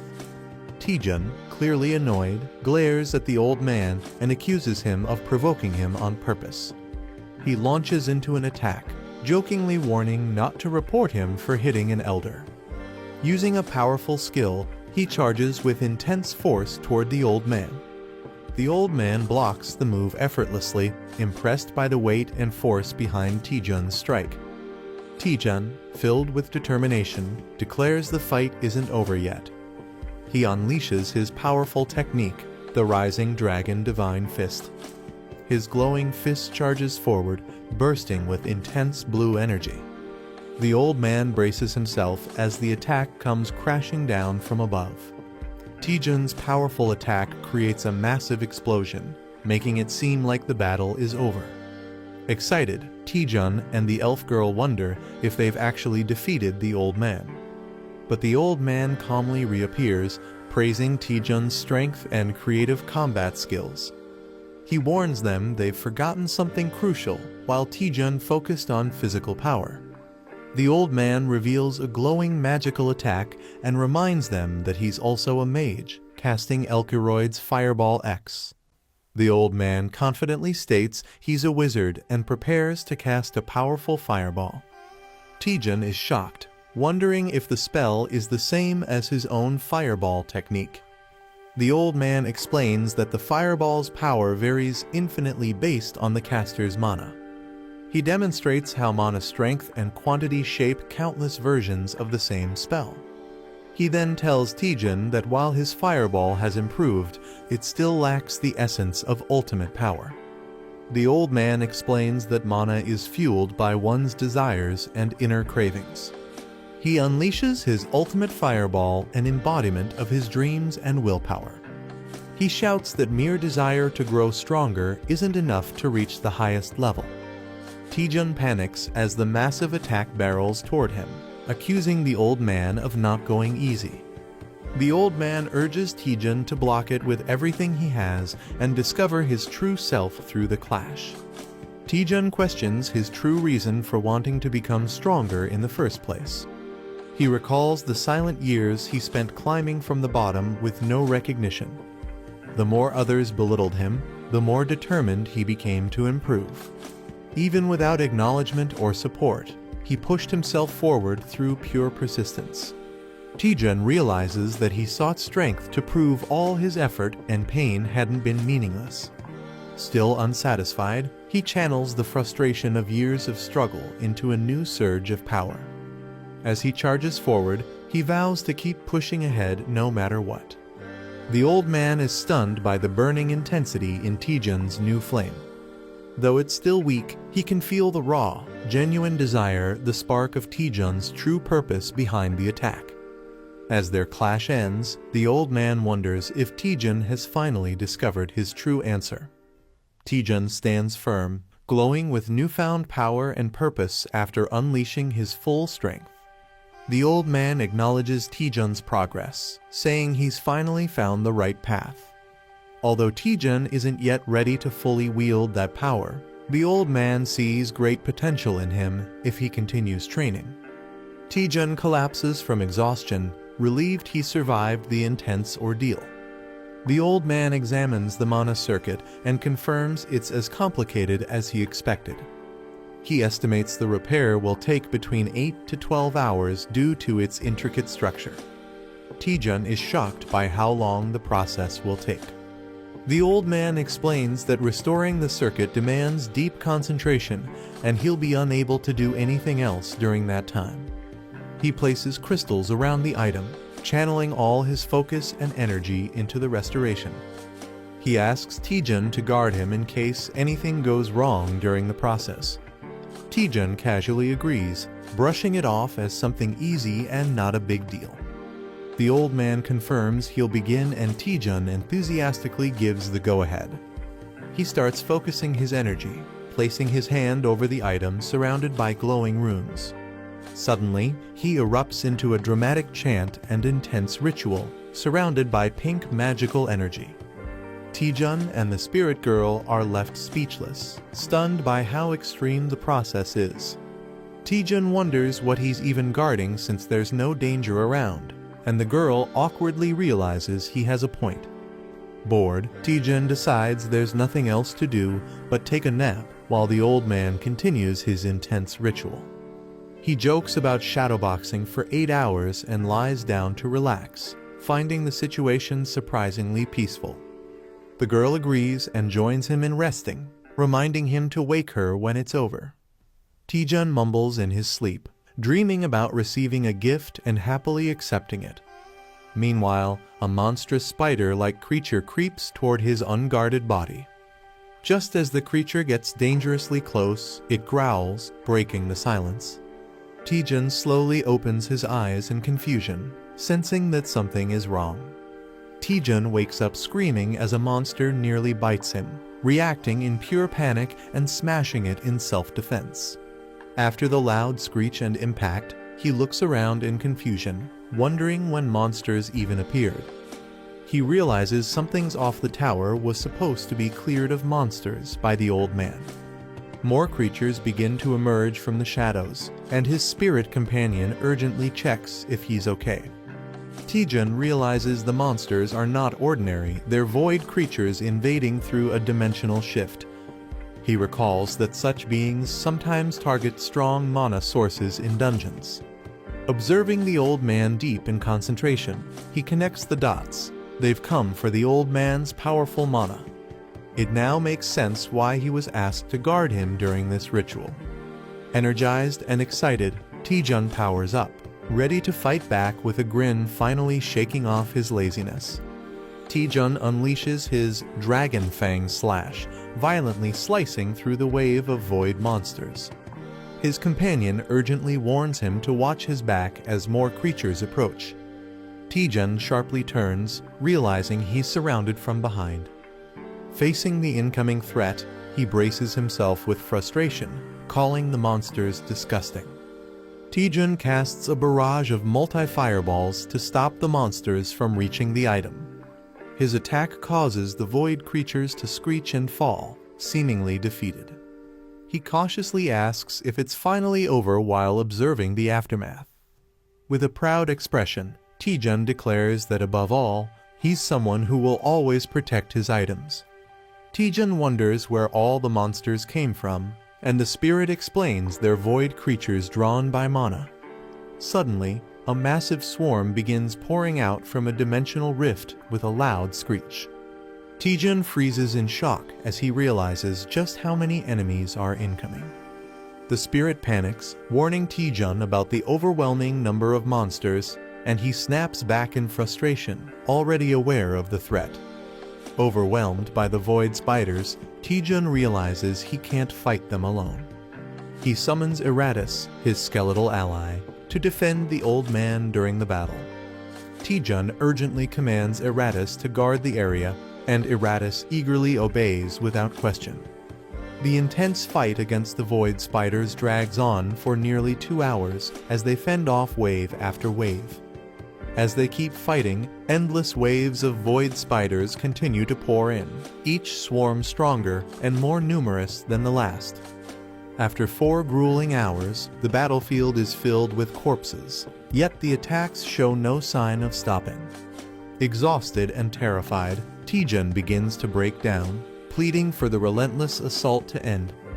With fear consuming him, he cries out in despair, realizing they might all die at this rate. A massive void spider lunges toward Taejun, leaving him paralyzed with fear and exhaustion. Eratus warns him to move, but Taejun is too drained to react and accepts he can't dodge anymore. Suddenly, a powerful blast hits the spider mid-air before it can strike. Taejun, stunned and confused, wonders what just happened. As he looks back, he senses something familiar about the attack and realizes he's seen it before. A confident man steps forward, sarcastically asking who's causing chaos in the dungeon, and recognizes Taejun. Taejun is shocked to see Choi Jin-hyuk and Lee Seon-ah appear together. Jin-hyuk greets Taejun casually, smirking and asking how he's been after a long time apart. Lee Seon-ah hands a potion to an injured man while Choi Jin-hyuk casually responds, explaining how they got there. Jin-hyuk, looking frustrated, asks if they even know what's happening outside the gate. A visual flashback reveals a berserk dungeon unleashing monsters, forcing civilians to flee in panic. Still annoyed, Jin-hyuk vents about their bad luck, lamenting how a national emergency ruined their rare vacation. Taejun drinks a potion while recovering and realizes the situation after hearing the explanation. It's revealed that each dungeon has a limit to the number of monsters it can contain before becoming unstable. When that limit is exceeded, mana destabilizes, leading to a dungeon break, releasing monsters into the outside world. Lee Seon-ah, shocked by the scene, questions Taejun about what happened and asks about the mysterious old man. Taejun stands silently as he watches a glowing magic formation in the distance, sensing something ominous. Taejun hesitates, unsure how to explain the mysterious old man's presence to Seon-ah. He reveals the old man is actually an NPC who guards the dungeon and is currently recovering from an injury. Taejun believes the monsters are attacking because they're drawn to the guardian's weakened mana during his healing. He suggests they all join forces to eliminate the spiders and restore the dungeon's stability. Lee Seon-ah confidently tells Choi Jin-hyuk they already plan to take down the spiders.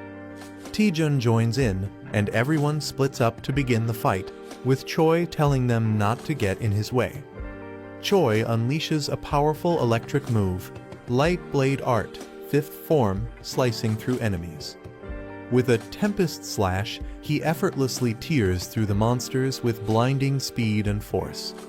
Confident in his strength, Choi mocks the threat level, but is suddenly warned to watch out as danger strikes from above. Choi Jin-hyuk is caught off guard by a sudden enemy strike. Lee Seon-ah slashes through enemies and warns him not to lower his guard.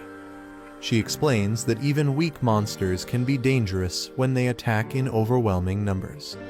Embarrassed, Jin-hyuk denies being careless, but Seon-ah bluntly tells him he already let his guard down. Choi Jin-hyuk agrees with Lee Seon-ah's warning and urges everyone to stay alert.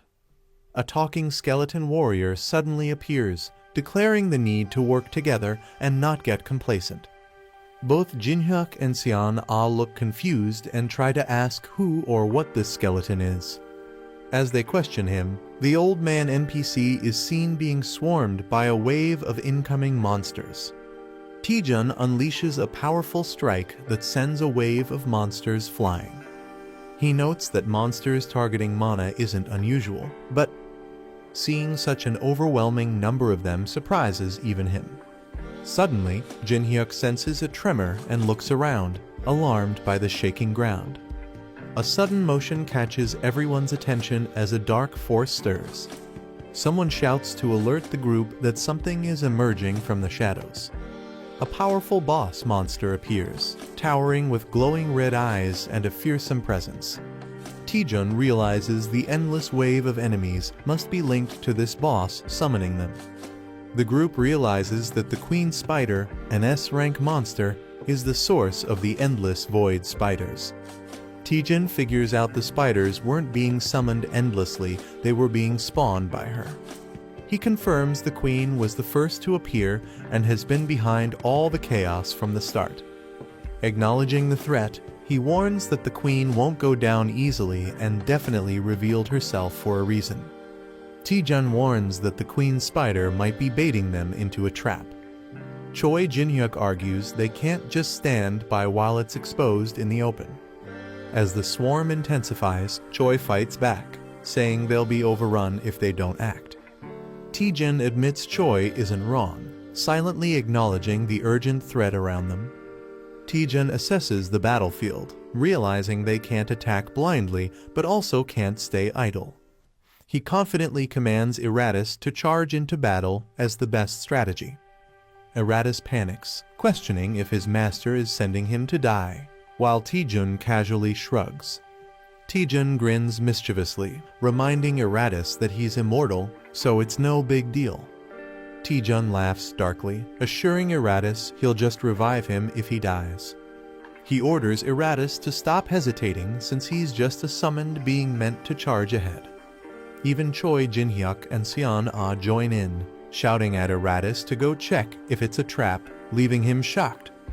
Eventually, everyone yells "charge," leaving Eratus speechless as he's pushed to lead the advance. Eratus realizes his true role and accepts his fate with a heavy heart. Feeling used, he laments that he was just a disposable tool from the beginning. Crying out to the heavens, Eratus bravely charges at the Queen Spider with all his might.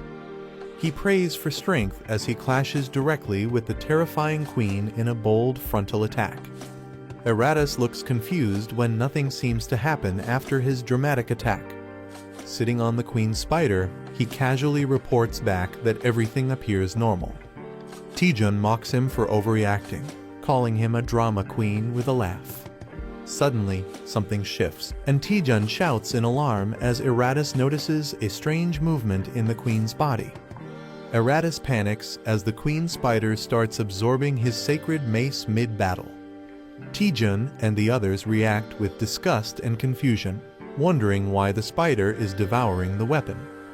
Taejun suddenly realizes that the Queen Spider is absorbing mana from anything magical. He urgently warns Choi Jin-hyuk and Lee Seon-ah to stop using skills and fight without mana-based attacks. Jin-hyuk is shocked at the idea of fighting without skills, calling it absurd, but admits Taejun is right. Lee Seon-ah recalls that stronger attacks only caused more spiders to spawn. She realizes the monster has been feeding off their mana all along. Frustrated, Jin-hyuk admits this dungeon is far more troublesome than any he's faced before. Jin-hyuk decides to fight without using any skills, determined to adapt to the situation.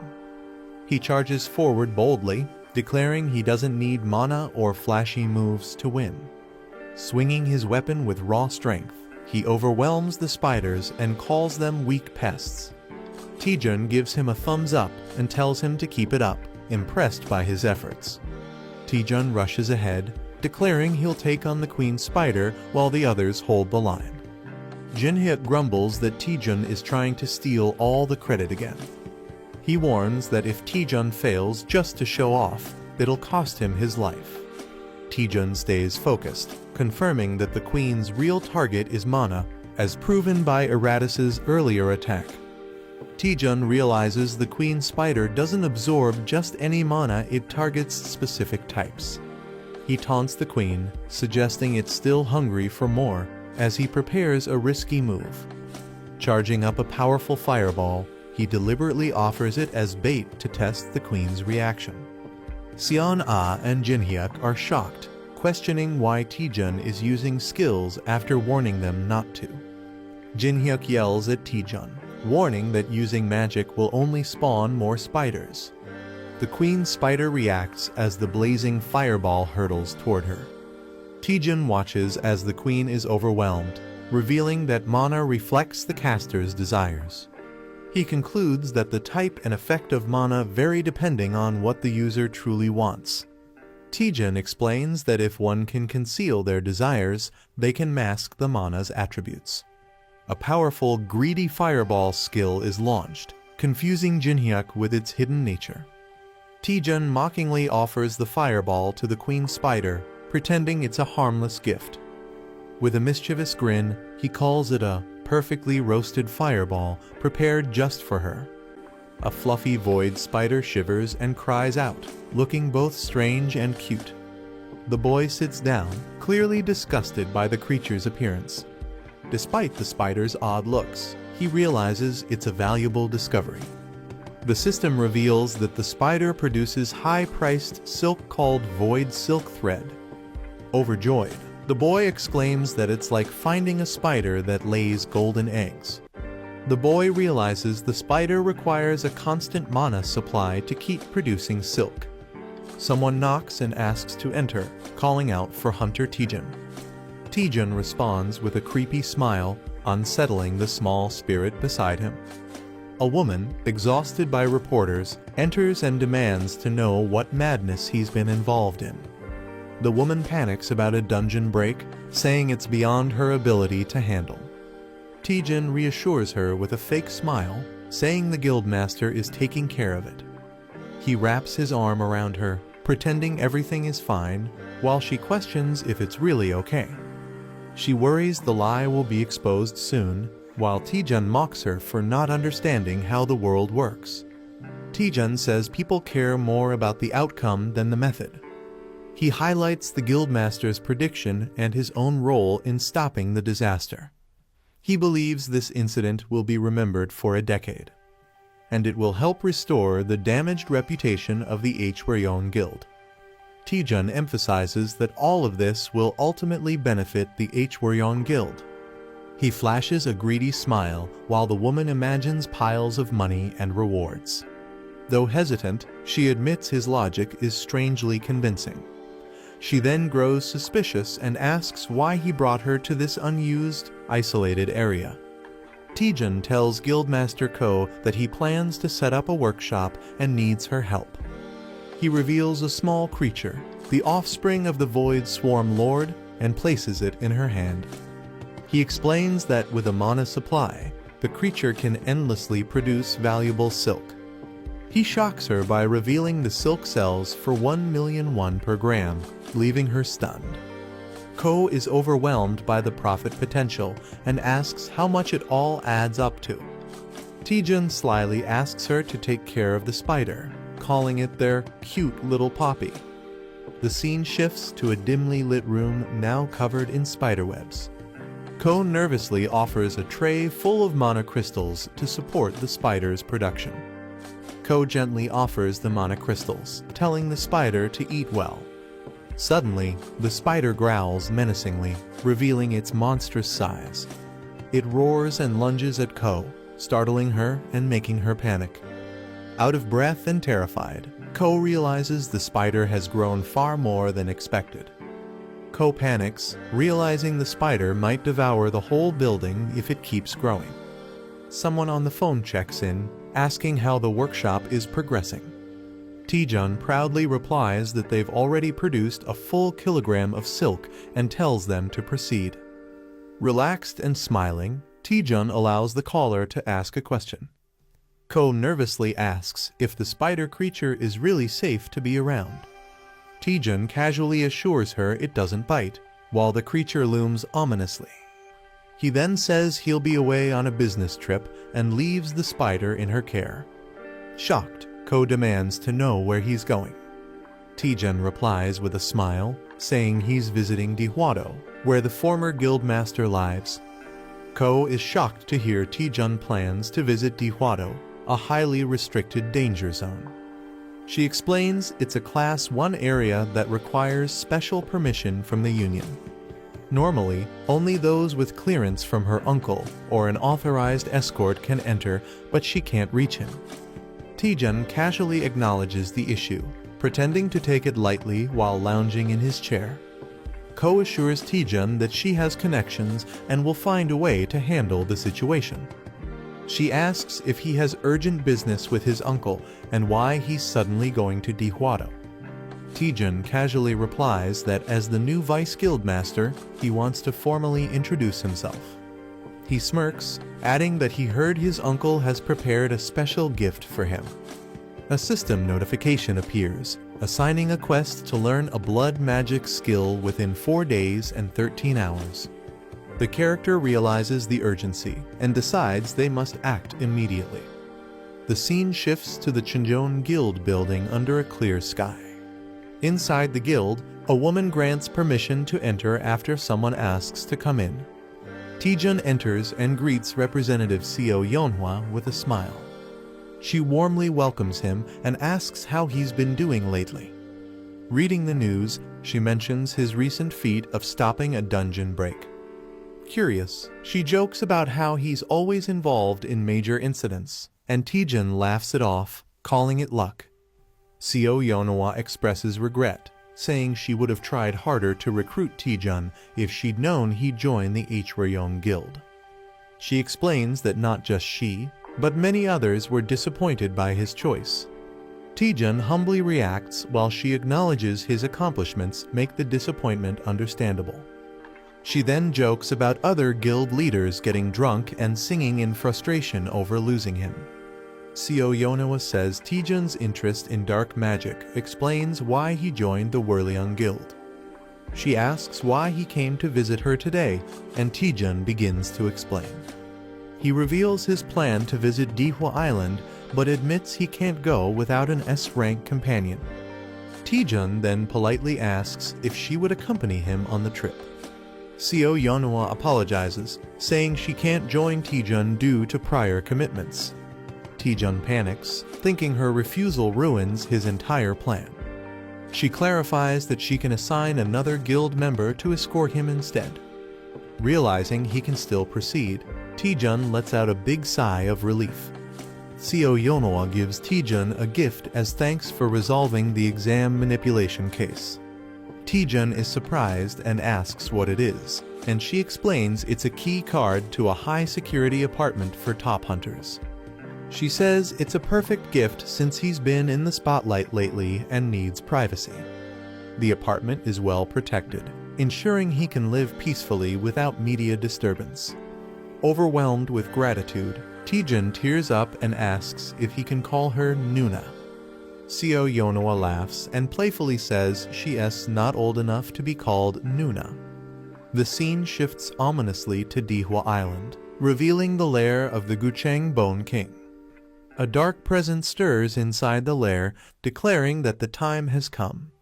The Bone King ominously states he can no longer suppress his thirst, hinting at an impending threat. A dark, monstrous figure demands blood, threatening terrible consequences if it's denied. The shadow warns it will devour the man's entire body as blood tendrils start to engulf him. The protagonist arrives near Dihwa Island with only 3 days and 14 hours left on the quest. He realizes he must master blood magic within 2 days to meet the deadline. Even learning from the Gucheng Skeleton King might not be fast enough.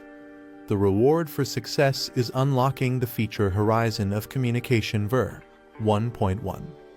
The protagonist asks Administrator Mia if a single skill can interfere with the system's status window. He brings up past incidents like the Spell Dispel and QR scanner being added through Shocking Growth. He questions if it's acceptable for a skill from one employee to tamper with the system. Mia admits she reported it to higher-ups, but they didn't take any special action. Her only instruction is to monitor the situation unless something unusual happens. The protagonist confirms that his skill isn't currently seen as a threat to the company. During a quest, he obtained an item that unlocked the Monman Wiki feature in his status window. This feature provides detailed information about monsters' traits and weaknesses. Shocking Growth not only boosted his stats, but also enhanced the overall functionality of his status window. The protagonist admits he doesn't fully understand his new skill, but plans to take advantage of it. UC Rin excitedly greets Taejun, saying he looks cooler than before. Taejun recognizes her as the representative from the Chinjon Guild. UC Rin happily volunteers to help him, saying no one else would. She smiles slyly, saying she can't miss such a rare opportunity, snapping a photo of him.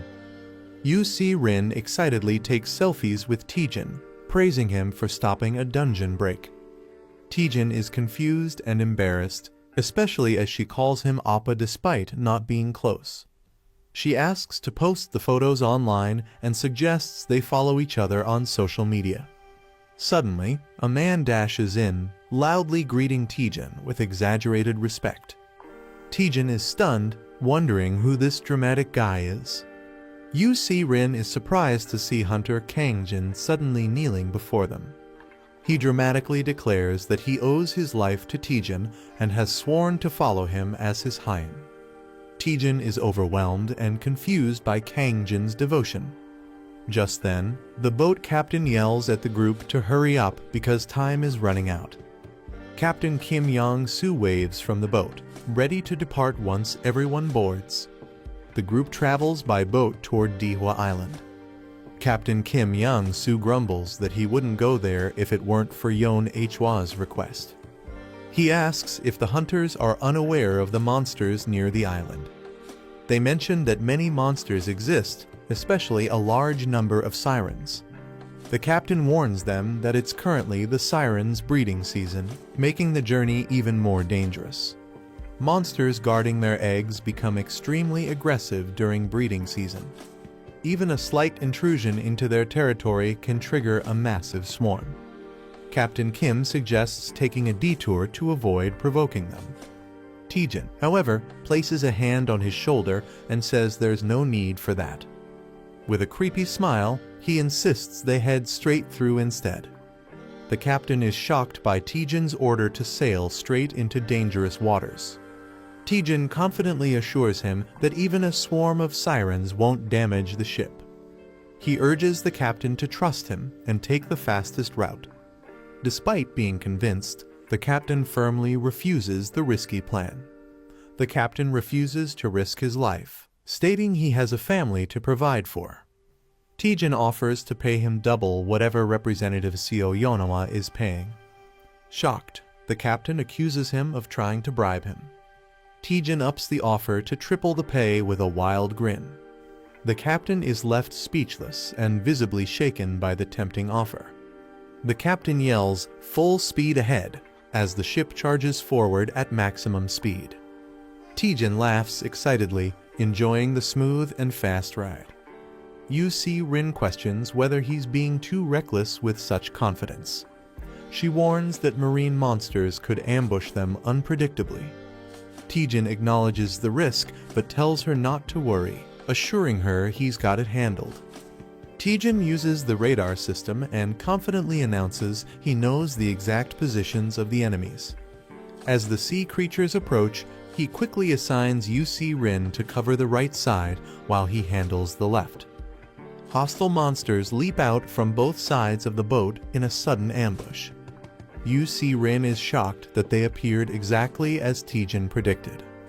Empowered with lightning magic, she admits she doesn't know how he did it but prepares to fight. Rin launches a powerful ice arrow, committing to trust Taejun and fight.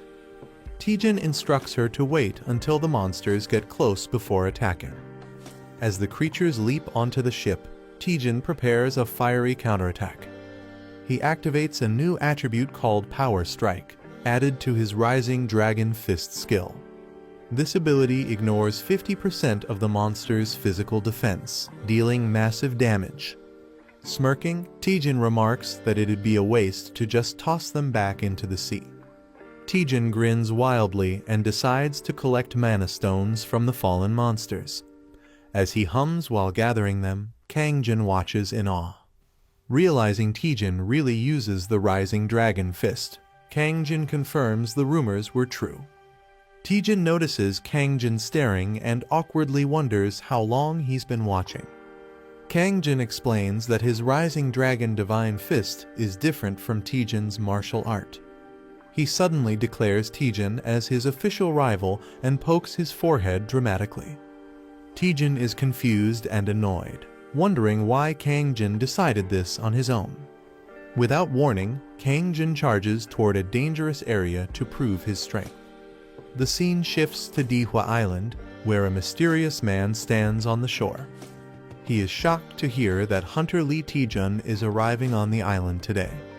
Angrily, he demands to know why he's being informed so late.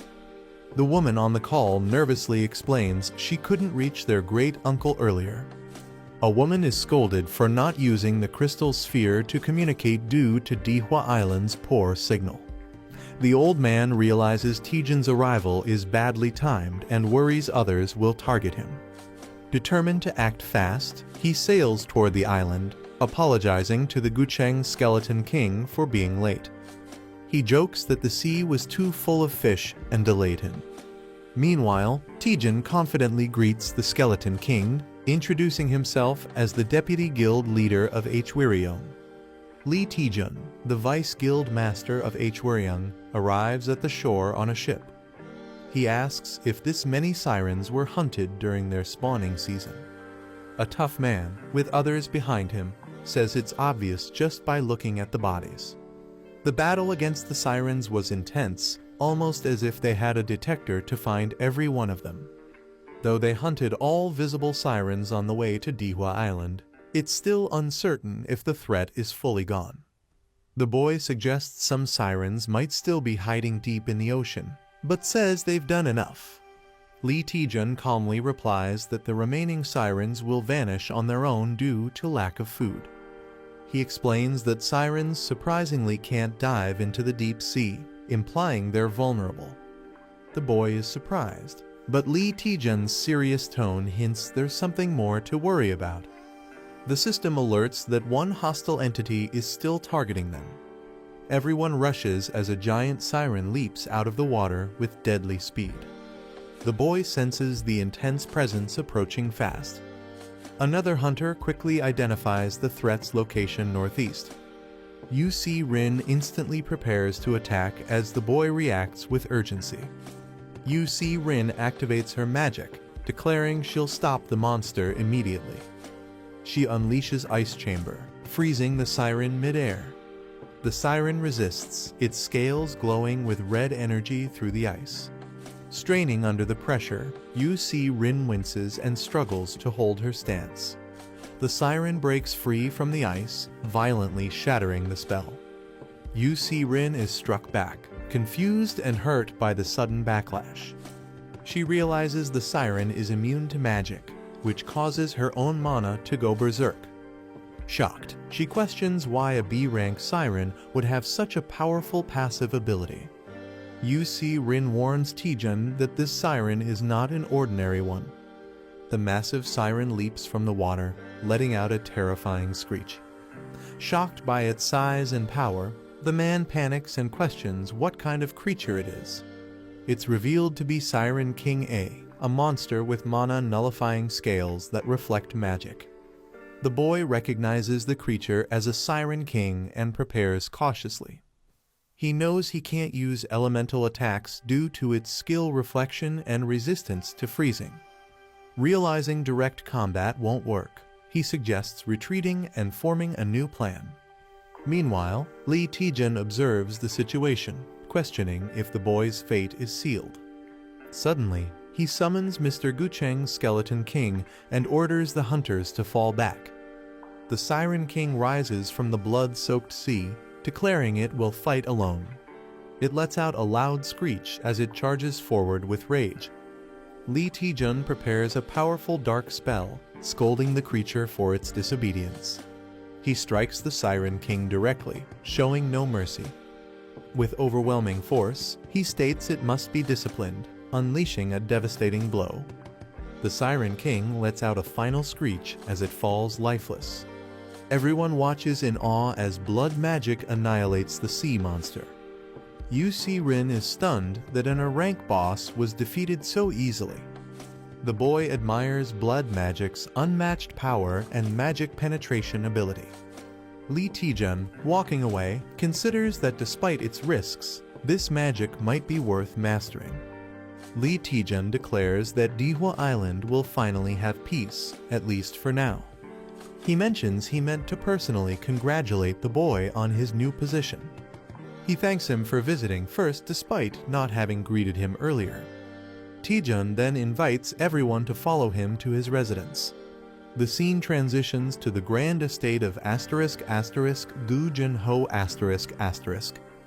The group is amazed to meet Mr. Gucheng's Skeleton King on such a remote island. Rin realizes why Sister Yonawa kept his identity a secret. They express disbelief that such a legendary hunter lives here quietly. Rin excitedly recalls how he defeated the Siren King with just blood magic. Even compared to other top hunters, his power proves he's a true hero of the Great Cataclysm.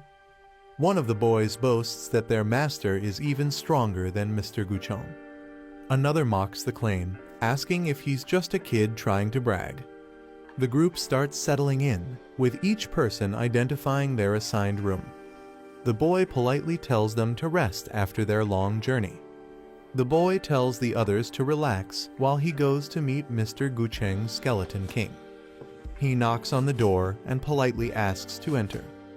Gucheng welcomes him while calmly sipping tea. The boy happily responds that the room is spacious and the mansion is amazing. Gucheng is pleased to hear the boy likes the room. He invites the boy to follow him to receive his appointment gift. They walk down a dimly lit corridor beneath the mansion. Gucheng compliments Taejun for handling the dungeon overload in mansion impressively. Taejun humbly says he just got lucky, but Gucheng tells him not to act modest. Taejun insists the Hwaryeong Guild master worked harder and still does. Gucheng mocks his own nephew, calling him useless. He reveals the nephew ruined Hwaryeong with mismanagement and unpaid taxes. Now, thanks to Taejun's success, Hwaryeong is seen as heroic, and Gucheng says he deserves the credit. Taejun reflects on how Ko Young-min turned out to be worse than expected. He questions why Mr. Gucheng entrusted Hwaryeong to someone so unfit. Taejun presses further, saying even Gucheng must have known his nephew wasn't ready. Gucheng pauses and begins to explain, saying, "That's because..." Gucheng admits he's grown weak and suggests they continue the conversation elsewhere. Taejun wonders how someone like him could be considered weakened. He reflects that even awakened beings are still human and time affects everyone. As he thinks this, he tries to scan Gucheng's status using a QR reader. The scan fails, revealing that Gucheng's level is far beyond what the system can detect. Taejun is shocked that Gucheng can't be scanned, something only top hunters can resist. He recalls other legendary hunters whose stats also remain hidden from him. He wonders if Gucheng is still powerful enough to stand among them. A shadowy figure looms behind Gucheng, making Taejun question what secrets he might be hiding. Taejun is amazed as they enter a glowing, hidden underground room. He's surprised that such a space existed beneath the mansion. Gucheng calls it humble compared to the other major guilds. He then tells Taejun that his initiation gift has been prepared inside. Gucheng offers Taejun a choice from powerful items, warning some have penalties. Taejun considers his options carefully and picks Magnetus's skull. The skull grants boosted stats, dagger mastery, and Kingslayer's power. Taejun notes that even the other items are stronger than typical rare ones. Gucheng reflects that any ordinary hunter would be overwhelmed with gratitude for this opportunity. Taejun feels disconnected from the close combat-focused items on display. He asks Mr. Gucheng if there are any items related to blood magic.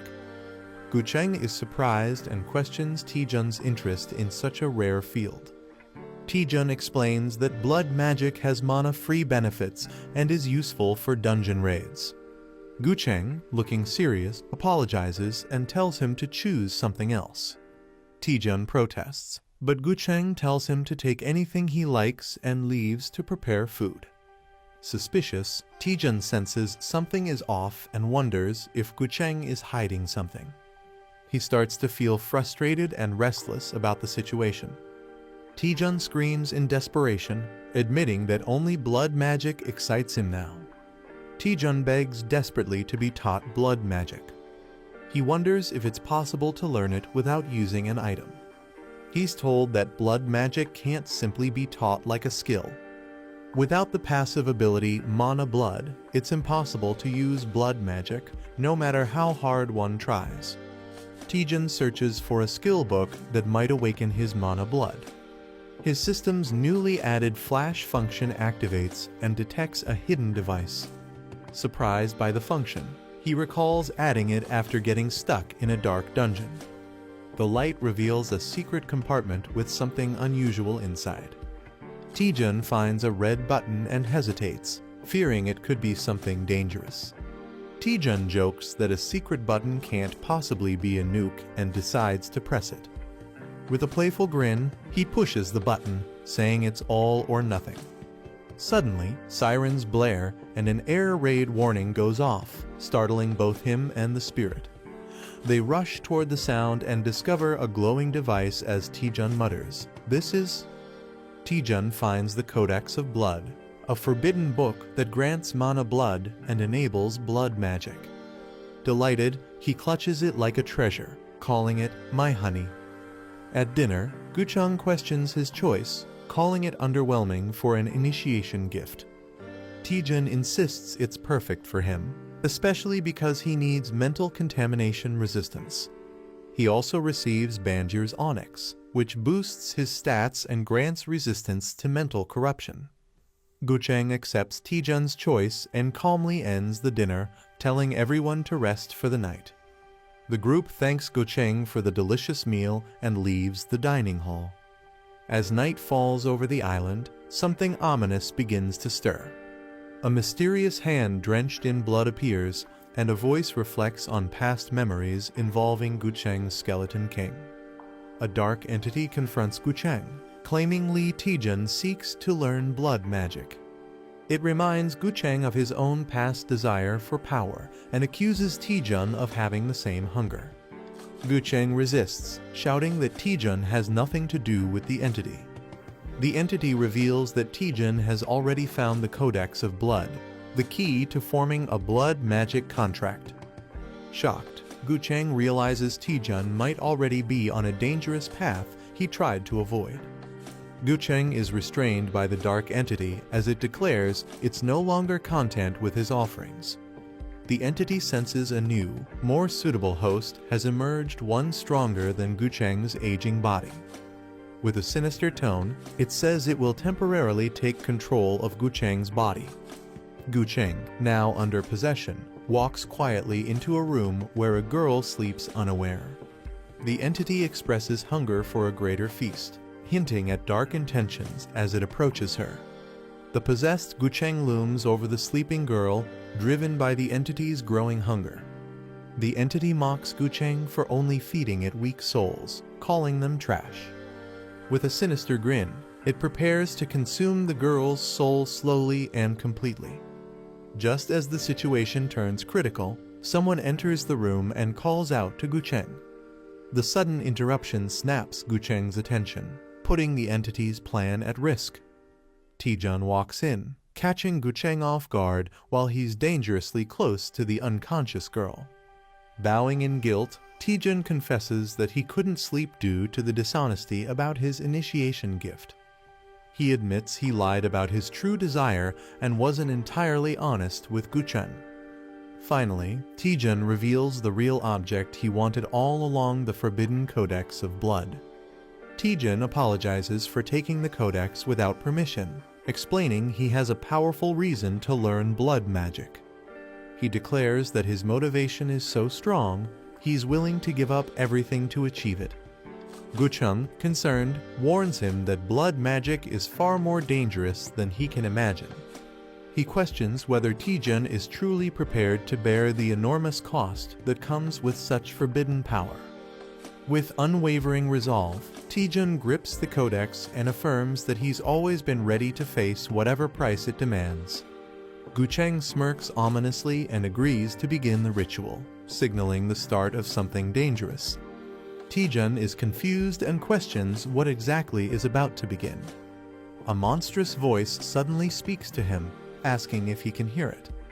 Taejun recoils in shock as a massive dark entity introduces itself as a legendary blood sorcerer. The entity declares it once ruled over countless deaths, and now it's the one who will grant Taejun a new and terrifying power. The dark entity announces that it will now reside within Taejun's body and demands a small amount of energy to stay alive. Taejun is alarmed as tendrils shoot out from the codex and begin wrapping around him. He panics, realizing this possession wasn't mentioned in the agreement. The demon dismisses his concerns, laughing and saying it's too late to turn back now. As the cursed book glows with runes, the contract begins, binding Taejun's body to the ancient sorcerer. The entity forcefully begins fusing with Taejun's body, claiming his flesh as its own. Taejun struggles and cries out, but the synchronization starts regardless of his resistance. The entity mocks Taejun, pleased with the superior vessel compared to its old one. As the possession takes hold, Taejun briefly smirks, revealing he hasn't fully lost control. Laughing maniacally, Taejun surprises the entity, leaving it confused by his unexpected reaction. Taejun bursts into uncontrollable laughter, moving chaotically as the entity inside him panics. The sorcerer, now trapped, screams in confusion, realizing he can't control Taejun's body at all. A man screams in panic as his body moves against his will. He discovers a magic book hidden deep within a secret location. The girl's spirit feels uneasy and warns him not to touch it. He realizes the Skeleton King never meant for anyone to read this dangerous book. Blood magic backfires on a man, causing him intense pain and risking his life. The boy is shocked as his eye glows, sensing danger from the book. The book reveals it's a unique forbidden text that unlocks blood magic at a deadly cost. He finds it unusual for a magical item to clearly warn about its risks. He nervously wonders just how dangerous the book's price truly is. The boy asks if powerful items like the book exist in other dimensions. The manager explains that ancient tomes are usually collected by experts. She suggests getting the book appraised at Parsley Market. The boy remembers and agrees to check Parsley Market. They begin connecting to the Parsley Market system for appraisal. The boy posts a question online asking for information about the mysterious item. He learns that sharing more details could lead to better rewards. A user named Knowledgeable Wanderer quickly requests a chat. When asked if he's selling it, the boy replies he wants to check its details first. The boy chats online and learns the book is a soul-bound codex. He's told the book grants skills, but at the cost of the user's life. Shocked, he realizes his life might be the price. He anxiously asks what that actually means. When a contract is signed, the mage's consciousness merges with the user's body. This allows the user to access the mage's magic without limits. The boy realizes the book lets someone overwrite another's mind. But he's told the book is outdated and considered trash. Modern systems would block it instantly due to security risks. The boy smirks and says thanks after learning about Magic System 2.0. He promises to send a generous reward with a creepy grin. Suddenly, he hacks into the system, triggering an alert. The attacker laughs, thinking he's winning, but a virus is detected. Shocked and burning, he realizes too late that something has gone terribly wrong. The intruder is denied access and panics, realizing the system isn't normal. He suspects everything was a setup from the beginning. A fiery force strikes and sends him flying violently. Stunned and confused, he utters Lee Taejun's name, demanding to know who he really is. The firewall blocks the virus, preventing the system from being hacked. The attacker watches in disbelief, thinking the outcome is impossible. He mocks the failed attack, calling it pathetic until the end. The boy grabs the magic book with confidence, ready to claim it. A golden glow appears as he successfully acquires the Tome of Heavenly Blood and gains the passive skill Blood Magic. Lee Taejun unlocks a new feature called Horizon of Communication after completing a quest. He thinks the new function seems useless at first. Someone rushes to him in concern, asking if he's okay. Smiling, he reassures them and checks on the Skeleton King's condition instead. The older man is shocked, insisting he saw a demon's soul enter Lee Taejun's body. He questions why nothing seems to be happening afterward. He's confused how Lee Taejun is unaffected despite making a contract. Surprised, he asks if Taejun defeated Azazel on his own. Smiling, Lee Taejun replies that he simply chose not to listen to the demon. The man is shocked as Lee Taejun explains he broke the contract at the last moment. Taejun says the demon's soul was rejected from his body. He refused to sell his soul, no matter how powerful blood magic is. He declares that true strength comes from within. He jokes that the demon might now be lost in the afterlife, searching for a new host. The older man realizes the dark voice haunting him has vanished. He's amazed that Lee Taejun removed it with such a simple method. He thanks Taejun, recalling how he struggled with the contract for 30 years. During the Great Cataclysm, he had made a dark pact to protect the world. Now, he reflects that Taejun has shown him a better path. Mr. Gutchen reflects that none of the power he wielded was truly his. Lee Taejun acknowledges the heavy burden Gutchen has carried for so long. He reassures him that even without blood magic, he's already strong. Taejun gently urges him to finally let go of that burden. Suddenly, a girl complains about the noise, waking up and interrupting their moment. The girl wakes up and panics upon seeing Lee Taejun and Mr. Gutchen in her room. She yells, demanding to know why they're both there. Taejun awkwardly laughs, trying to explain the misunderstanding.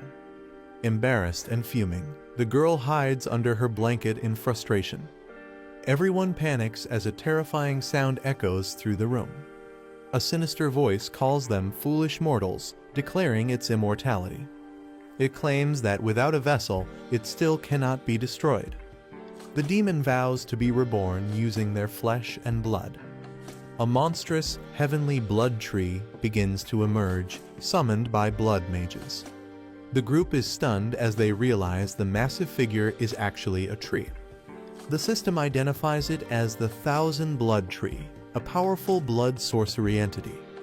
It reveals that summoning it usually requires 100 human sacrifices. Since no humans are present, Lee Taejun deduces the caster sacrificed himself. A sinister beast with glowing red eyes appears, confirming the dark ritual's result. Silver Fang beasts suddenly charge in, roaring as chaos erupts. The girl panics, shocked by the arrival of the strange tree and monsters. Mr. Gutchen declares they can't ignore the growing threat. He orders the girl to wake up hunter Kangjin immediately for support. The enemy, still hungry after consuming countless souls, continues its advance. The monstrous tree begins absorbing all life around it, expanding its reach. Mr. Gutchen calls it greedy and prepares to fight using a massive bone weapon. A panicked hunter demands to know what's going on. Another fears that a gate has opened nearby, worsening the situation. Lee Taejun steps forward, ready to explain everything before it's too late. Lee Taejun explains that the monstrous tree is the remnant of the blood mage who once haunted Mr. Gutchen. He thought the mage had vanished after failing to form a contract, but somehow it returned. The girl is shocked that such a terrifying being could come back in this form. Mr. Gutchen confesses that all his past power came from that demon's blood magic. Another hunter expresses regret, ashamed of being called a hero despite the dark truth behind his strength.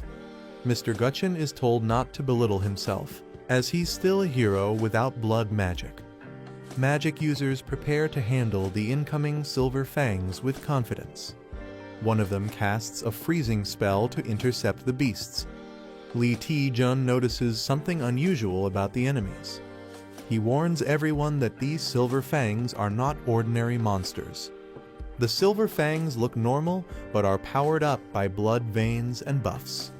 They have magic absorption and healing, making regular attacks useless. Lee Taejun says they must destroy the tree first, or the battle won't end. He wonders if there's a way to completely eliminate the Thousand Blood Tree. Unfortunately, the tree's regeneration and passive skills make it nearly indestructible. Lee Taejun thinks hard, unable to find any weakness in the monster. Then he confidently says there must be one, and he knows a way. He asks everyone to trust him and buy time by handling the Silver Fangs. Mr. Gutchen agrees and prepares to fight, ready to show his skills again. A powerful green energy strike slams down as the battle begins. A creature emerges from the ground, relieved that the parasite on its body is gone. Surrounded by undead, it declares that it feels great for the first time in ages. The silver fangs roar fiercely, ready to attack. A muscular fighter charges forward with a loud battle cry. Using triple step charge, he smashes into the beast with explosive force. Seren summons ice magic, calling upon the spirits of the frozen earth. She activates the blessing of the Ice Spirit King to empower their undead allies. She signals Mr. Gucheng to launch his coordinated attack. Skeleton warriors clash with the Silver Fangs in a fierce battle.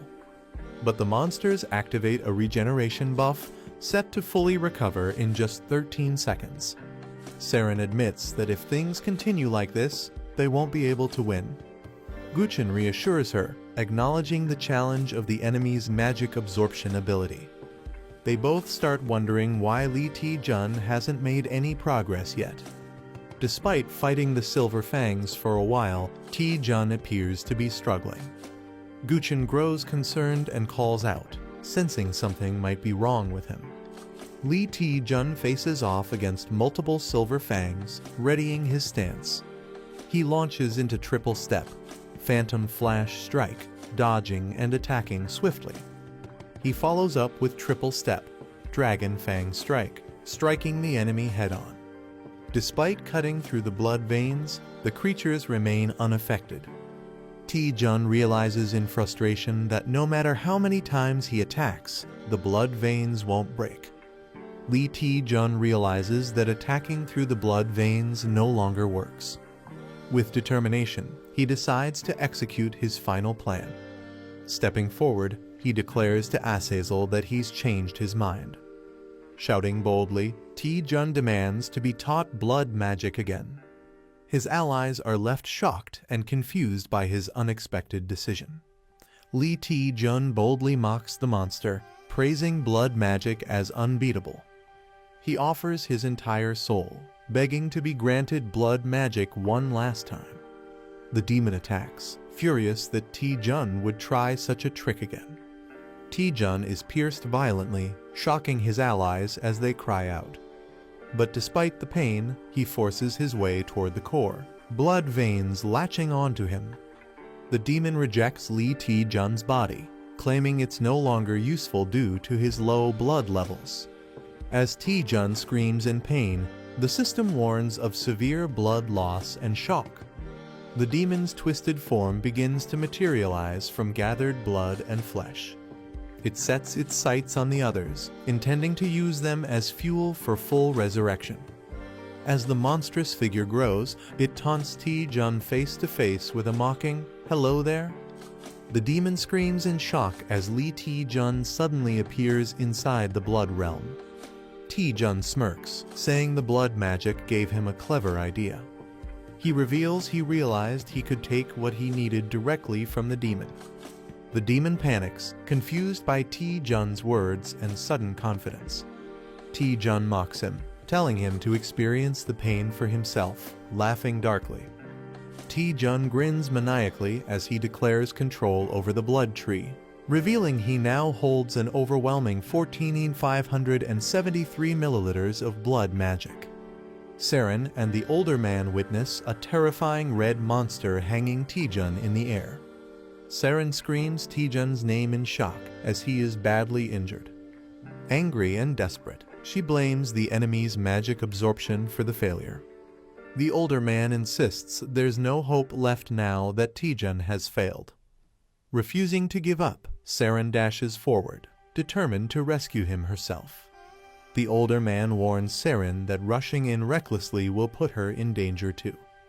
Crying, Seren asks if she's supposed to just stand by and let Ti-jun die. She shouts that she would rather die fighting beside him than do nothing. The man silently reflects, blaming himself for waking the enemy and causing this. Meanwhile, Ti-jun remains impaled and motionless, trapped by the monster. A deep sound echoes as the giant red eye monster begins to speak.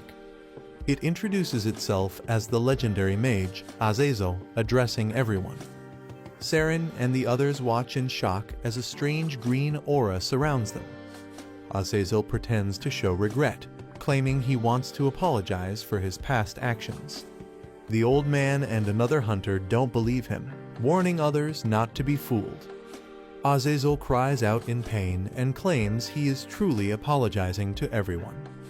He says he no longer wishes to cause harm and wants to leave peacefully. Shouting farewell, Azazel begins to retreat into the sky. The older man stares in disbelief, trying to process what just happened. Confused and suspicious, he questions why Azazel would suddenly apologize. Saren doubts Azazel's sudden change, saying the one she knew would never act like this.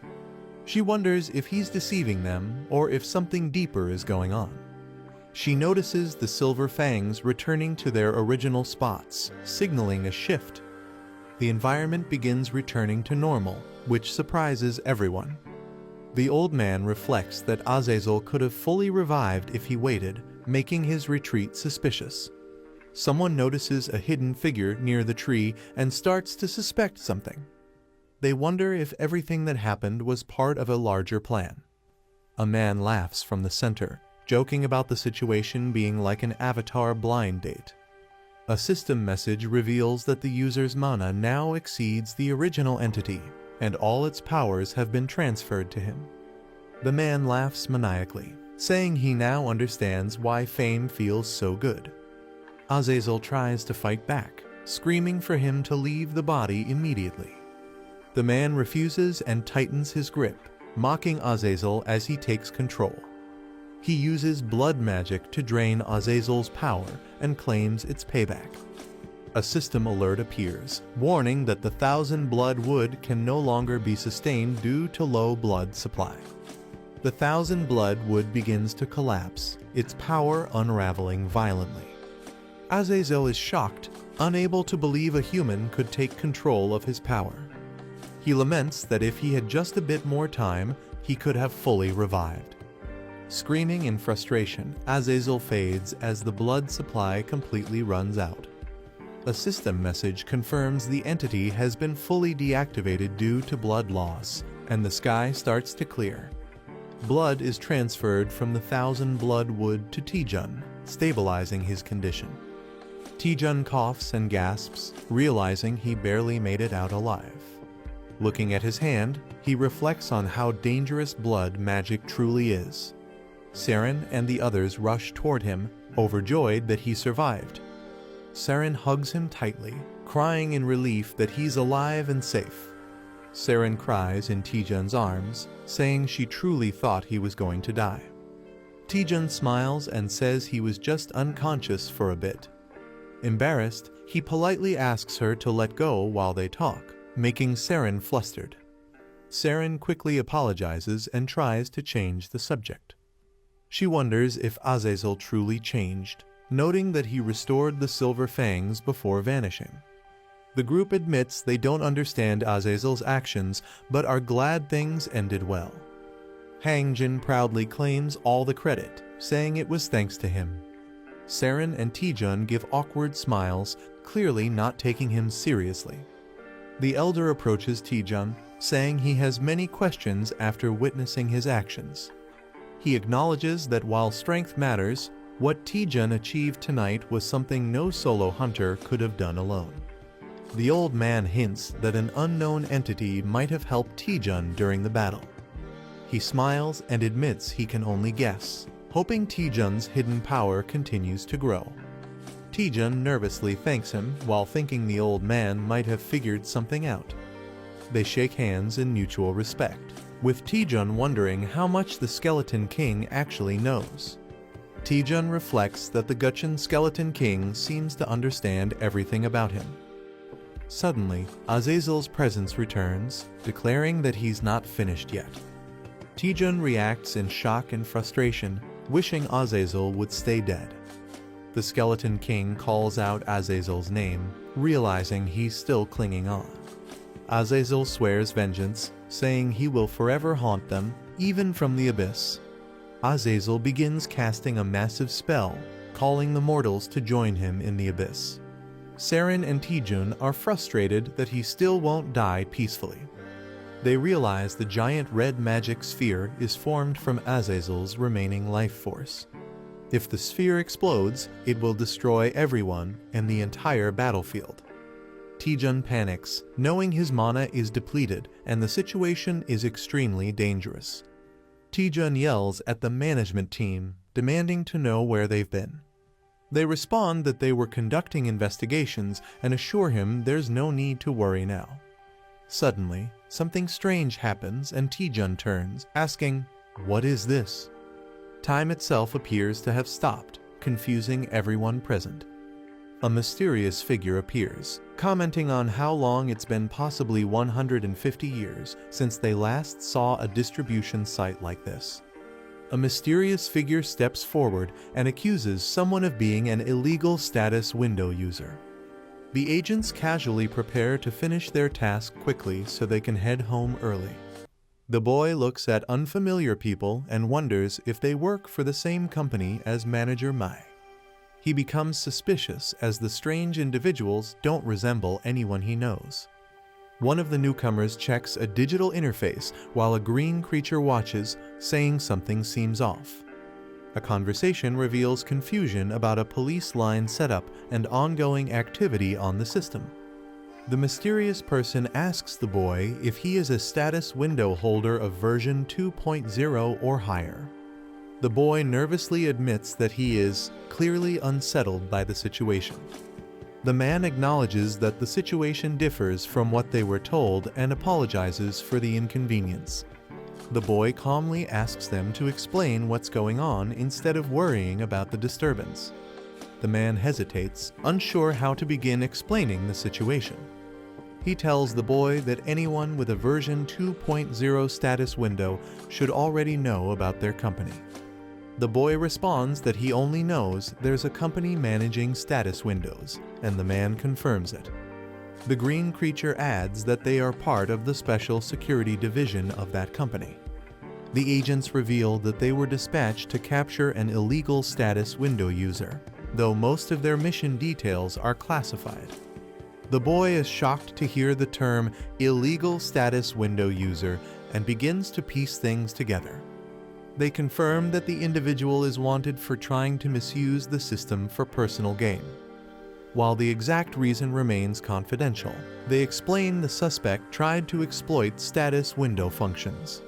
The boy recalls hearing vaguely about the company, but never imagined meeting anyone from it besides Manager Mai. He realizes Manager Mai might not have been lying after all, as he reflects on her overtime work and hidden duties. The green slime politely asks to speak, but is scolded for interrupting the superior officer. Suddenly, the red creature begins breaking out of containment, alarming everyone present. The enraged red entity screams in confusion, accusing the humans of summoning attackers. Furious, it declares it will burn its entire life force to fight back against them. The monster unleashes a powerful energy blast, vowing to kill them all. The agents quickly prepare for battle, realizing they've spent too much time talking. The green creature rushes forward, calling out the enemy's name Azazel von Arceus. With a magical seal, it declares the enemy under arrest according to company law. The red entity is shocked by how close the green agent has gotten. The battle intensifies as the green creature traps the enemy in a swirling vortex of symbols. The boy watches in awe, questioning the unbelievable scene unfolding before him. He's stunned that the creature suppressed powerful blood magic without even using its hands. The green slime agent makes a gesture as the situation wraps up, signaling the end of their task.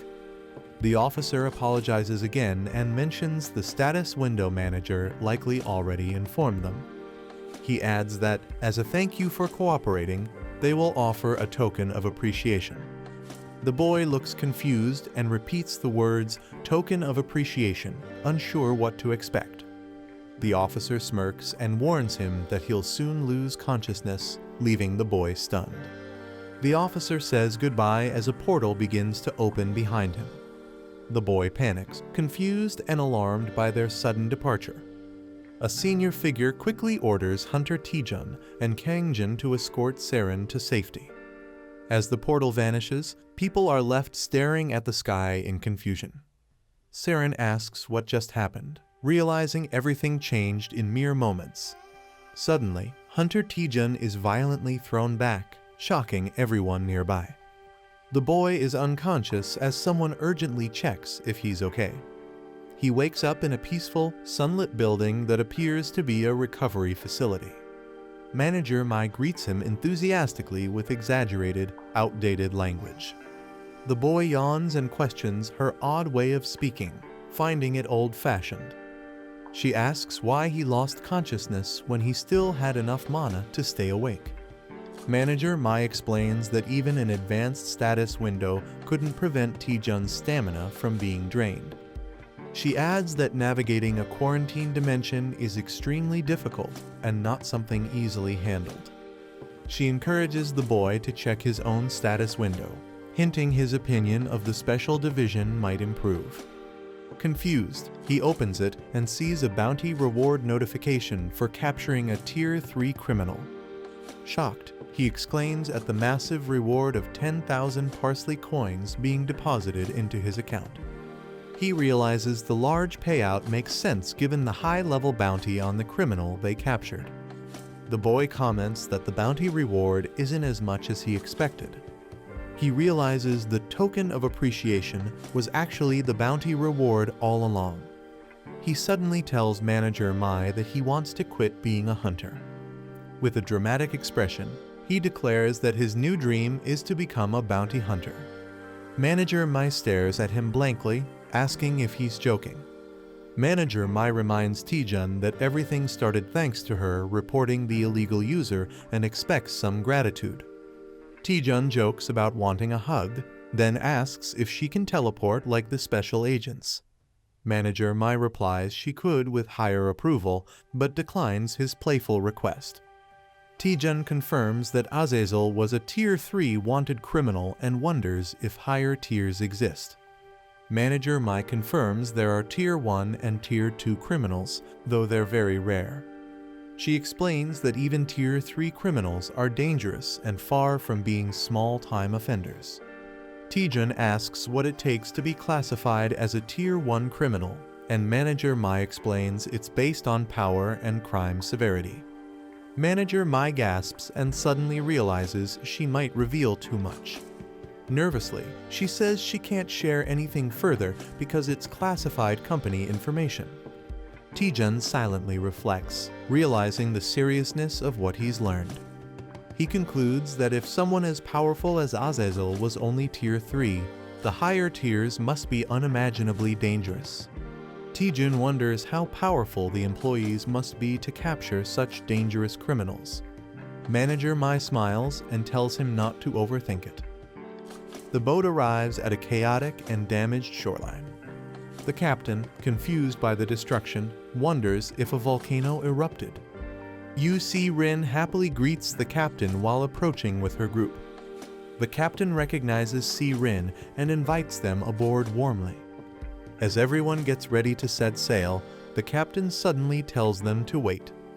The captain is shocked by something unexpected right before departure. A man in a suit unexpectedly climbs onto the boat, surprising everyone. The crew questions why he's boarding, jokingly asking if it's for fishing. The captain refuses to go fishing today because it's his wife's birthday.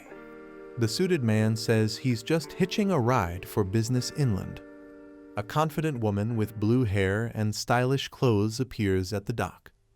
Yu Si-rin excitedly runs toward her, shouting "Yeonhwa Ioni" with joy.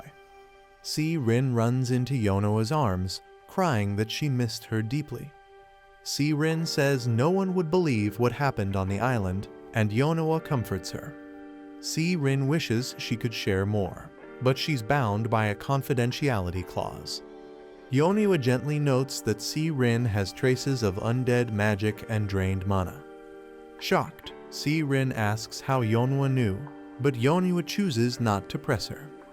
A man acknowledges Yeonhwa's efforts and respectfully calls her Guildmaster Asio Yeonhwa. The old man asks if anyone else came, and she replies it was just her and a knight guarding the Skeleton King. He's relieved the media isn't present and appreciates the privacy. Yeonhwa says she expected that and handled everything discreetly. The man thanks her, acknowledging the difficulty of setting everything up alone. He assures her he's still working on a solution to her request, and she humbly says it was her honor. Yeonhwa quietly thanks the man with a grateful expression. She waves goodbye and says they're heading back to the guild, while Si-rin replies politely. Si-rin shyly calls out to Taejun, who looks surprised and curious. She admits she's been calling him Appa without permission and wants to grow closer to him. Taejun smiles and says this experience helped strengthen their bond, including with Kangjin and the Skeleton King. Si-rin shyly asks if she can keep calling him Appa, and he happily agrees. Taejun tells her to call him whatever she likes, making her feel relieved.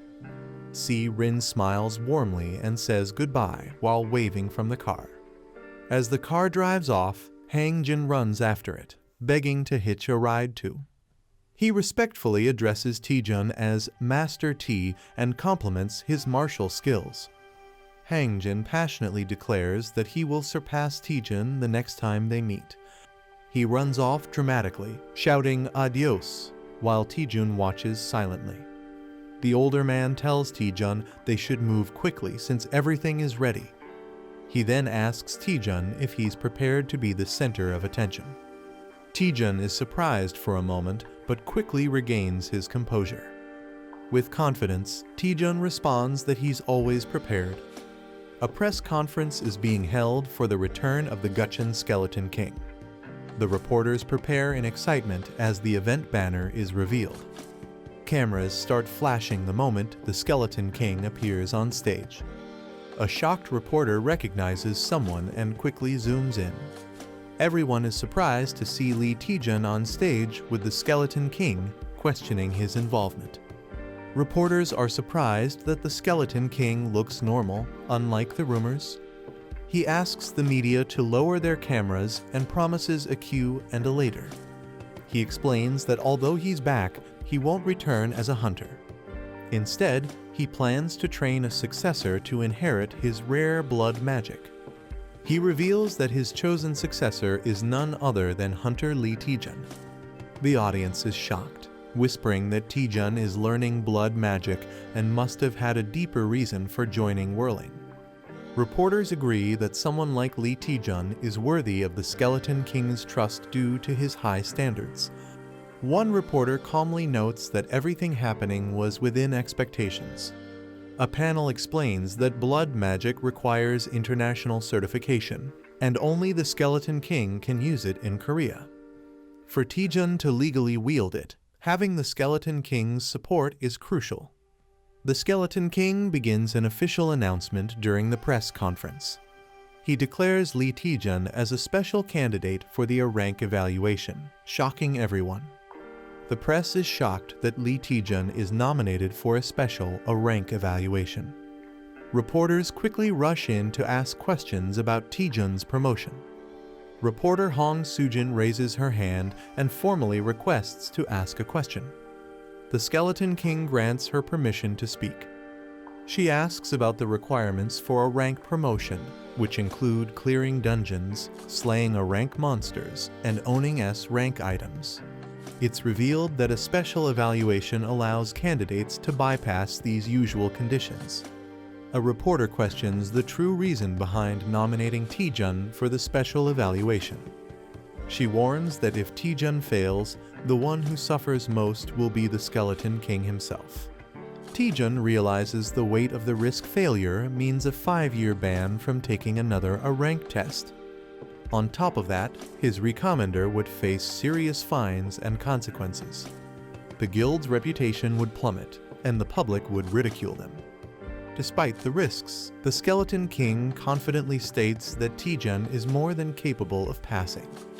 The reporter thanks the Skeleton King for his answer and prepares to move to the next question. She announces that the next question is directed at Hunter Lee Taejun. Taejun, slightly nervous, gives permission for the reporter to proceed. The reporter points out that the Skeleton King's return drew major media attention. She then asks Taejun what makes him worthy of a rank evaluation, given all the eyes on him. The reporter asks Taejun to briefly introduce himself in front of the press. Another reporter comments that it's a sharp question, basically asking, "Who do you think you are?" The room murmurs, realizing it's a clever way of questioning his special treatment.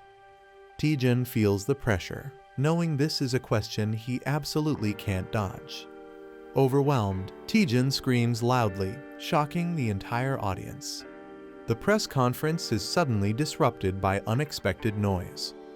One of the reporters expresses frustration, saying this isn't a place for childish behavior. A woman questions the speaker, confused about his random mention of ice. The man jokingly tells her to chill out, comparing it to ice in cold coffee. She's stunned and doesn't know how to respond. The man mocks her further, saying she's not chill and just uses fancy words to persuade others. He grabs a drink and says hunters should prove themselves with their skills, not their words. The man confidently raises his drink, saying he'll stay chill and let his skills do the talking. Reporters swarm him with cameras as one steps forward to ask a question. The woman at the table watches him, surprised by his attitude. Despite his ordinary appearance, he handles the pressure with confidence. A reporter acknowledges, it's been a long time since a rookie stood out like this. The scene shifts to Moscow, Russia, hinting at a global scale. A mysterious person holds a drink, saying they haven't lost a single night of sleep in 3 years. Sergei Mavrodi says he unexpectedly woke up at dawn today. He wonders if his awakening is related to the Bone King. He feels pain in the shoulder that was wounded by blood magic. His subordinate asks if they should take care of the situation. Jin Woo-young, a team leader, confirms the name of the disciple, Lee Taejun. Sergei asks if they have any information on Lee Taejun. Jin reports that Lee Taejun broke records during a rigged B-rank test and got a double promotion, even clearing an S-rank dungeon within 2 months. Jin adds that Lee also defeated a dangerous villain team and even overpowered a powerful vampire noble. The man explains that Lee Taejun earned his Vice Guild Master title through pure skill. He acknowledges Taejun as someone truly worthy of the Skeleton King's recognition. Another man asks if there's a plan moving forward. A woman suggests proposing a collaboration with the Hwaryeong Guild for an upcoming 72-gate expedition. She adds that if they refuse, they can use it to stir up a scandal and damage the Skeleton King's reputation. The man smirks and says he likes the idea. With flames in his hand, he vows to see how the Skeleton King's disciple survives from now on. Taejun lives in a luxurious apartment gifted by Manhwa. He enjoys a big bite of fried chicken, savoring it. Relaxing at home, he watches himself on TV while eating. A spirit questions if he's really okay just lazing around. The spirit warns that enemies are likely scheming against him right now. Despite upcoming challenges, Taejun is carefree and says he'll deal with it later.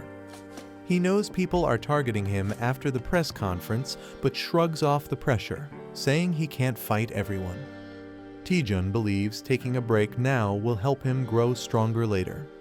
He decides to relax, eat chicken, and binge-watch some dramas. Suddenly, a notification pops up, catching his attention. The system says Horizon of Communication has been downgraded to version 1.1. Taejun is surprised and confirms that it's really a downgrade. The spirit wonders if the previous version wasn't already 1.1. Shocked, the spirit points out this is the first time they've seen a system downgrade instead of an upgrade. The spirit explains that the first version of Horizon of Communication is quite old. Taejun suspects his abnormal growth is interfering with system functions. He wonders why the system downgraded instead of upgrading and suspects a hidden reason. Taejun asks manager Mimi to explain what Horizon of Communication really is. Mimi compares it to a superior or possibly inferior version of the parsley market. She clarifies it's basically a community board for users from different dimensions. Curious, she taps to activate it and launches Horizon of Communication version 1.1. Taejun sees the Horizon of Communication and realizes it's just a basic forum. He notices that all the posts are extremely old and nothing new is there. Mimi explains the forum was already shut down before she even started working. Taejun wonders why he was given a dead forum as a feature. Suddenly, they receive a notification that a new post has been uploaded. Surprised, Taejun and Mimi rush to check it, realizing someone is still active on the forum. Mimi is shocked someone actually posted, while Taejun jokes she's panicking more than he is. Mimi is shocked that a regular user could access the closed system, suspecting Taejun's abnormal growth might be the cause. Taejun wonders if the other user might also possess abnormal growth. Mimi states that officially, Taejun is the only remaining holder of explosive growth. Taejun realizes he might be the only one, which confuses and intrigues him. In the forum comments, a user named Sky Thief notices someone is reading and asks for a reply. Taejun responds. Sky Thief wants to start a face-to-face chat with Taejun, asking if he wants to accept. Taejun is shocked by the sudden face-to-face chat request, while Mimi warns it's dangerous. Unlike regular item markets, this feature allows users to physically enter a shared space. Some used it for deadly duels, while others misused it for money laundering. Because of the risks, this function was removed from newer versions. Taejun wonders if the other person is targeting his resources. He imagines the other user could be a crazy fighter seeking thrills. Despite the danger, Taejun hesitates but ultimately decides to accept the request. Taejun confidently accepts the face-to-face chat, claiming he always wins anyway. Despite Mimi's warnings, he's excited and pumped with adrenaline. He teleports into the communication dimension, eager to meet his mysterious opponent. The fog clears to reveal a shadowy silhouette with an ominous presence. Taejun's opponent appears with glowing red eyes, looking dark and dangerous. He gets shocked as he's suddenly transferred to Sky Thief's communication dimension. As he arrives, he looks around and sees floating islands. He's surprised and thinks the place looks better than expected. He wonders where Sky Thief is and questions his absence. Annoyed, he decides to teach Sky Thief a lesson once they meet. Suddenly, a mysterious figure dashes past him with incredible speed. He's stunned by how fast the figure moves. He questions if the fast-moving man is Sky Thief. He watches silently as the man walks away without saying a word. The man mutters bird names with a chilling aura around him. The boy smirks, saying he didn't expect an attack right after arriving. He charges up his magic and prepares the greedy Fireball X. A massive energy blast shoots toward the opponent. Someone smells the magic and instantly recognizes it. The man swiftly draws his sword to counter the spell. The boy is shocked as his attack is easily nullified. The chicken leg he was holding floats midair due to the blast. Calmly, he bites into the chicken while the intense moment settles. The man panics as he realizes the mysterious object is actually chicken. Shocked, the boy repeats it in disbelief. "Excuse me." The man takes a bite of the chicken drumstick.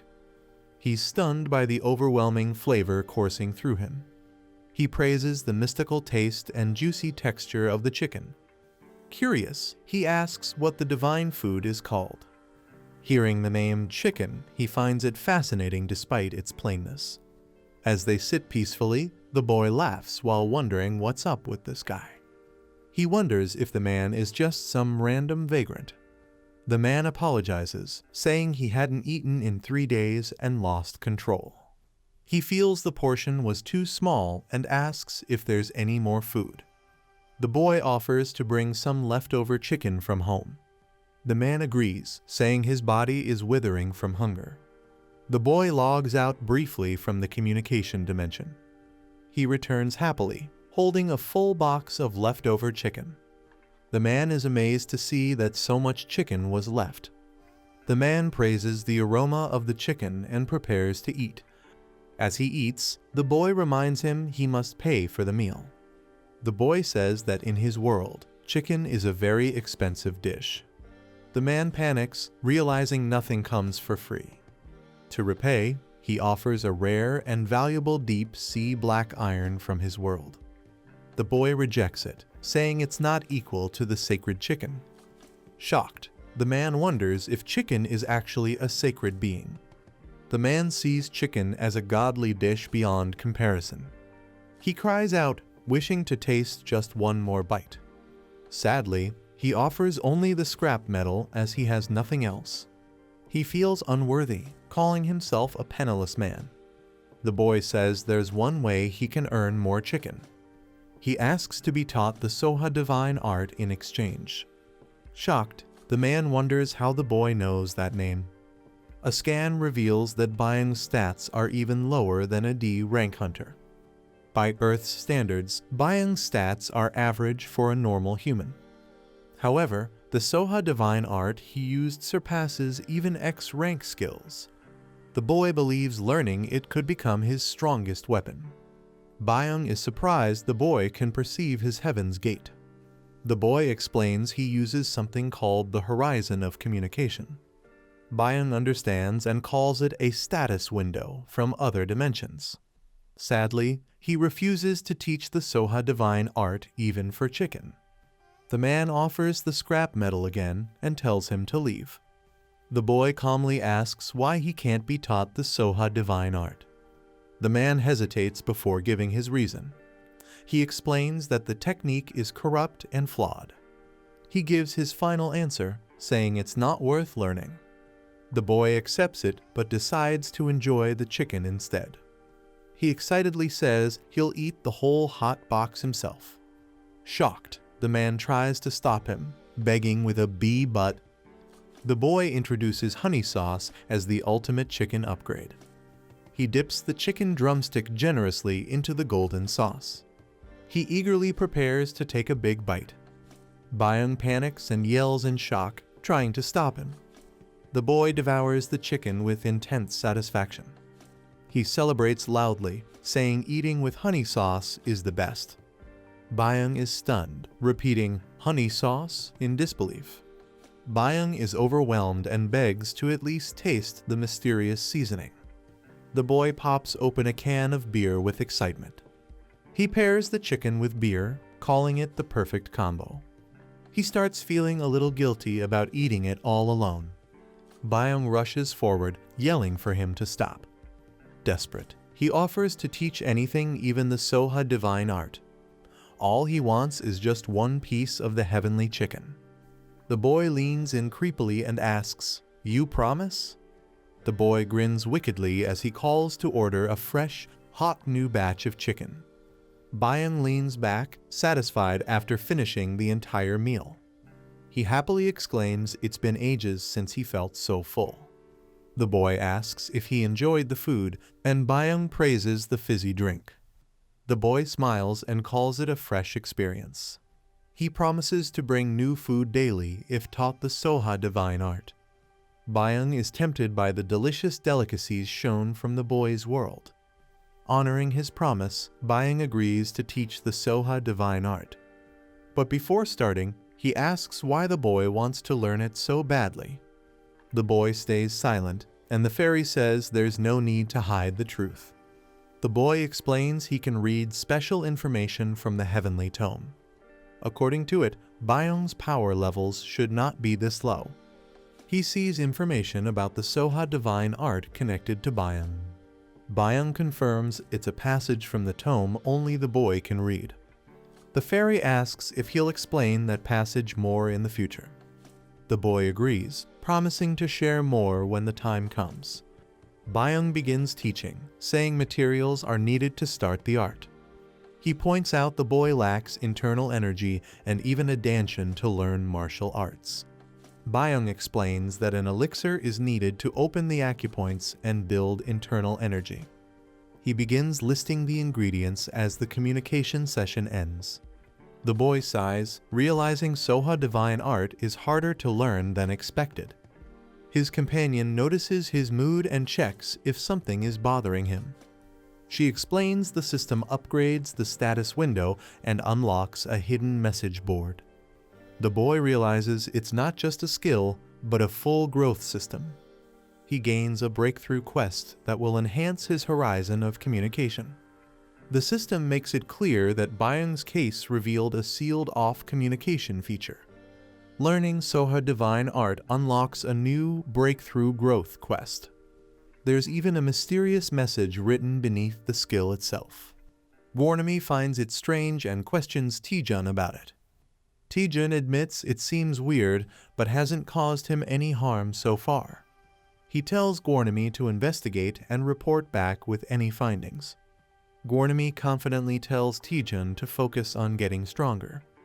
Taejun cheers her on and counts on her to handle the rest. He begins checking the ingredients Byung mentioned by opening the parsley market. Taejun searches online for the rare elixir ingredient 1000-year Hishuwu. He finds multiple listings, but all are extremely expensive. He groans in frustration, realizing how costly it will be. At the Hwaryong Guild building, someone rushes in urgently. The man shouts that there's a situation and calls for Deputy Guild Master Lee Taejun. Taejun, in the middle of training, asks what's going on. The man explains that the Russian Mercenary Guild has sent a request for a joint expedition. The Russian Guild representatives have arrived in person to meet Taejun. Taejun realizes someone has been monitoring him all along. While making money through combat, he decides to see what they want. He agrees to meet them and prepares to head inside. They are informed the guests are waiting on the 19th floor. The elevator opens, and Taejun is greeted by a new presence. A man introduces himself as Jin Waijong, team leader from St. Winters. Taejun silently observes Jin Waijong, recalling his name. Jin is introduced as one of the top disciples of the Heavenly Stream Sword Saint. Taejun greets him, impressed that Jin operates on a global scale.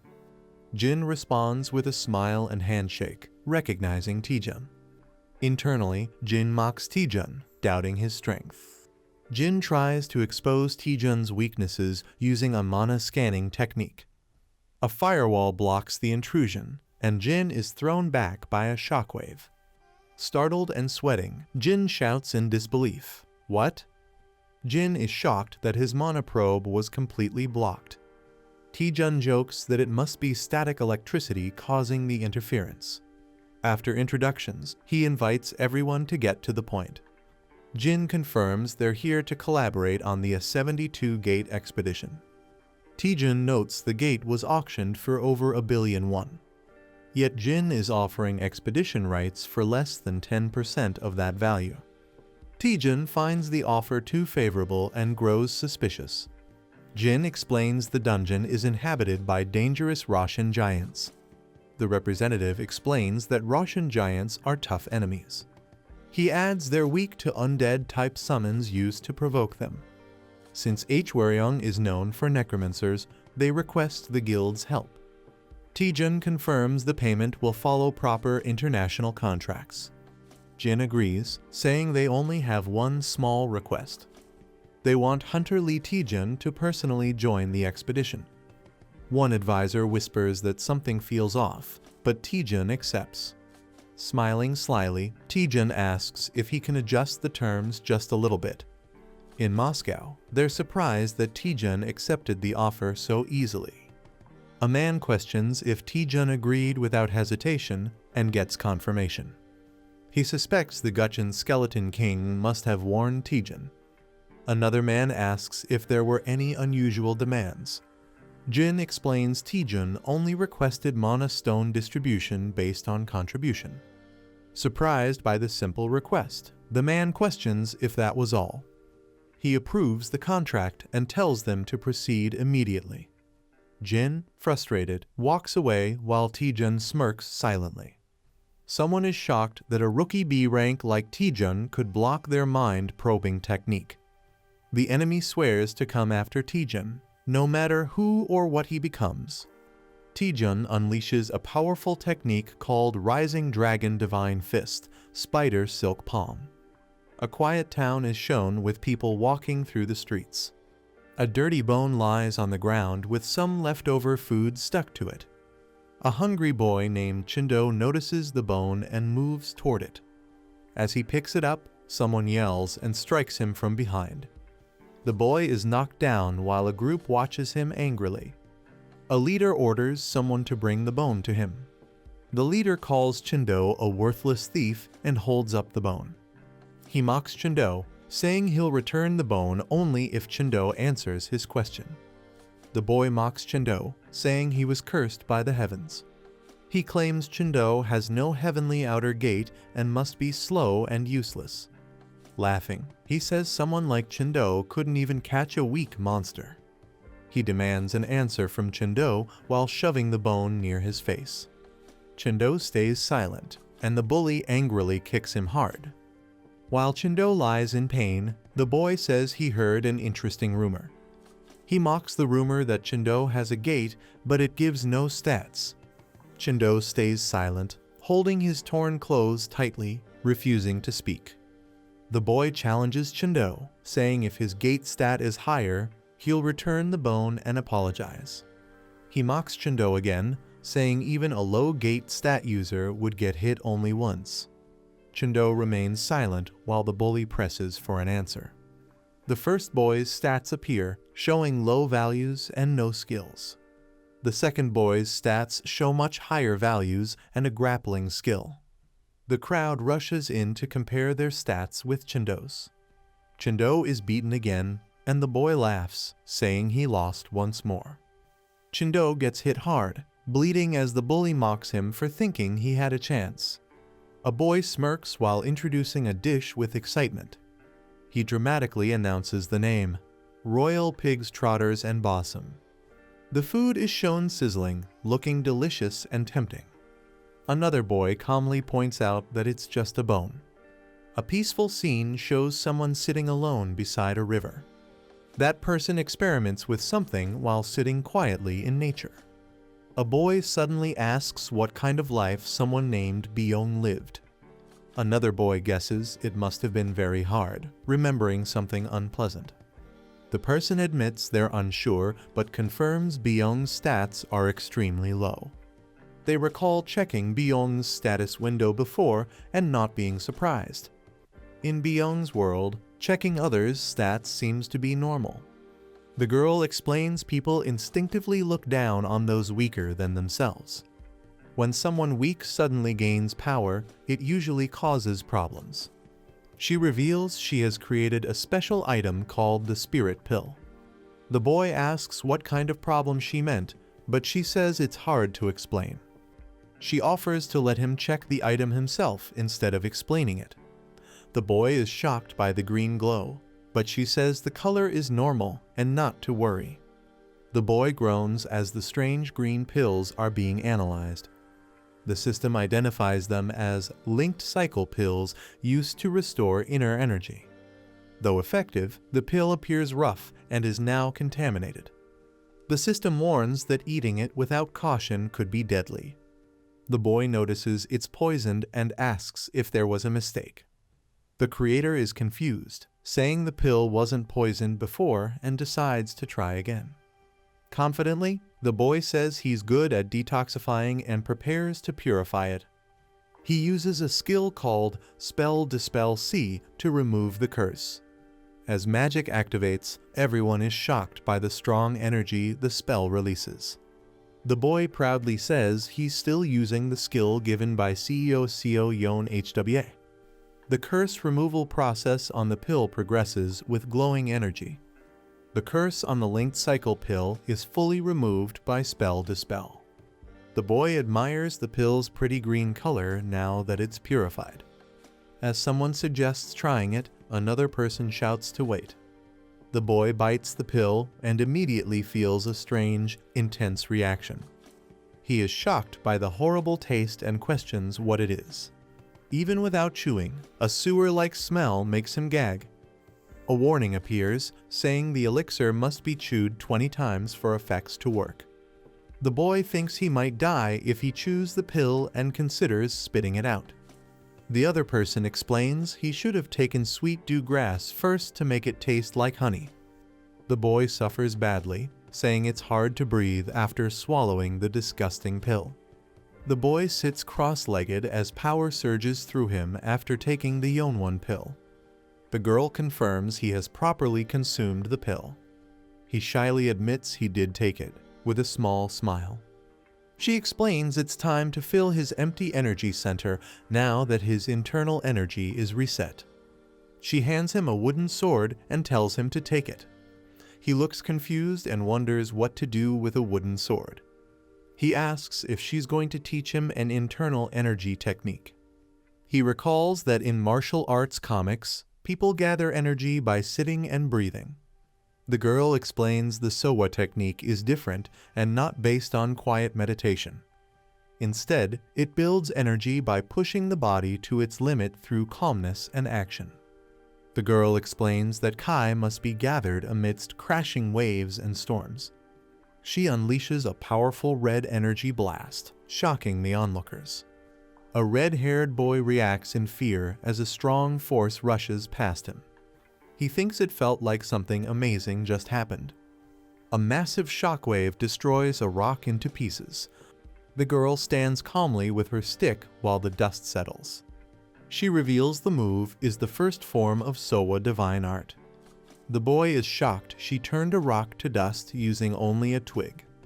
The spirit beside him can't believe this power is possible with internal energy. The girl tells him to stop asking questions and try to follow her now. The boy looks shocked and wonders if the training is progressing too fast. He swings his wooden sword with full force toward the large rock. His strike hits the rock with a strong burst of energy. He tightly grips the sword, feeling like danger is always nearby. He yells loudly while giving his all in the strike. The sword hits the rock, but it doesn't even crack. Breathing heavily, he realizes the rock didn't move at all. He complains that smashing a rock head on feels like an outdated training method. He questions how he can learn the Sowa divine art through such brute force training. The master explains that the rock is called immutable deep rock, known for its unbreakable hardness. The girl says that even top martial artists and swordsmen couldn't leave a scratch on the rock. The boy casually responds with a bored so, showing no surprise. She tells him to keep repeating her move until the rock changes.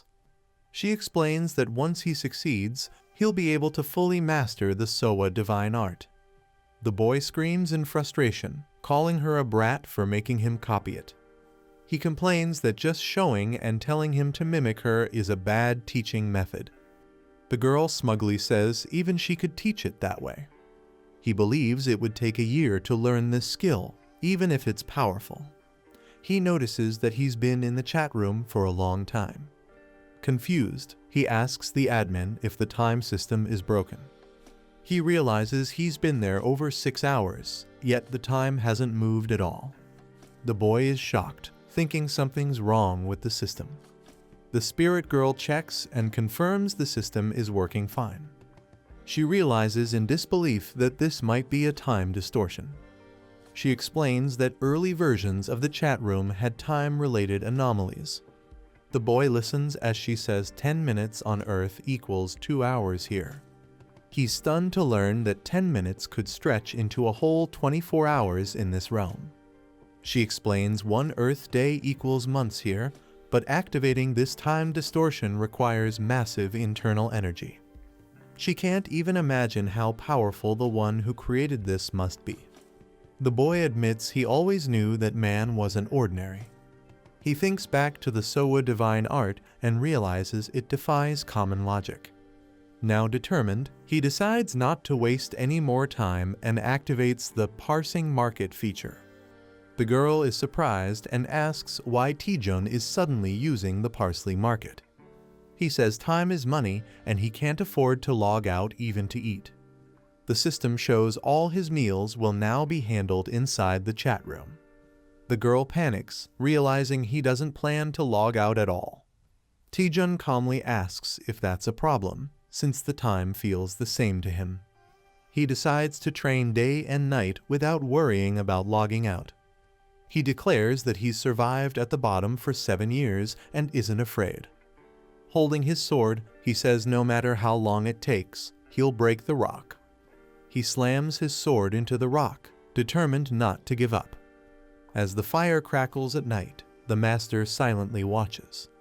The girl nervously calls out "You user," while the master remains unimpressed. The spirit girl is surprised because the user contacted her first, which is rare. She blushes and explains it's because he usually never contacts her at all. She apologizes, saying she didn't mean to cause him suffering as the administrator. The user admits he doesn't really believe her apology, but doesn't hold a grudge. He says he knows she didn't act with bad intentions, so it's okay. She asks what he's curious about now. He questions why she activated the time distortion feature, knowing how risky it is.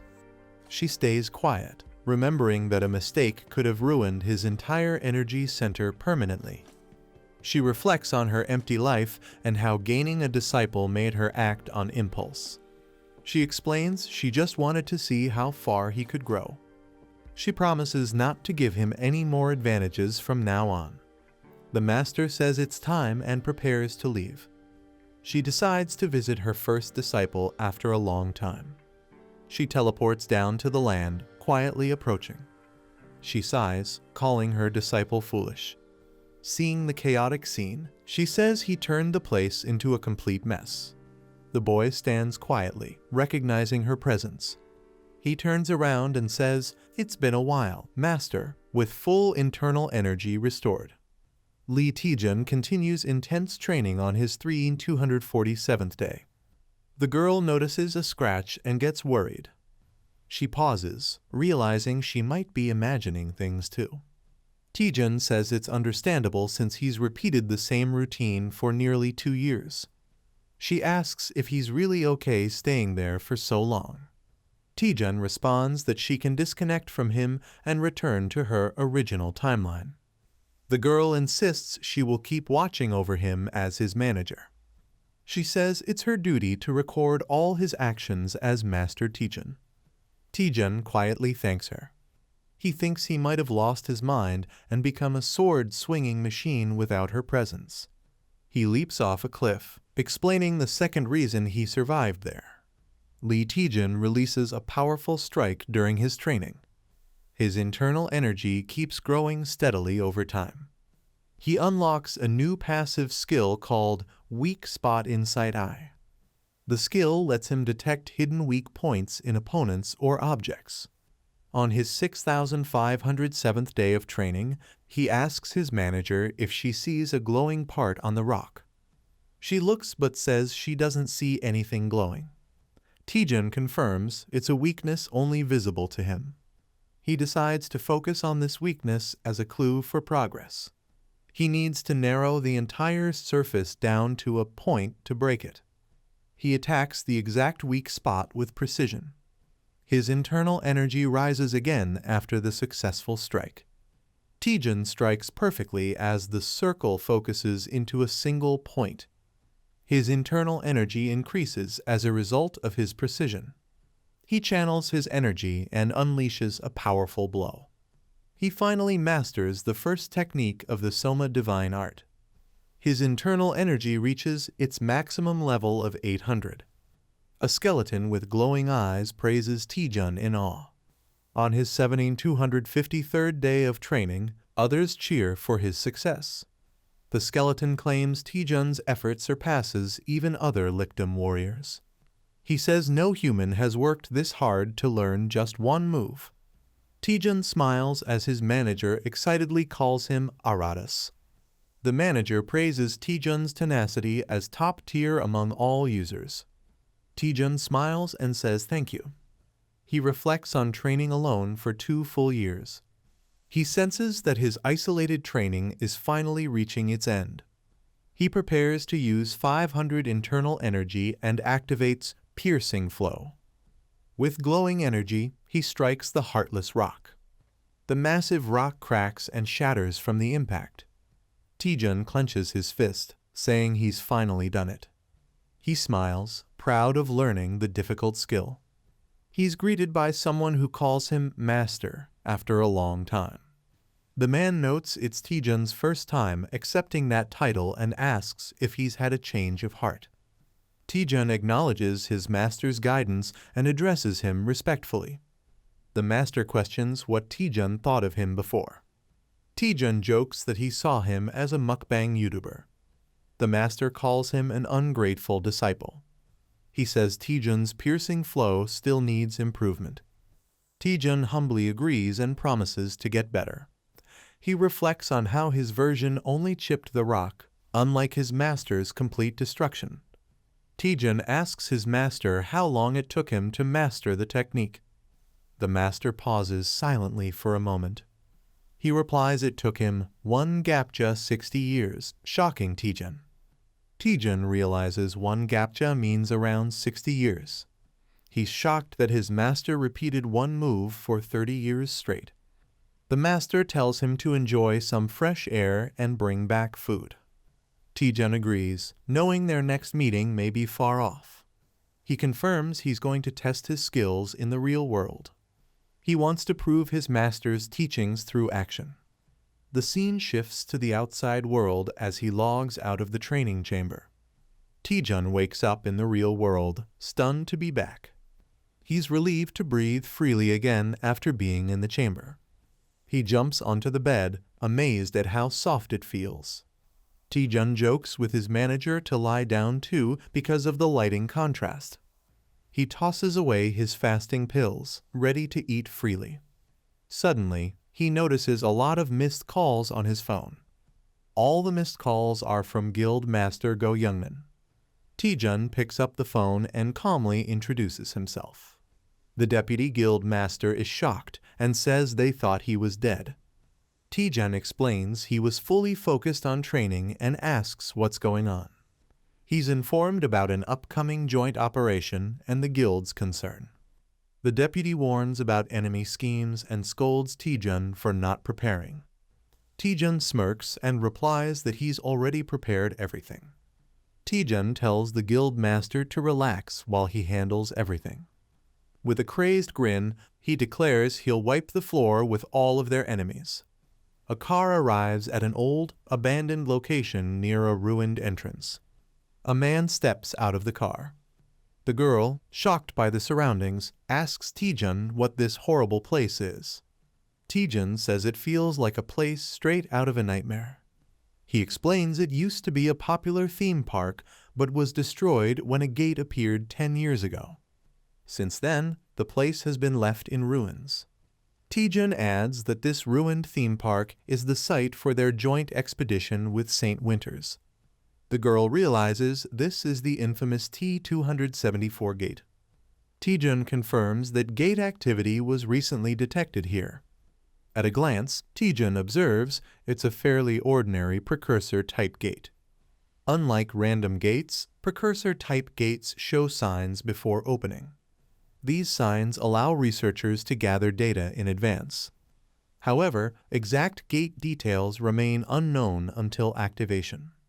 The Dungeon Observer System, created by the International HQ, helps detect these signs. It can even predict what kind of monsters might appear. The timer shows how long remains before the gate opens. Taejun looks ahead as something unusual catches his attention.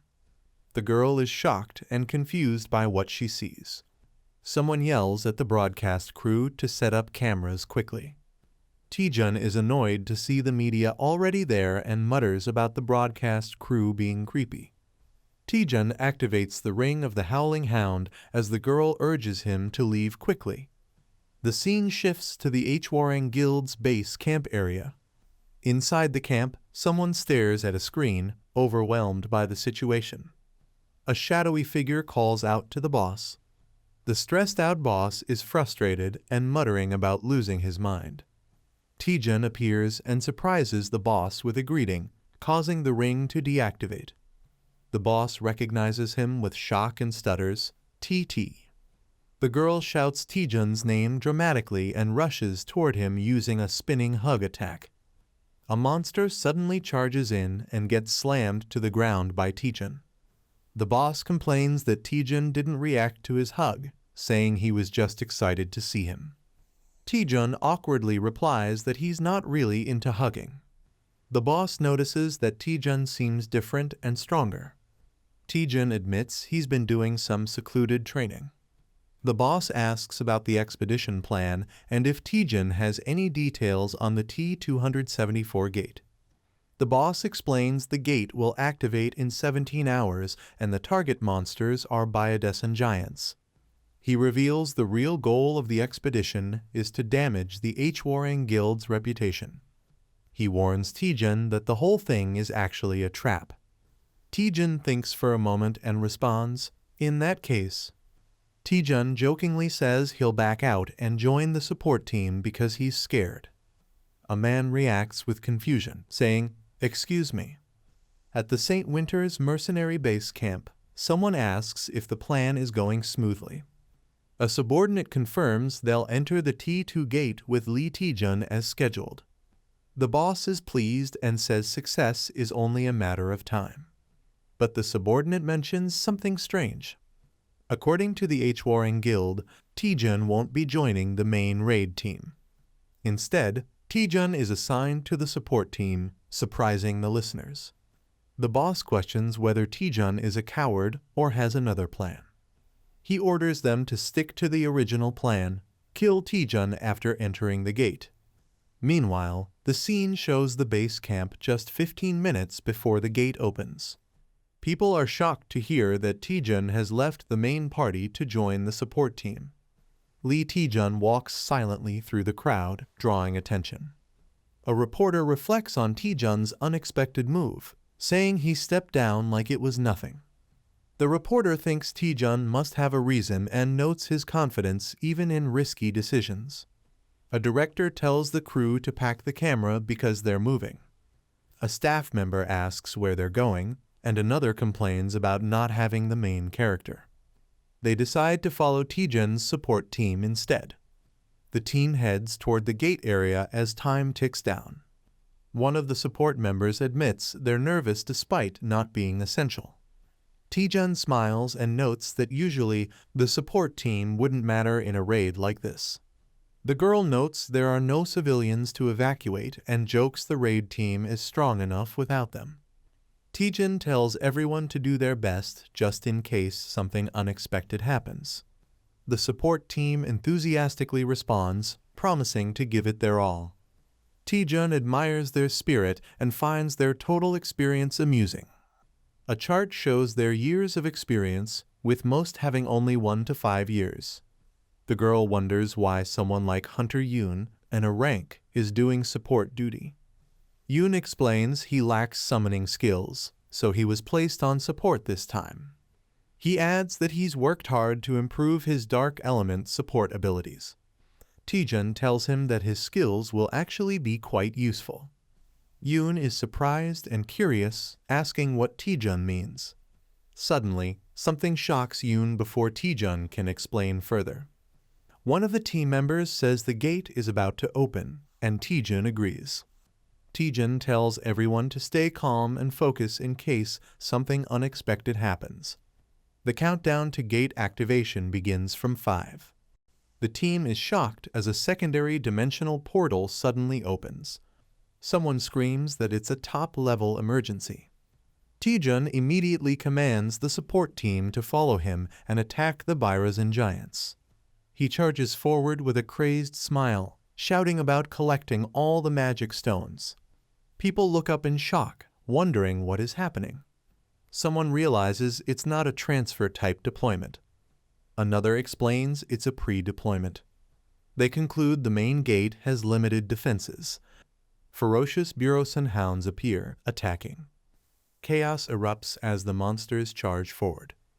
A giant Burosan creature roars loudly. Someone panics, saying they'll all be wiped out at this rate. A powerful monk of the ascending dragon fist strikes the giant. A man checks if everyone is all right. He warns them not to fight the giant directly and to focus on rear support. He tells them he'll be counting on them. Some doubt what they can do against the monsters from the backline. Others agree they might just get in the way. A girl tells them not to be afraid and to listen closely. She says even if they work together, they'd still struggle against one giant. She points out that they have Deputy Guild Leader Lee Taejun with them. She rallies everyone to give their all in support. A giant roars as she prepares her weapon. She traps the giant with a skill called Bone Prison. Someone checks if the Deputy Guild Leader is all right. He notes that the situation is good enough to call a specialty. He thinks it's now much easier to hunt. He says the table is nicely set for battle. He prepares to farm like crazy using his skill. The attack, Greaseter X, is unleashed. The giant roars as the attack hits. Spectators are amazed, saying they never expected such a pre-deployment type. They praise his instincts, saying their stream will blow up. One notices something odd and asks why the strange look. Another explains the giant isn't part of a swarm but a lone unit. They realize it almost certainly appeared through a direct transfer. Hunter Lee Taejun acted as if he knew everything from the start. He even patrolled the site without any clear reason. Observers watch him in surprise, saying his name. They wonder how far ahead he can see. His battle map analyzes the closest gate and its details. The display shows a pre-deployment gate with time remaining and monster details. He notes they won't have to worry about such gates anymore. He adds that's not all and checks further information. They can now investigate other dungeons before entering. He launches a powerful attack with his skill. His strike lands on the giant, causing a heavy impact. He laughs, saying that was some satisfying action. He notes that the giants drop big mana stones too. He tells everyone to move to the next dimensional gate. A call comes for Hunter Taejun to return to the main squad. They report the monsters are transferring in an unexpected direction. They ask everyone to regroup so they can assess and respond. Taejun claims he can't hear well and decides to give the briefing himself. He explains the gate is a pre-deployment type. The officer is shocked to hear they took down 4 giants so quickly. Taejun estimates it will take about 15 minutes to finish the remaining 3. He says he'll regroup with the support team. Someone wishes him good luck as they part ways. A person yells for Hunter Taejun to get over there immediately. Another warns that the monsters keep coming.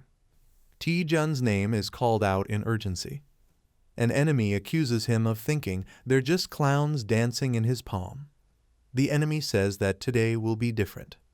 They claim the clown will kill Taejun with his own hands. Taejun looks determined as monsters fall around him. He finishes off the remaining creatures. Taejun reports that he just finished patrolling and there are no more monsters nearby. They ask if they should proceed into the gate and inquire about the other Hwarang Guild members. They inform him that he missed the communications. The boss subjugation will be handled by their squad and Hunter Taejun. Taejun responds casually, saying it can be helped. He's asked if he's really that clueless. They explain that a critically injured guild member was part of his support team. Taejun admits he was so focused on fighting that he didn't notice.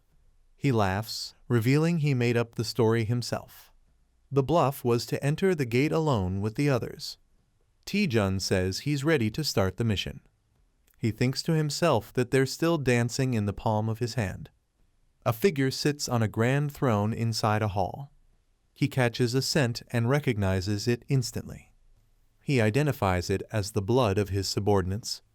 The team enters a large hall, surprised by the unusual boss field. They note that the room resembles some kind of temple. The glowing green aura suggests the boss monster is inside. They realize the boss hasn't been activated yet. One member hesitates, unsure whether to deal with Lee Taejun before or after the boss fight. He considers that, now that they're inside, outside help won't reach them. Just as planned, he secretly disables the communication on the team members' suits. Smiling, he thinks about defeating the boss first and then eliminating Taejun. Suddenly, someone shouts that Hunter Lee Taejun has disappeared. Shock spreads as they realize he was just there a moment ago but is now completely gone. The captain angrily scolds his teammate for failing to keep an eye on Lee Taejun. The nervous soldier apologizes, realizing his mistake. Another member mocks the rookie for already slacking off. The captain asks when was the last time anyone saw Lee Taejun. They recall entering the gate together, but don't remember exactly when he vanished. The captain grows tense, wondering where Lee Taejun could have gone. He senses a faint trace of Taejun's energy still lingering nearby. Realization strikes Lee Taejun may have already uncovered their plan. He identifies the hidden power as the Elixir of Obscurity, which cloaks mana. The others realize Taejun must have used it immediately and now knows they're trying to kill him. A soldier nervously wonders if Lee Taejun is now planning to hunt them instead. The captain dismisses that idea, saying it would be reckless. He explains that the Elixir of Obscurity loses its effect if the user is detected. They realize they cannot leave the gate unless they defeat the boss. The only exit available is through the dimensional portal that opens after the boss is killed. The soldiers decide to secure the exit and wait until Taejun's potion wears off. For now, the captain orders them to focus on eliminating the boss first. The team advances toward the throne, preparing to confront the monster. Suddenly, the boss grips its massive weapon, signaling the battle is about to begin. The giant boss suddenly swings its weapon, smashing a soldier brutally to the ground. The team is horrified by the overwhelming power of the monster. Another soldier trembles, realizing the dire situation they're in. Screams echo as more teammates are struck down without mercy. From above, they notice the giant isn't just strong, it's wielding a spear like a warrior. Shocked, one exclaims that the broken giant is actually using a weapon. Fueled by rage, a soldier powers up, determined to strike back. He launches forward, shouting that he'll kill the monster right now. But the giant effortlessly counters, gripping him tightly. The soldier struggles desperately, shouting for the beast to let him go. Meanwhile, the rest of the team watches in alarm, realizing how hopeless the fight has become. The giant slams its weapon down, crushing soldiers mercilessly. A terrified teammate stammers, calling out to the captain. They question if the creature is truly a broken giant. Another soldier screams for help as his body is torn apart. The horror spreads as blood and chaos fill the room. Shocked, someone wonders what kind of monster they are facing. Observing closely, the captain realizes its strength, speed, and intelligence far surpass normal. He concludes it is several times more advanced than the original giant. With determination, he prepares himself, knowing this is the only chance to use a secret technique. Clutching his weapon, he steels his resolve for a desperate counterattack. Blood splashes violently as the forbidden technique activates. The captain unleashes a dark, overwhelming power that engulfs his body. It's revealed to be a forbidden skill, banned even among advanced hunters. The destructive aura around him grows stronger and more unstable. He declares that this power will crush the enemy completely. With explosive speed, he leaps high into the air. His eyes burn with fury as he vows to kill the monstrous variant. Slashing downward, he pours all his strength into a devastating strike. The ground erupts under the force of his attack, blood and energy scattering everywhere. As he steadies himself, he declares that Lee Taejun will be next. But suddenly, his expression shifts to shock as something unexpected happens. The monster withstands the powerful attack, leaving everyone in disbelief. A soldier gasps, realizing there's no way it should have survived that technique. The massive creature steps forward, showing no signs of defeat. Its strength is compared to a mere B rank, yet it defies all logic. Raising its weapon, the giant prepares to strike back with deadly force. Bloodied and exhausted, the captain trembles, muttering in denial. The giant lunges is needed, ready to finish him off. Just as the blow is about to land, a new surge of blue energy intervenes. A mysterious voice taunts the monster, calling it baldy muscles and demanding it back off. The newcomer coldly declares that he has already claimed the captain as his target. He warns the giant to back off with a cold smile, as his words are magically translated into the monster's language. A man laughs as he says he already blew someone's head off. Another man warns his ally to finish quickly before more enemies arrive. A confused fighter demands to know how his opponent survived. The boy mocks him, saying if he had a head, he could think for himself. A large warrior calls him an interesting prey.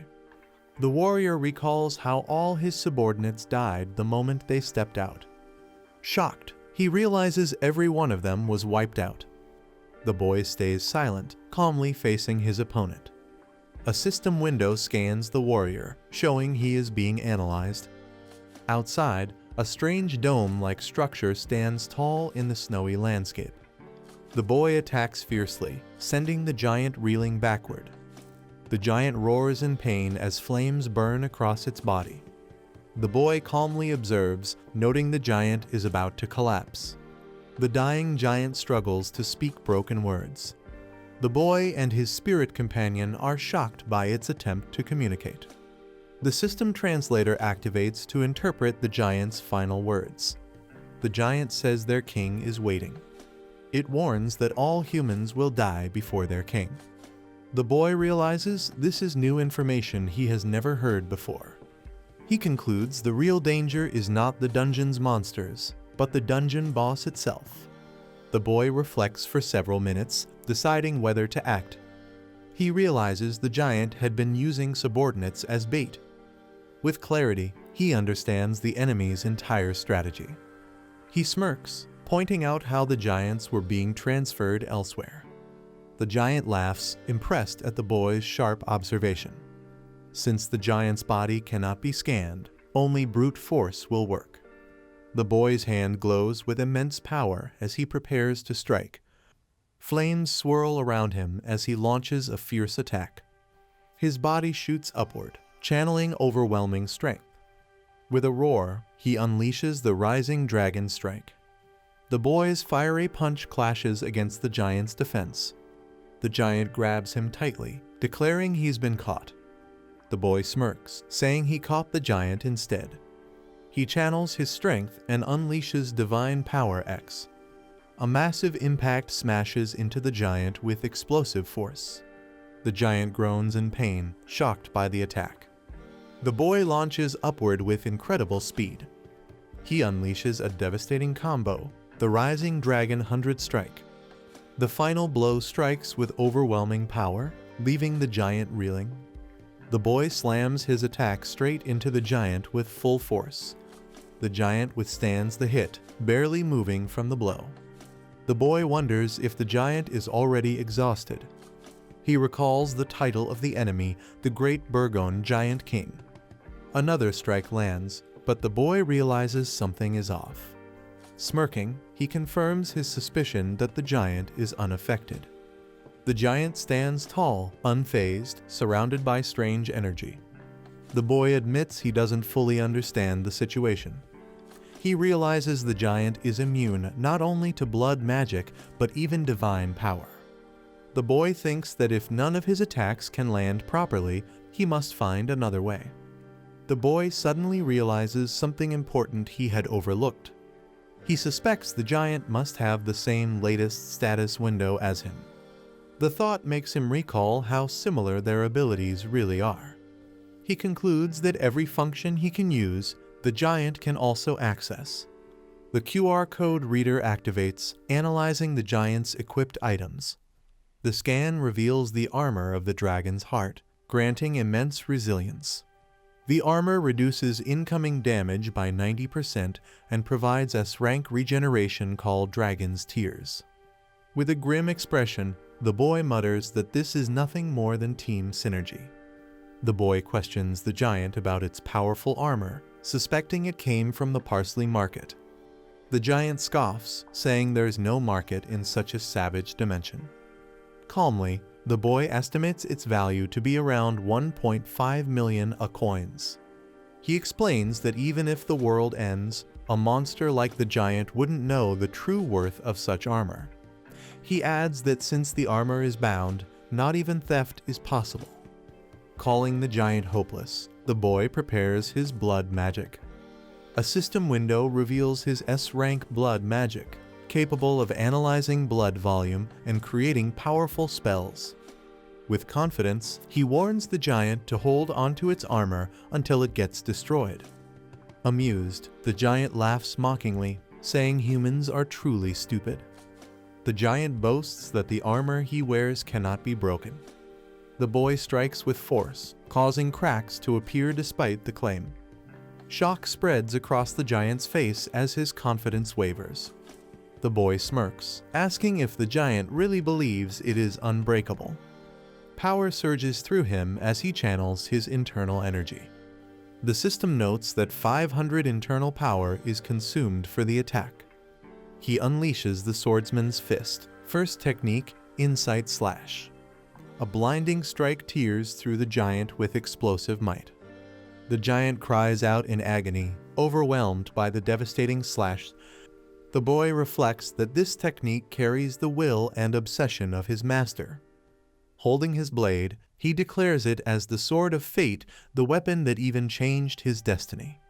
A strange red core pulses with energy, and someone senses that something feels very wrong. The hunters outside grow uneasy, noting that the raid is dragging on far too long. One of them reasons that the boss monster should be similar to the ones outside, so the team inside should have cleared it already. Suddenly, horrifying signs of corruption encroachment burst into view, shocking everyone.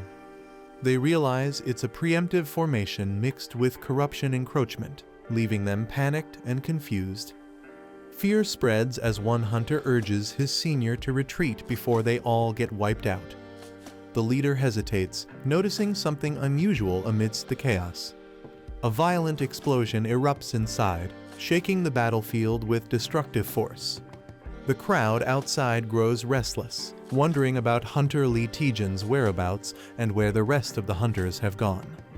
A man orders Kim Digi to turn the camera toward the unfolding battle. Pointing with conviction, he declares that the star of this expedition is none other than Hunter Lee Taejun. Lee Taejun's eyes glow fiercely, revealing his determination and power.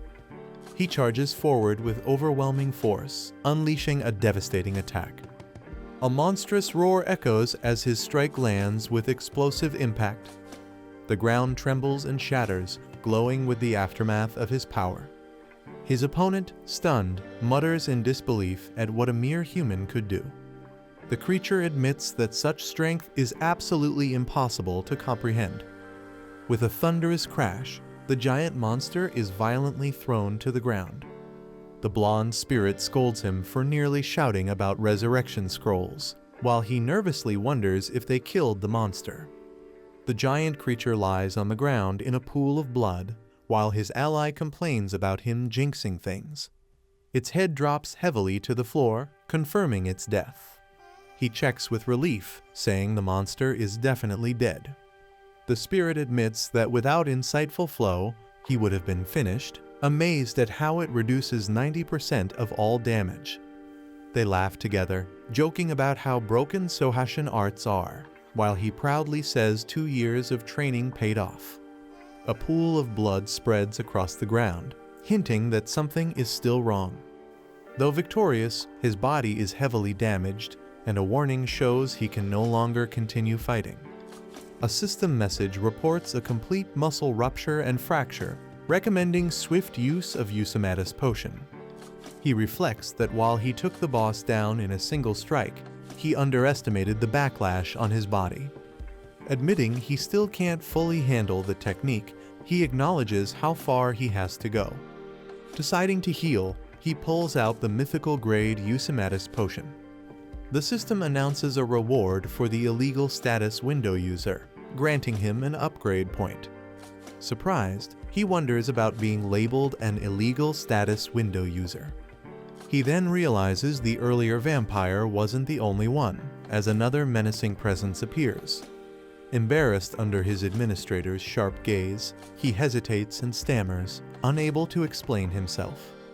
He hurriedly insists he didn't know the enemy was using an illegal status window.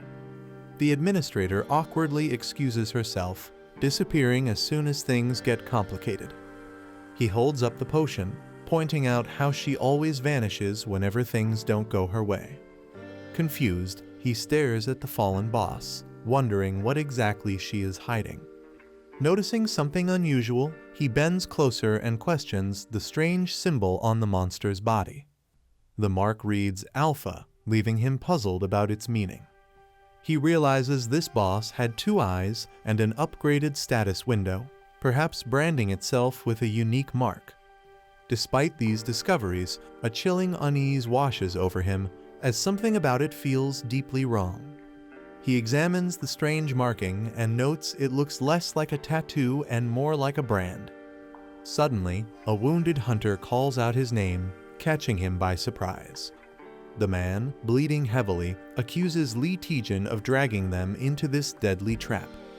Taejun calmly replies that they were the ones who set the trap, not him. He reminds the hunter to focus on himself, warning he will die without treatment. The injured man dismisses it, saying it doesn't matter anymore. He explains that his only purpose was to honor his master's teachings and repay the Hunters Association. But now, with his injuries and failure, that goal can no longer be achieved. Blood dripping down his face, he admits his dream has ended, leaving nothing left for him. The injured hunter lowers his head, telling Taejun to kill him right now. He yells in frustration, demanding Taejun to use his blood magic and finish it. Taejun looks down at him sharply and calls him an idiot. He mocks how pathetic it is for a tiger-class hunter from the Chengju Association to give up so easily. The wounded man glares back, furious at Taejun's words. Taejun reminds him that as long as he has the courage to live, he can always start over. He adds that even if the man ran away and shamed his master, survival means he can still change. But the hunter shakes his head, saying it doesn't matter anymore. He despairs that not even an S-rank healer could fix his current state. Desperate, he gulps down the mythical Eusimatus potion as his body begins to glow with its healing effect. The wounded hunter trembles in shock, asking what just happened and what is going on with his body. Taejun holds up the glowing potion, telling him to witness the power of the sacred elixir. He explains that with this potion, even the man's ruined arms can be restored. Kneeling beside him, Taejun promises to share the potion, letting its light shine down. The hunter, confused and overwhelmed, asks why Taejun is doing this for him. Taejun only gives a small smile, his intentions unreadable. With a calm yet unsettling tone, Taejun feeds him the potion and declares that he forgives his sins. A strange green portal swirls in the sky, glowing ominously as people prepare outside. Reporters and onlookers panic as someone begins to step out of the gate. A cameraman shouts in shock, urging to capture the moment immediately. From within the portal, Hunter Jin Waijung emerges alive, covered in green energy. People are stunned, recalling he was supposed to be fatally injured inside the gate. Others wonder if he somehow used a healing skill to recover from his wounds. A guild member rushes to help, but Jin Waijung calmly insists he is fine. The guild asks him to attend a press conference right away to address the public. Jin Waijung refuses, saying he has something more important he must do first. Meanwhile, reporters gossip about another hunter, Lee Deokian, who was seen coming out earlier. Jin Waijung begins his speech by offering a heartfelt apology to everyone present. He explains that the expedition plan for Gate 72 was led by St. Winters. The team ignored warnings and carried out the raid recklessly, overconfident in their experience. Instead of defeating the boss, their mistake caused the gate's monsters to rampage further. He admits their arrogance and carelessness put countless lives in danger. Reporters question if all the blame truly lies with St. Winters. Jin Waijung reflects on being saved by Lee Taejun and acknowledges his past sins. He vows to expose the dark side of St. Winters and reveal all their wrongdoings. With determination, he declares that only through truth can salvation be found. The crowd is shocked and confused as Jin Waijung speaks of St. Winters' filthy underside. He raises his voice, declaring that the guild is nothing but a villainous group. He reveals that many members, even in his own team, were dangerous ex-convicts. These criminals pretended to be heroes, fooling the public with false justice.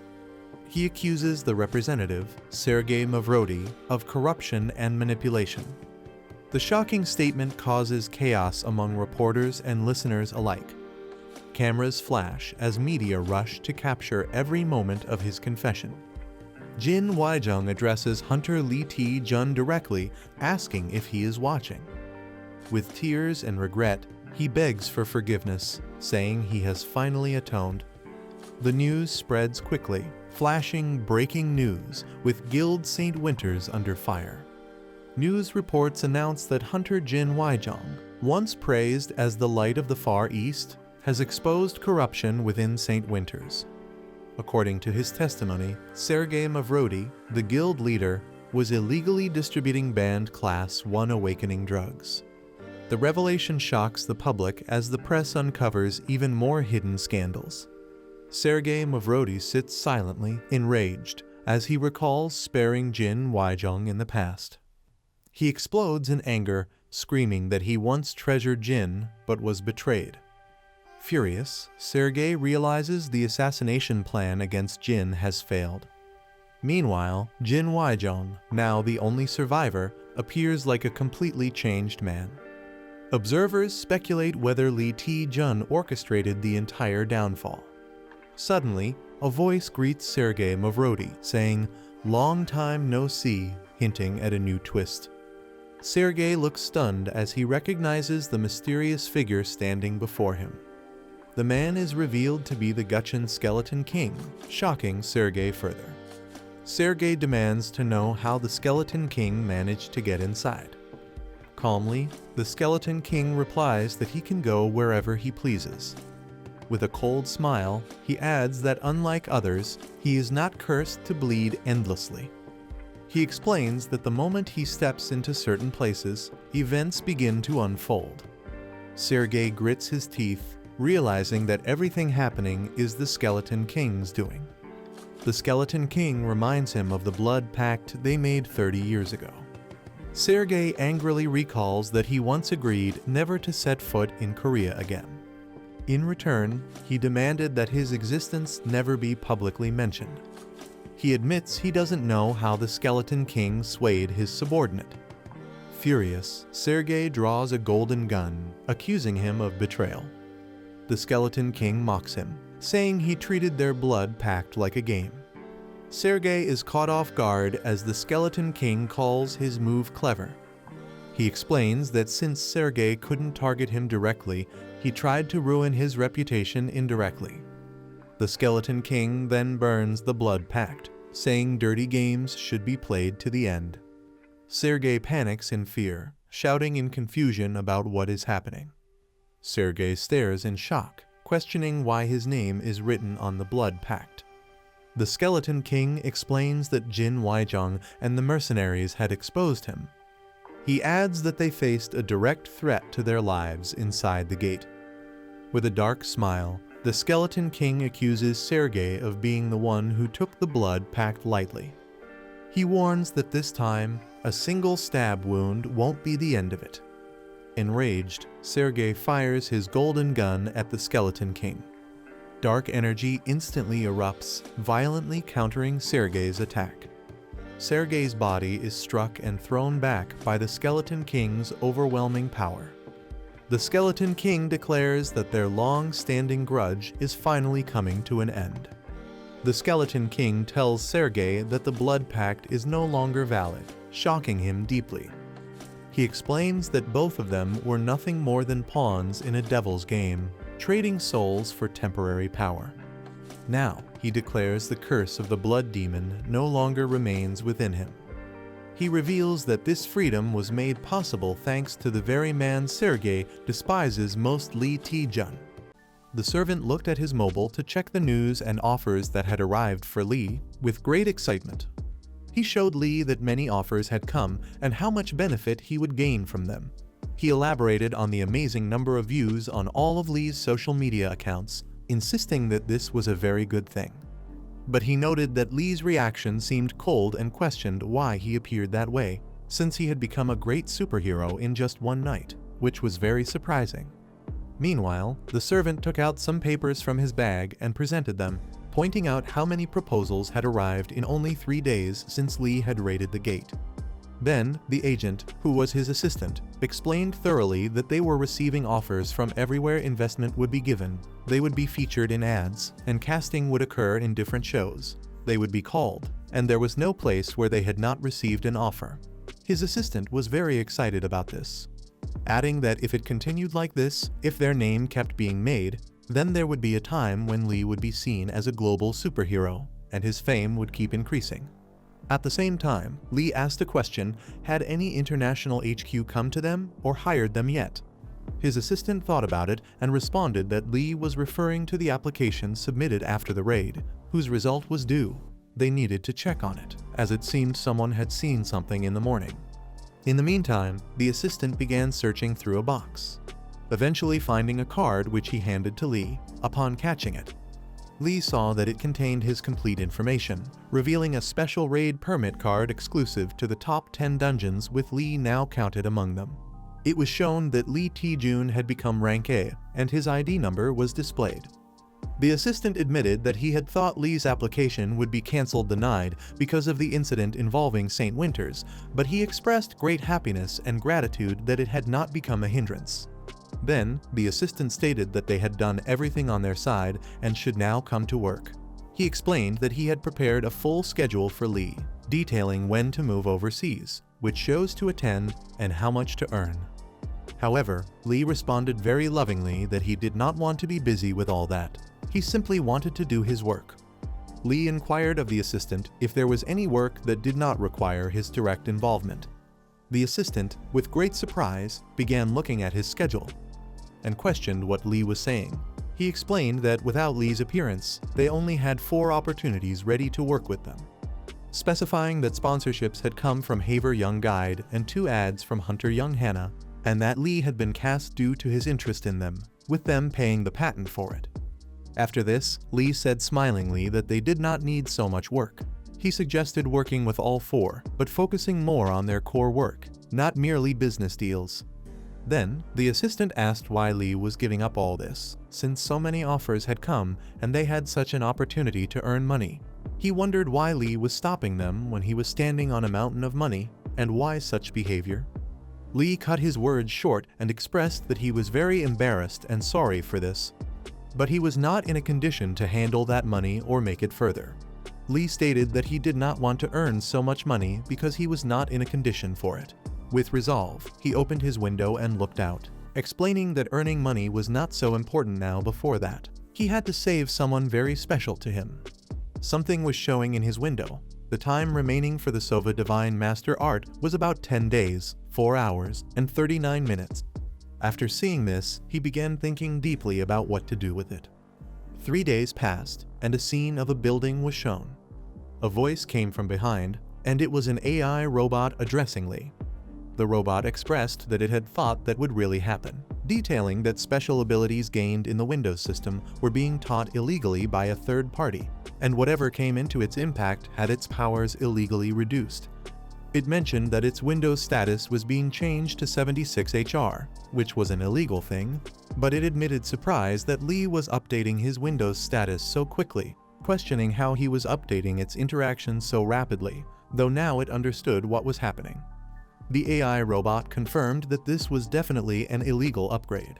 Lee then asked if it was really possible and whether the robot was correct, meaning a person was illegally sharing the status of Windows and modifying it without the company's approval. The AI robot answered affirmatively and with sudden intensity asked if Lee remembered seeing any weird markings on the core or body of the giant, pressuring him to recall whether they were on its tongue, back, shoulders, or neck. After a moment of thought, Lee thanked the robot and said he would consider it and respond later. Privately, he began thinking that he remembered a tattoo-like mark on the shoulder of that monster, specifically on its back. The AI robot then revealed that it recognized the character shown in the tattoo. It explained that the name was Alpha, a top-level fugitive, and that everything was happening through him. It expressed certainty that this was the same person repeatedly upgrading the status of Lee's window or the giant's window. As soon as Lee heard this, he became profoundly shocked.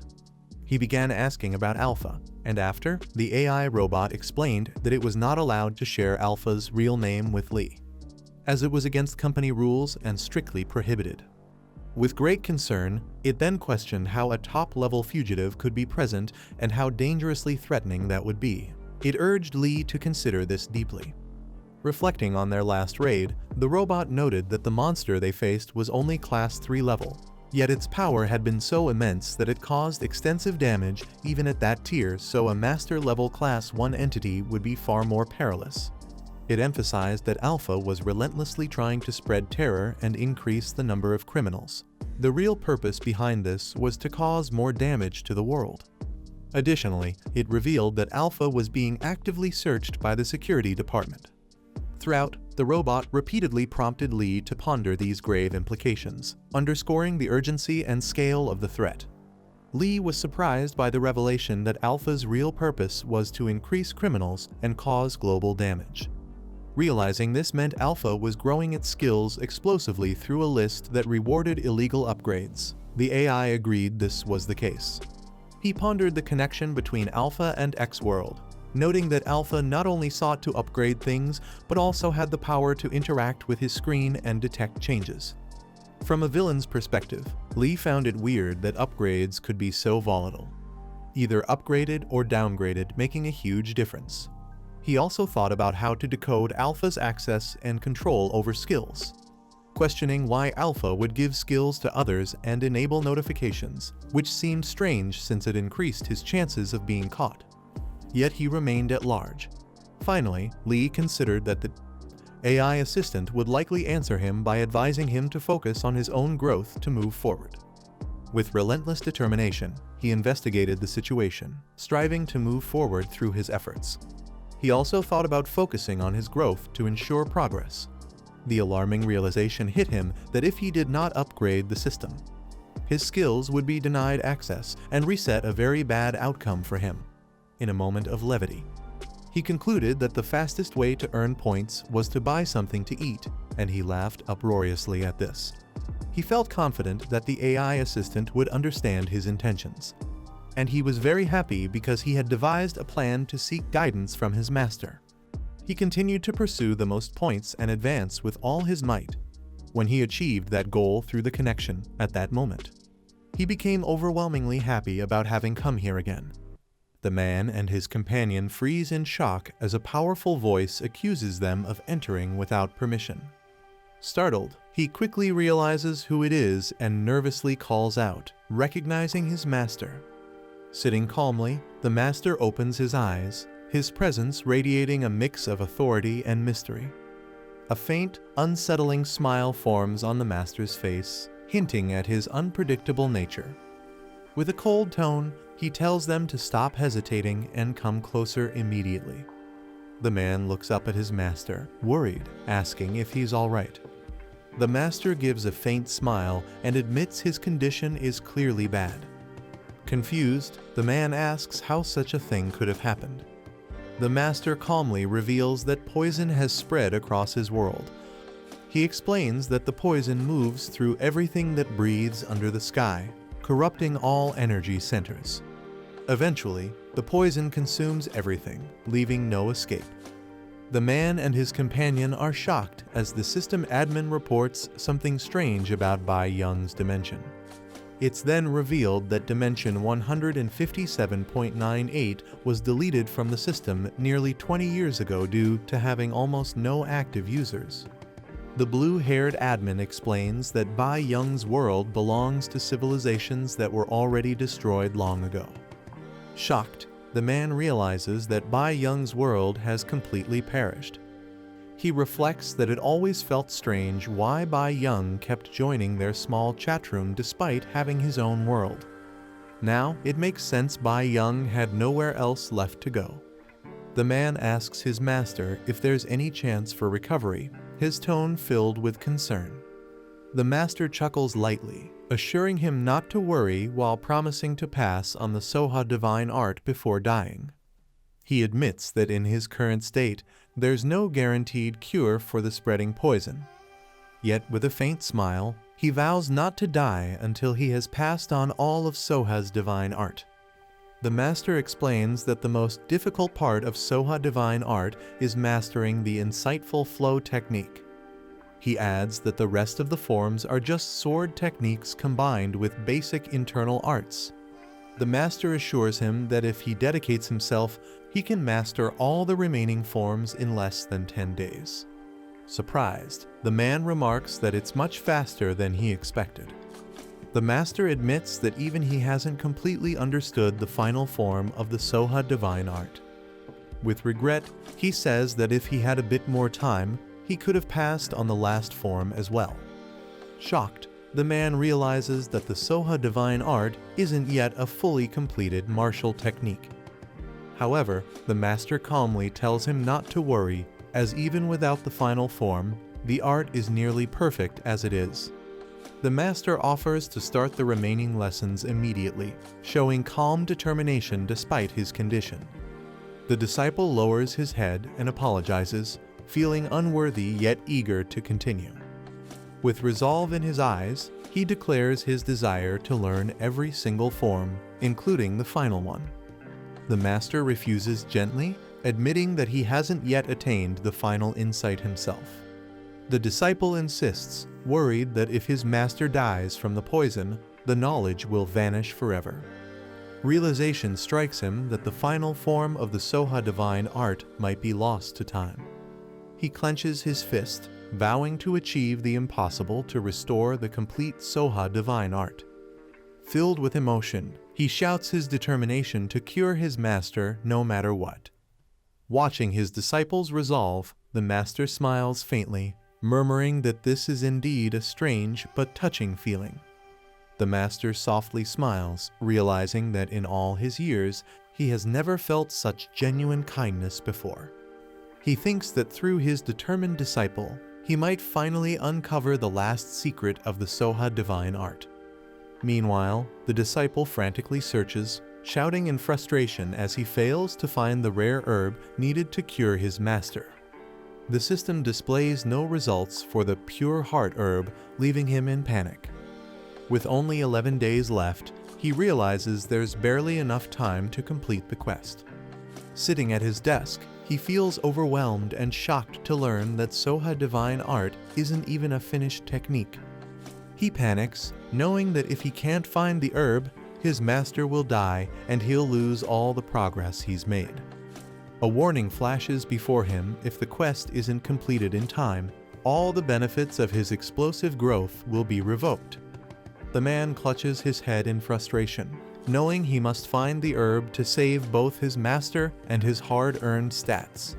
Determined, he sends out an urgent message requesting help in locating the pure heart herb.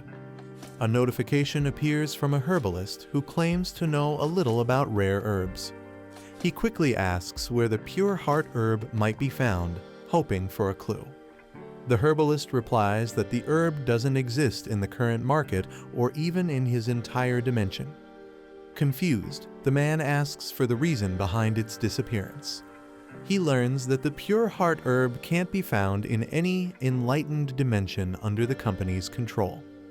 Realization hits him since his dimension is one of those enlightened ones. The pure heart herb simply doesn't exist there. The man realizes that in any dimension with an advanced status system, the pure heart herb doesn't exist. He sighs, thinking how ironic it is that in a world full of information and technology, such a rare herb has disappeared. Yet, a sudden thought crosses his mind. Maybe the answer is much closer than he imagined. He asks an expert if they know where the pure heart herb naturally grows. The herbalist explains that it grows near cliffs beside the nest of a creature called the walking serpent bird. However, the herb dulls human senses, which is why it's rarely used in medicine. Curious, the man asks for a picture of the creature to confirm his suspicion. The herbalist sends an image of a strange, serpent-like bird known in their world. Seeing the picture, the man smiles with relief, realizing that everything perfectly matches his theory. The man thanks his teacher for the detailed information about the serpent bird and its nesting habits. Using the clues about the herb growing near the bird's nest, he finally determines his next destination. When his companion calls out to him, he confidently replies that he has found what they need. He explains that the herb wasn't far away. After all, it was much closer than expected. His companion warns that the next dungeon might be the toughest one they've faced so far. With determination in his eyes, he declares that their next target is the Byakuok Labyrinth. Meanwhile, the scene shifts to the Celestial Flow Society's headquarters in Henan Province, China. There, the renowned figure Jin Wai-Yung addresses a large crowd during a major press conference. The disciples confirm to their master that they clearly witnessed the incident shown in the broadcast. They express their anger toward Jin Wai-Yung, accusing him of stealing secret sword techniques and tarnishing their reputation.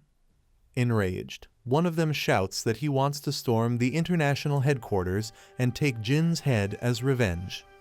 The master, Yong-il Ryang, listens silently, lightning flickering around his eyes as tension fills the room. He finally mutters Jin Wai-Yung's name, causing everyone to fall silent in confusion. The disciples look uneasy as the master questions what nonsense they are all spouting. Raising his hand, the sword Saint Yong-il Ryang declares that the sword technique they just saw was actually demonstrated by Lee Taejun. The scene introduces Byakuok Labyrinth, also called the Arctic Maze, one of the top 10 dungeons recognized worldwide. It's known for its deadly terrain, with a survival rate so low that even elite hunters rarely return. Many have challenged the labyrinth for its legendary rewards, but all failed at the towering cliff called the Millennial Wall. Taejun studies the data carefully, analyzing the herbalist's information for any clue about the pure heart herb. He deduces there's a high chance the herb might grow near that very cliff, where no other vegetation survives. Cross-referencing the records, Taejun realizes the herb's location aligns perfectly with his findings. After a moment of thought, he confirms the place Shanghai his next destination. Taejun meets with an associate who assumes he's talking about a job offer from the Chinese Hunter Association. But Taejun surprises him by revealing he's heading into a dungeon instead. When asked which one, Taejun calmly replies the Byakuok Labyrinth in Shanghai. His companion is completely shocked, unable to believe Taejun would attempt one of the top 10 dungeons. Taejun confidently says he's already submitted his application to the international HQ. His friend warns him it's too dangerous to go alone, suggesting he reconsider. Taejun laughs it off and playfully pulls his friend closer, saying he's coming with him. The friend's horrified reaction echoes through the cafe as he shouts in disbelief. A group of friends is shocked to hear that Taejun is heading to Shanghai. One of them confirms the news, saying Taejun left without informing anyone. They assume he's avoiding media attention to keep things quiet. Another realizes the dungeon he's entering is one of the top 10 ranked ones. Everyone is stunned, wondering why Taejun always takes such extreme risks. The girl worries something bad might happen to him again. Her friend smirks, saying there's no need to worry. He reminds her that Taejun always survives, that's just the kind of person he is. The girl recalls how Taejun used to act recklessly in the past. She admits, however, that the current Taejun seems far more composed and mature. Determined to see what record he'll achieve this time, Taejun boards a flight to Shanghai. Upon arrival, his companion Go Young-min cheerfully remarks how long it's been since he last visited China. Go Young-min, however, is too relaxed, suggesting they grab food before the mission. Taejun eyes him suspiciously, realizing Go Young-min might have ulterior motives. As Go nervously laughs, Taejun coldly asks if he's really in China just for vacation. Go Young-min insists that eating something good boosts morale, teasing Taejun for being too serious. The narration reveals the real reason Go joined this expedition. A new rule requires a senior guild officer to accompany hunters entering top 10 dungeons.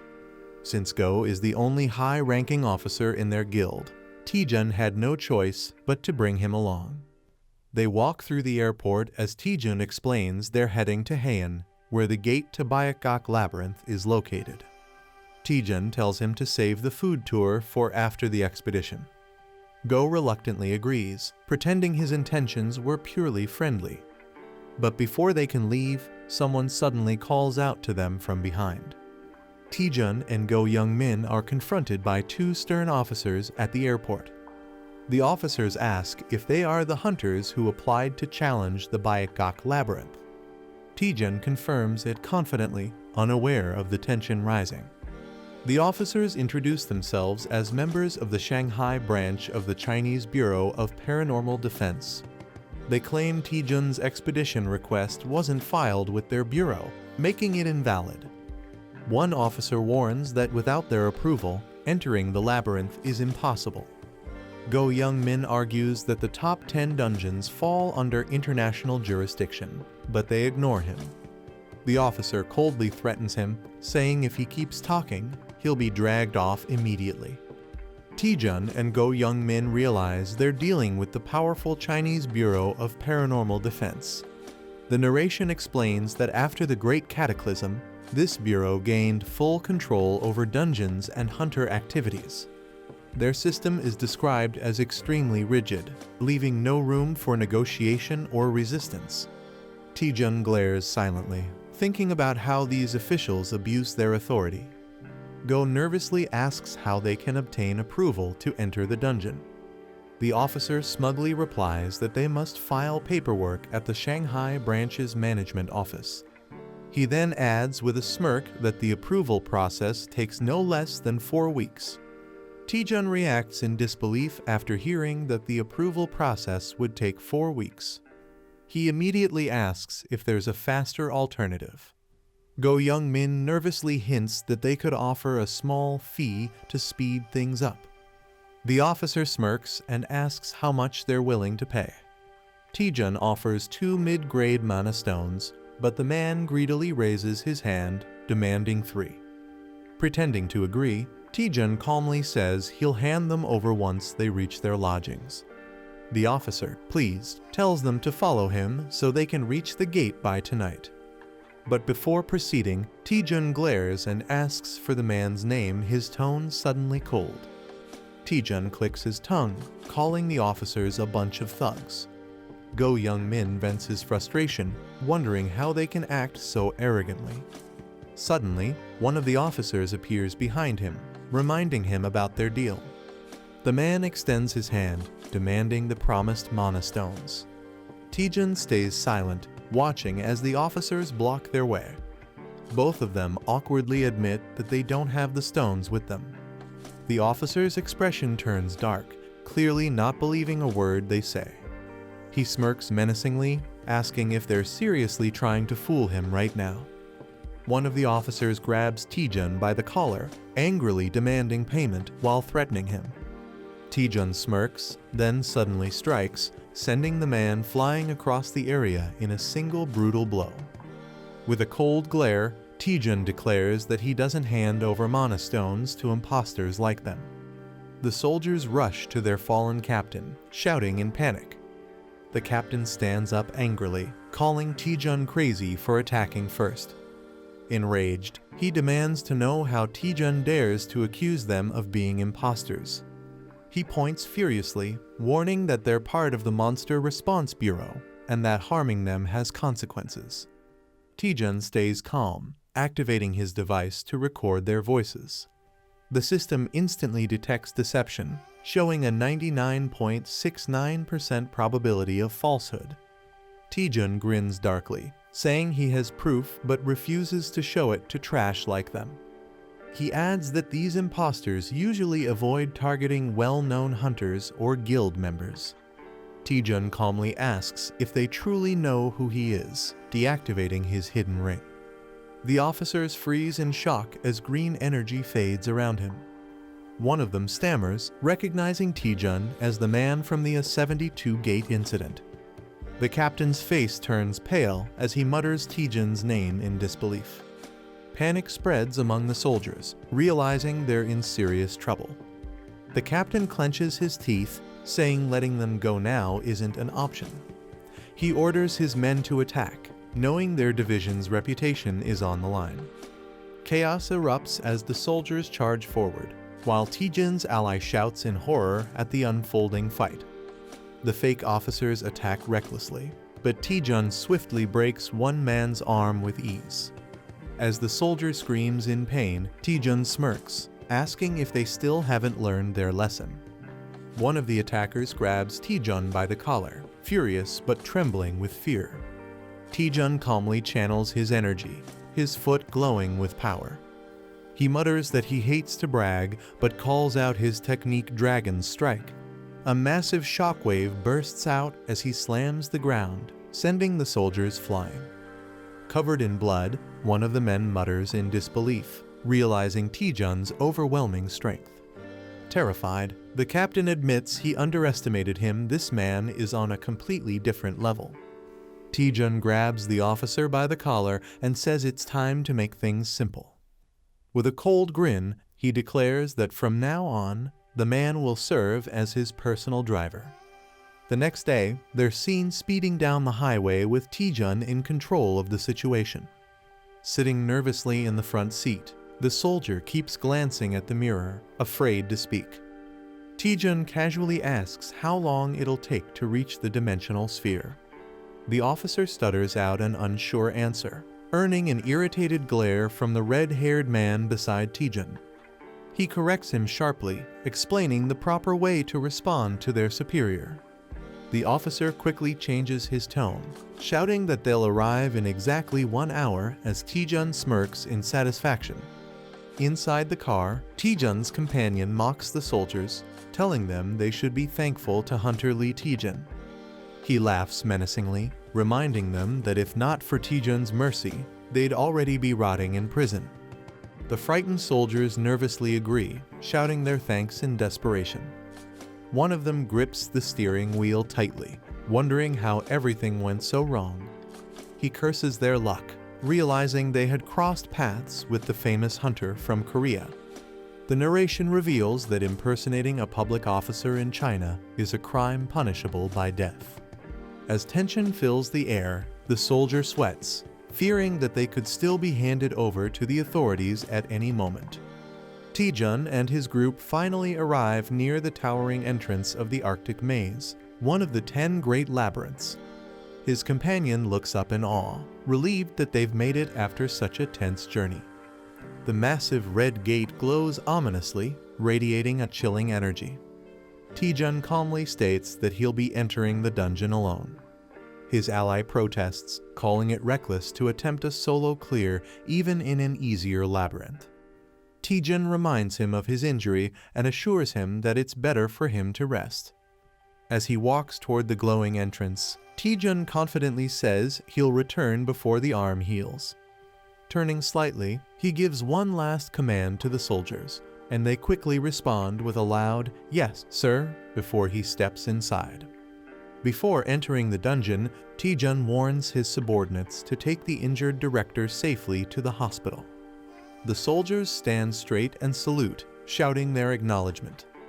As they leave, the director thinks to himself that no one has ever perfectly cleared the Arctic maze before.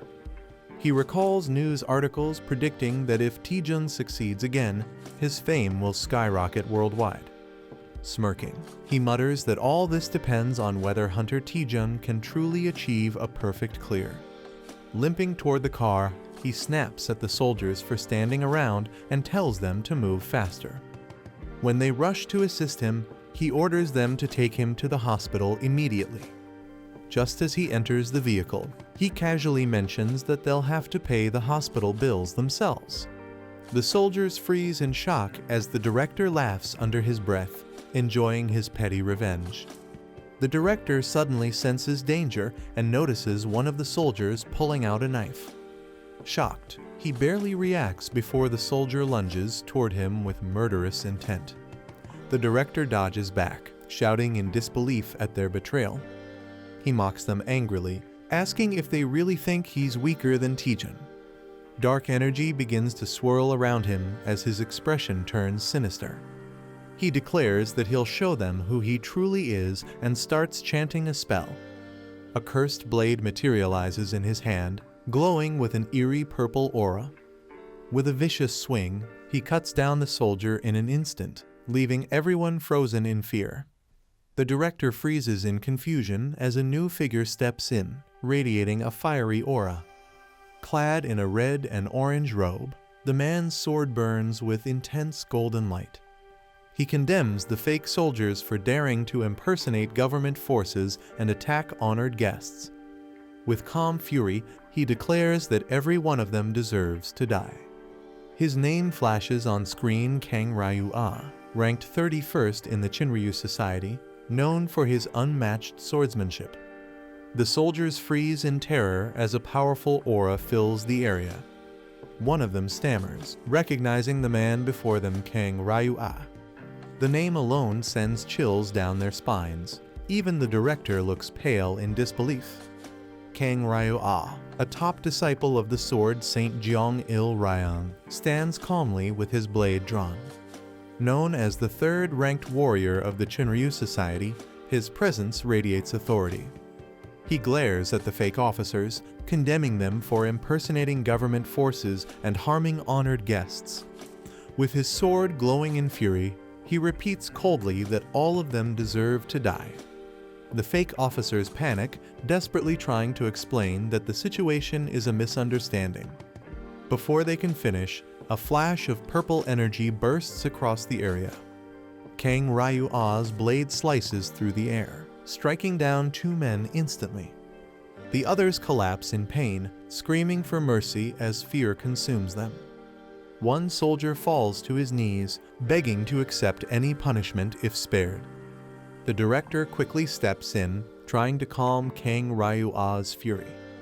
He admits the men are guilty, but insists that killing them is going too far. Kang Ryu-ah narrows his eyes, his expression unreadable as the tension hangs in the air. Kang Ryu-ah lowers his sword, his calm demeanor returning after hearing the apology. He accepts the explanation, stating that misunderstandings can happen even among hunters. The director nervously agrees, forcing a polite laugh while trying to ease the tension. Curious, he finally asks the warrior's name, realizing he hasn't introduced himself yet. Kang Ryu-ah introduces himself as a member of the Chinryu Society, ranked third among their elite. The director freezes, his face turning pale at the realization of who stands before him. A top-tier hunter from one of the world's strongest societies appearing out of nowhere was beyond his expectations. He wonders why such a powerful figure would suddenly show up here, of all times. Kang Ryu-ah explains that he came under orders from his master, who wanted him to meet Hunter Lee Taejun. The director listens carefully, realizing this visit wasn't a coincidence. Kang adds that earlier this morning, he received word about Taejun entering the Arctic maze. Shocked, the director connects the dots and mentions the sword saint, Jeong-il Ryang. Kang confirms it, revealing that Jeong-il Ryang himself had sent him. The director laughs nervously, overwhelmed by the mention of such a legendary figure. Kang notes that although he arrived a little late, the timing still turned out to be fortunate. Seeing the director's injured arm, Kang offers to escort him to the hospital, showing both respect and calm authority. Kang Ryu-ah takes a call from his senior brother, Ru Xiaolu, who informs him about Taejun's progress. He listens carefully, learning that Taejun has already entered the Arctic maze. Shocked, Kang notes that even completing the first phase should take at least a full week. Hearing confirmation from his master, he frowns in disbelief. Though surprised, he composes himself and agrees to adjust his plans accordingly. He apologizes to the director, explaining that he won't be able to escort him personally. The director agrees to wait for the retrieval team, still curious about Taejun's sudden advancement. Kang reminds him that no one has ever cleared the Arctic maze completely, not even elite disciples who struggled for days in the initial phase. Kang Ryu-ah recalls his master's final order to stay put and wait for Lee Taejun's results. His master had confidently predicted that Taejun would conquer the Arctic maze in less than 2 days. Inside the maze, Taejun steps into what's known as one of Earth's top 10 dungeons. A glowing figure beside him comments that the place feels oddly underwhelming.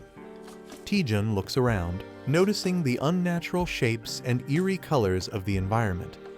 The sky glows an unfamiliar hue, and even the trees seem distorted, giving off an alien vibe.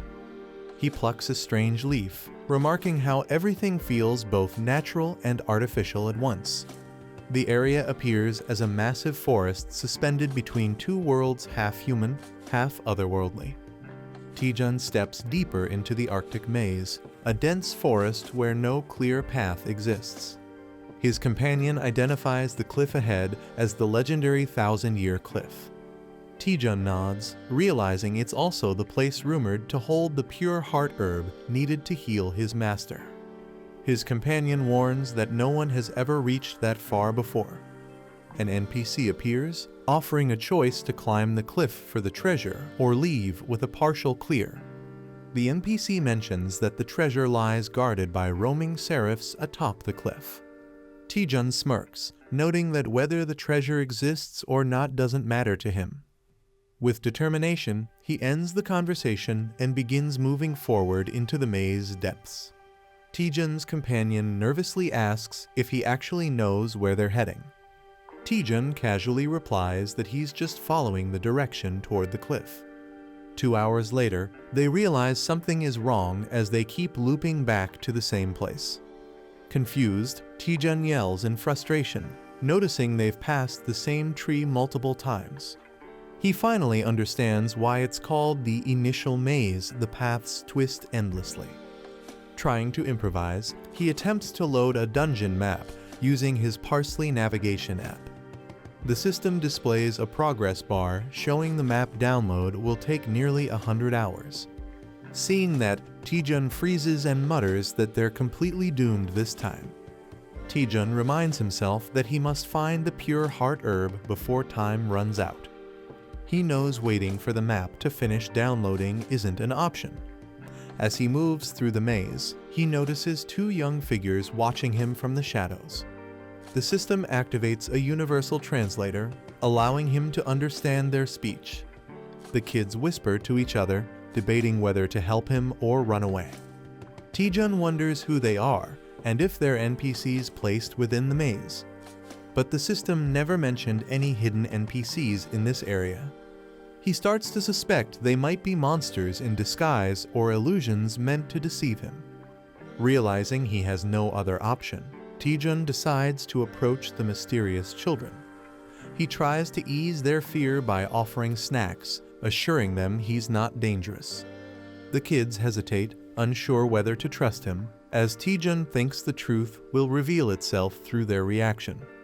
The little girl hides behind her brother, whispering that Taejun looks scary. Taejun awkwardly realizes he's not exactly popular with kids. Trying to fix his image, he enhances the candies sent using mana amplification. A sweet strawberry aroma fills the air, instantly catching the kids' attention. The girl's curiosity grows as she takes a cautious step forward, drawn by the smell. Her brother panics, shouting for her to stay away from strangers. Taejun smiles warmly and gives her the candy, watching her enjoy it. With a playful grin, he asks if she still thinks he's the bad guy now. Taejun playfully waves the candy, inviting the other kid to try one too. The boy hesitates, clearly suspicious, and crosses his arms in defiance. Despite the sweet smell filling the air, he declares that they won't follow strangers. 10 minutes later, curiosity wins as the boy finally takes a bite. The girl smiles and excitedly says they'll go with him to find their dad. Taejun laughs, thinking he's struck gold with these sugar-loving kids. He jokes about scoring a free guide through the maze. When he asks how long until they reach their dad, the girl cheerfully replies, 3 sleeps and we're there. Taejun looks confused when the girl mentions 3 sleeps, realizing it means 4 days. He recalls that the record for clearing the maze in 4 days belonged to a disciple of the Sword Saint. Knowing his own time limit, Taejun asks if there's a faster route. The boy hesitates before admitting there's a shortcut. However, he warns that only he and Lin can safely pass through it. Taejun curiously asks why he can't go along with them. The boy explains that the shortcut is filled with poisonous plants and monsters. Hearing that, Taejun calmly nods, analyzing the risk while planning his next move. Taejun confidently assures the kids that things might be easier than they expect. He tells them not to worry, claiming he's much stronger than he looks. The boy hesitates, concerned that Taejun might get hurt on the way. Taejun smirks and proposes making a deal to earn their trust. He promises to get them to their father in just 1 day. The kids' eyes light up when Taejun offers 10 more candies as a reward. With a confident grin, Taejun steps into the forest, ready to face the shortcut path ahead. Taejun looks around and admits the area is far more dangerous than he expected. The boy warns him that even a light touch from these plants can melt skin and bone. Taejun listens as the girl adds that the place is filled with powerful hallucinogens. She nervously asks if he's really sure he can handle this. Smiling confidently, Taejun tells them not to worry and starts walking forward. He spots a cluster of glowing flowers and jokingly calls them beautiful, comparing it to a picnic. But as he picks one up, the kids scream in panic, warning him to drop it immediately. Taejun curiously examines the glowing flower, calling it strange but fascinating. The kids watch in shock as he touches it without getting harmed. They whisper among themselves, wondering if he might be like them. Taejun notices their reaction and awkwardly asks what they said. The little girl asks if she can have one of the flowers he picked. Smiling warmly, he places the flower crown on her head, making her giggle in delight. Observing them closely, Taejun begins analyzing their behavior. He realizes that these children aren't normal, they're likely active-type NPCs who roam freely inside the dungeon. Taejun observes that Lin and Jun should have been hurt by the toxic plants, but are completely fine. He realizes again that these kids are far from normal. The girl proudly shows off her flower crown, teasing her brother. Her brother scolds her, reminding her that their dad warned them not to touch dangerous things. Taejun decides to quietly observe them a bit longer to understand their nature. Suddenly, his device flashes a warning about 10 hostile entities nearby. Giant mutant wasps emerge from the shadows, swarming toward them aggressively. Taejun smirks, joking that the monsters must have smelled his candy stash as he prepares to fight. Taejun clenches his fists, declaring that this fight is for his kids. Flames surge around his hands as he warns the monsters to back off. He unleashes a blazing technique called Rising Dragon Fist X Fireball. The attack explodes with immense power, burning through the swarm of mutant wasps. Lin and Jun watch in awe, their eyes sparkling with admiration. Taejun casually asks if they saw how cool that was, earning amazed nods from both. With a grin, he tells them not to worry and suggests taking the shortcut next. Meanwhile, at the dungeon gate, two new figures appear, hinting that another story is about to unfold. The man in the red uniform tells the visitor there's no need for him to stay at the gate. The man in the green shirt refuses, saying he can't leave while his deputy guildmaster is risking his life inside the maze. He insists that staying behind is the least he can do to help. The red-clad guard reluctantly agrees but remains cautious. Watching him, the guard starts feeling uneasy, sensing something is off. He recalls that this man belongs to the Kyoryu Society, China's #1 ranked guild. Doubting his intentions, the guard decides to stay and keep an eye on him personally. Suddenly, a massive explosion erupts from the maze, leaving everyone shocked as he shouts, "Already?" The sudden explosion leaves both men startled as they stare at the glowing light. The red uniformed man explains that it's a warning signal from the dungeon. His companion panics, thinking the maze might be going out of control. But the man corrects him, saying it's not just a warning, it means the first phase of the Arctic maze has already been cleared. 10 hours after entering the labyrinth of the walled gorge, the hunters cautiously move deeper into the eerie green mist. Suddenly, the ground trembles as something massive begins to emerge from the shadows. A monstrous blue creature with glowing eyes appears. It's the deadly wave centipede, classified as a class A threat.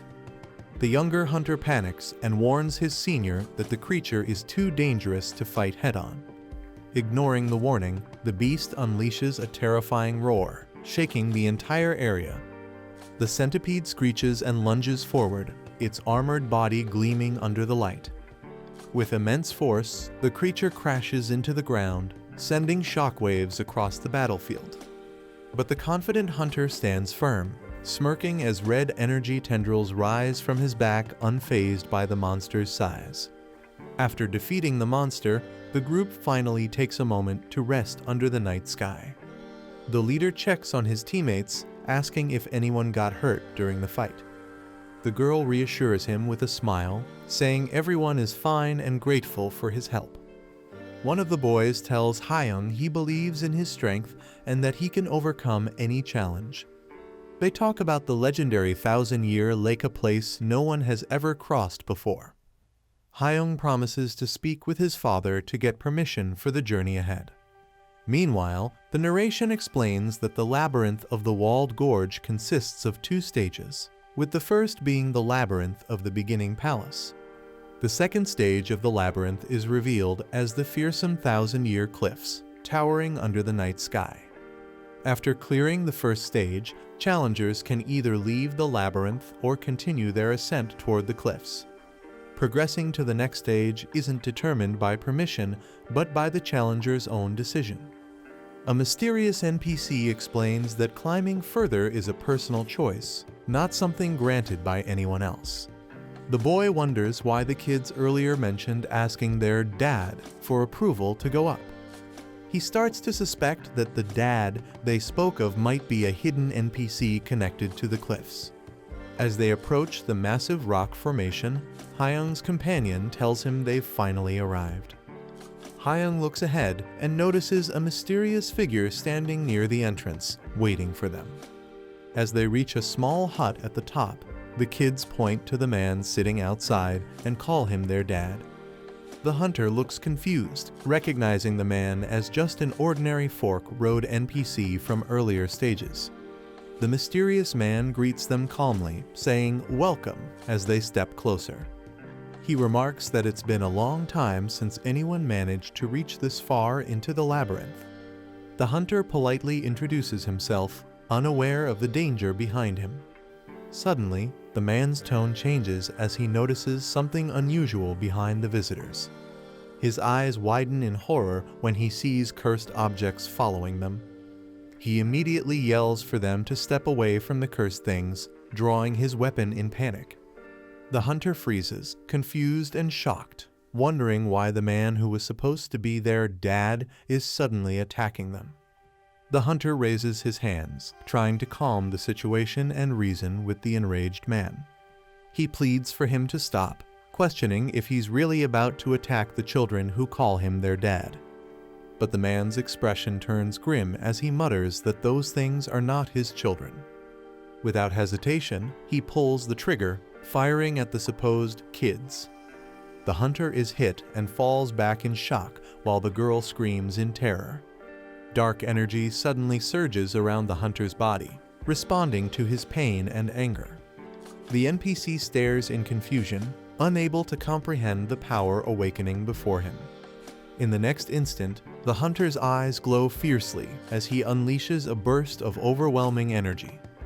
The hunter strikes with a powerful energy slash, knocking the NPC's weapon away in a flash of light. Grabbing him by the collar, he demands answers with a cold, commanding tone. He warns that unless the man cooperates, he'll erase him without hesitation.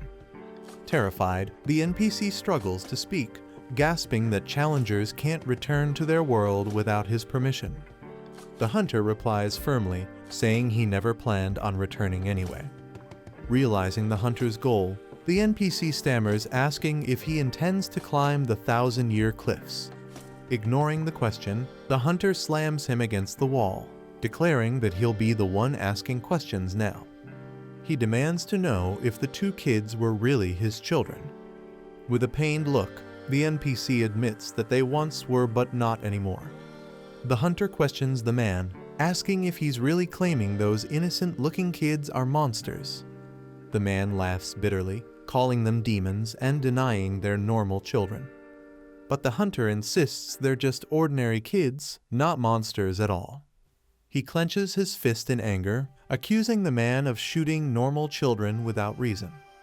The NPC staggers back in shock as the hunter's punch lands with overwhelming force. The frightened kids rush to his side, calling out to make sure he's not seriously hurt. Panicking, the man shouts for them to stay away, calling them cursed beings. The hunter coldly states that since the children made it through the labyrinth with him, the man should already know the truth. He reveals that while the kids may look human, they are far from normal humans. The man reloads his gun, shouting that weapons like these can't even scratch the children. He fires again in frustration, but the bullets bounce off harmlessly. The kids watch silently as their father's attacks have no effect. Hyung steps forward, asking in disbelief if that's the reason he shot them in the first place. The man mutters that their bodies may be fine, but their hearts were already broken long ago. Furious, Hyung punches him, accusing him of losing his humanity the moment he aimed the gun. The older child gently grabs Hyung's sleeve, trying to calm him down. The siblings lower their heads, blaming themselves for what their father has become. Hearing their names Lin and Jun, Hyung's expression softens as he realizes the painful truth behind their story. The children step forward and call out to their father, their voices trembling with determination. They tell him that from now on, he'll never have to see them again, neither Lin nor Jun. In exchange, they ask him to let Hyung climb the 1,000-year cliffs. The man hesitates but finally agrees, saying he won't block the path any longer. However, Jun shakes her head, saying that's not what they truly wanted to say. She then asks if he still possesses the special item that allows someone to reach the top of the 1,000-year cliffs. Inside the quiet hut, the man apologizes for his earlier behavior and finally introduces himself. He says his name is Wang Yun, while the hunter replies that he's Lee Taejun. Wang Yun explains that he lost control after seeing the children again for the first time in ages. Taejun gently asks what really happened to Lin and Jun, sensing the man's deep guilt. With a somber expression, Wang Yun opens a small box and tells him to take the item inside. He explains that though the item is old and damaged, it might still be useful on the journey ahead. Inside the box lies a faintly glowing robe known as the Celestial Garment. The garment, once worn by those who walked the heavens, now grants the rare skill Celestial Footwork, a quest item that cannot be restored. Wang Yun begins his story, admitting that long ago he committed a sin he could never atone for. He explains that everything started when he fell in love with a woman from the celestial realm. Taejun listens in shock as Wang Yun confesses that he stole the celestial garment the first time they met. Though he knew it was wrong, he believed it was the only way to approach her. Overcome by emotion, Wang Yun recalls how he thought he'd never get the chance to speak to her. To his surprise, she accepted his proposal, and their fleeting encounter turned into a peaceful life together. They eventually had 2 children and lived happily for years in a simple, dreamlike existence. But like all tragedies, their happiness ended abruptly when disaster struck without warning. Wang Yun screams out the names of his children, Lin and Jun, as dark energy engulfs them. Confused and terrified, he watches their small bodies twist and deform unnaturally. A monstrous presence emerges from the shadows, its glowing eyes staring right at him. Before him stands a grotesque beast, its form massive, with feathers and scales merging together. Realization hits him hard as he curses the being responsible for turning his children into monsters. The enormous creature spreads its wings, releasing a deafening cry that shakes the air.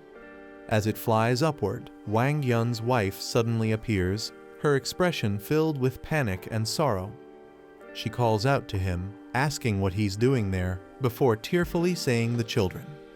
Wang Yun's wife unleashes a terrifying burst of lightning as her eyes fill with uncontrollable rage. He recalls the horror of that day, when she looked at him with nothing but silent fury. The killing intent she emitted was unlike anything he had ever felt before in his life. Her power surged, dark and divine, shaking the ground beneath her feet. A month later, she vanished without a trace, leaving only whispers of her wrath behind. Determined to seek vengeance, she forged celestial wings and ascended the cliff alone. Wang Yun never saw her again, only the echo of a chilling scream from above. As his voice trembles with guilt, his son softly calls out to him, "Dad." The 2 children approach their father and ask where their mother has gone, fear lingering in their eyes. Suddenly, Wang Yun's expression twists in horror as he screams that they're not his children. He cries out that his real children are dead, his voice filled with grief and madness. The narrator explains that Lin and Jun were half human and half celestial, miraculously resisting petrification. Overcome with sorrow, Wang Yun realizes the truth too late as he lowers his weapon. Later, he asks Taejun a favor to find something precious if he ever reaches the top of the 1,000-year cliffs. He reveals that the item is his late wife's keepsake, the last trace of her existence. As Taejun prepares to leave, his allies shout for him to be careful, and he nods with determination, promising to return soon. Taejun activates his blood magic, the crimson energy swirling around him as the children and Wang Yun watch in awe. Dark tendrils rise into the sky, forming wings that propel him upward toward the towering cliffs. The children cheer for him, proudly saying that Taejun is strong, super strong. Determined, Taejun vows to fulfill Wang Yun's final wish no matter the cost. He launches himself skyward, soaring higher and higher with incredible speed. His companion nervously clings to him, panicking at the dizzying height they're reaching. Taejun teases her about whining after only an hour of climbing, his tone light but confident. With a smirk, he pushes forward, ready to face whatever challenges await at the top of the 1,000-year cliffs. Taejun continues flying upward at incredible speed, the crimson energy of his blood magic propelling him higher. His companion calculates that he's moving nearly 15 kilometers per hour, already 20 kilometers above the ground. Even at this speed, they've only climbed halfway up the 1,000-year cliff. A system panel appears, revealing that the cliff is an enormous dungeon even larger than the labyrinth of the beginning palace. Taejun realizes the real issue isn't blood loss, it's his rapidly draining mana supply. Panting, he mutters that at this rate, he'll run out of energy and fall before reaching the top. Suddenly, a sharp, ear-piercing screech echoes through the air, startling them both. Looking up, Taejun frowns and wonders aloud if the horrifying cry belongs to a cicatrice. Taejun narrows his eyes, realizing the strange screech doesn't sound like a monster's cry at all. Suddenly, a flock of winged beasts descends from above, their piercing screams echoing through the air. His ally shouts a warning just as the Harpy squad swoops in for an attack. Taejun clenches his fist, gathering blue flames of mana and launching them toward the enemies. He curses under his breath, realizing he accidentally used too much mana in one go. The system identifies the creatures as Harpy Threat Level B+, Sky-type monsters that dominate dimensional cliffs. The system explains that the Harpies grow stronger the farther they are from the ground, empowered by the sky itself. Taejun glares upward and mutters that if this is their territory, then he'll just have to take control of it. He activates the Celestial Garment and Spirit Wire Armor, his body glowing with divine energy. Mana surges through him as he launches into the air, executing his skill Rising Dragon One-Horn Kick. The powerful strike smashes through the Harpies, sending shockwaves through the sky. With a smirk, Taejun mocks their screeching cries, calling them nothing more than annoying noise. He charges again, his movements blurring as he overwhelms the enemy flock with pure speed. The surviving Harpies let out a final, terrified screech as they plummet toward the ground below.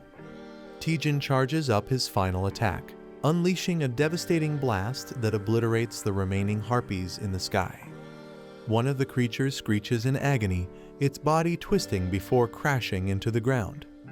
Hovering midair, Taejun taunts the survivors, calling them bird brains and daring them to listen. He warns them that unless they want to end up as fried chicken, they'd better escort him to the top of the cliff. Terrified, the Harpies obey, flapping upward and clearing a path for him. Moments later, Taejun finally lands on the summit, relieved to have completed the climb. He jokes about the 1,000-year cliff being easier than expected, but his companion senses something off. As they explore the eerie plateau, Taejun spots a giant skeleton lying half-buried in the dirt. Realization hits him, it's the corpse of a cicatrice, a legendary monster once feared across realms. Taejun freezes as a sinister aura fills the area, the ground shaking beneath his feet. He realizes in shock that the final boss of the labyrinth of the walled gorge is somehow here.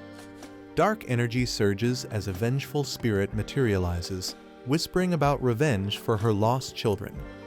The system fails to analyze her powers, her strength far surpasses Taejun's own. Taejun suddenly senses a powerful presence approaching as the ground begins to tremble. A dark figure floats down from above, radiating overwhelming killing intent. He wonders if another boss is hidden within the labyrinth of the walled gorge. The system tries to scan her but fails, revealing that her power exceeds Taejun's limits.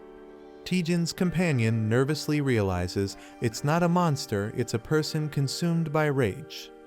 The woman speaks in a sorrowful tone, vowing vengeance for her slain children.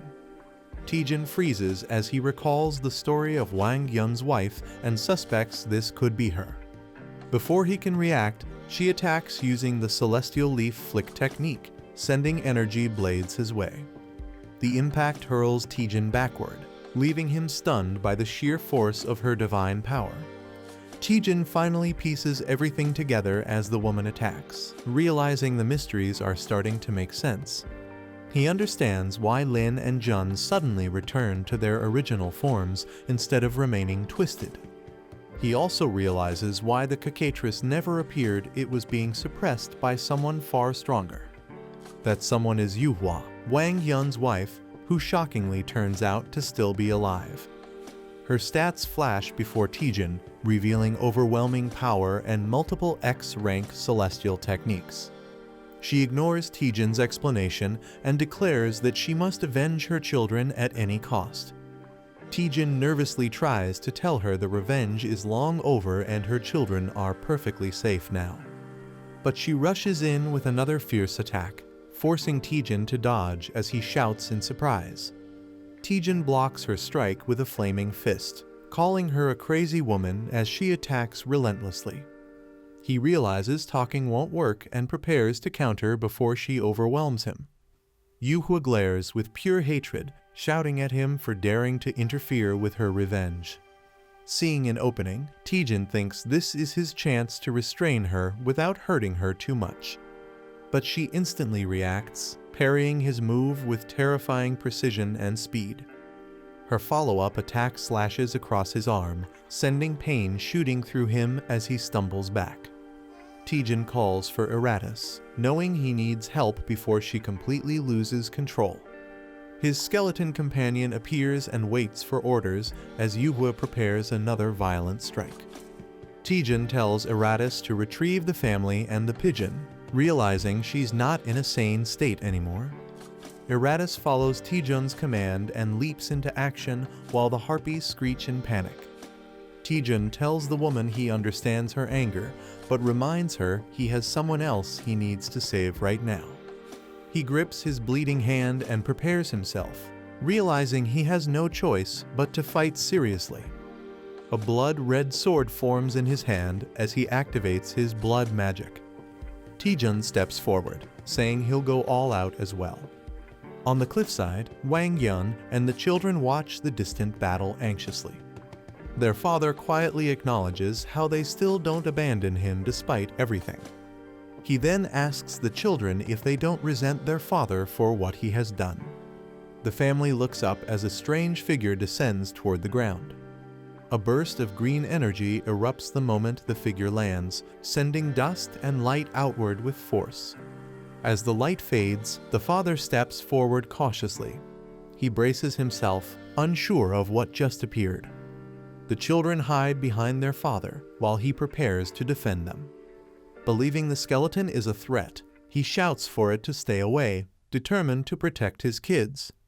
But the daughter notices something unusual. She points out that the skeleton is holding an item. The father takes a closer look. When the skeleton reaches toward him, he hesitates but accepts the object. In its hand is Yuhua's hairpin, along with a strand of hair, both items instantly recognizable to him. Hope strikes him sharply. If these items belong to his wife, then she might still be alive.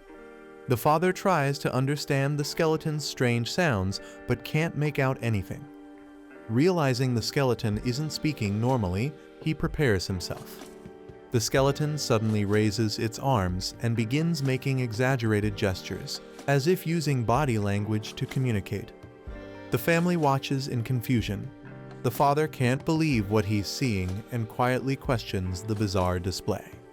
The daughter studies the motions more carefully. She thinks she understands what the skeleton is trying to say. She explains that the skeleton wants them to accompany him up the cliff, pointing toward the tall rock formation ahead. Before they can respond, a sudden attack strikes nearby. Sharp claws tear through the air with explosive force. A massive impact follows. Master Taejun is hit and sent flying hard across the battlefield. Someone rushes toward him, shouting in panic, desperately checking if he's okay after the unexpected blow. He steadies himself, admitting the fight is difficult but still manageable as he prepares to continue. Scenes from earlier battles flash through his mind, moments that pushed him to survive and grow stronger. He recognizes how much he has improved.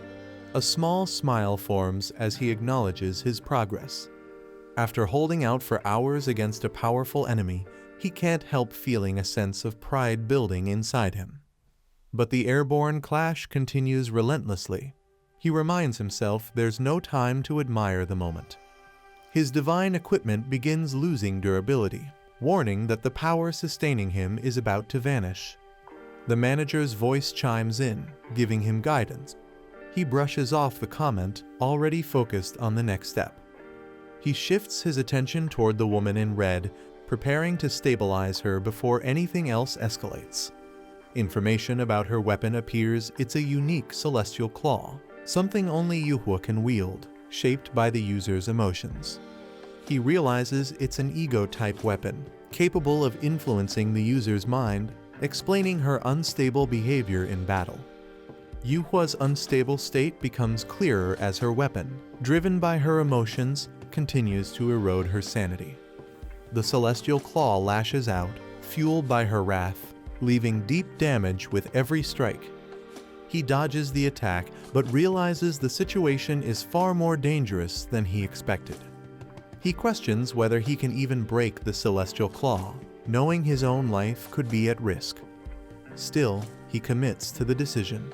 For his master's sake, he steps forward without hesitation. He charges in and activates a divine skill determined to break through her defenses. Insight flow spreads around her, wrapping her in a soft glow as her expression starts to shift. A bright light fills the area. She looks confused, unsure of how her state suddenly changed. The explosion of light reaches its peak, pushing him back violently with overwhelming force. He kneels, panting heavily. Despite the warning that his vitals are dangerously low, he insists he can still endure. He listens quietly as the spirit explains the truth. The revenge that bound her has already ended. With that weight gone, she looks peaceful. She thanks him, admitting she doesn't know who he is but is grateful. She steps toward the edge, saying she can finally leave this world without regret. The moment she disappears, her children spot her figure and shout her name in shock. They rush forward crying, unable to hold back their emotions. The husband runs with them, calling out desperately. When she turns, disbelief fills her face.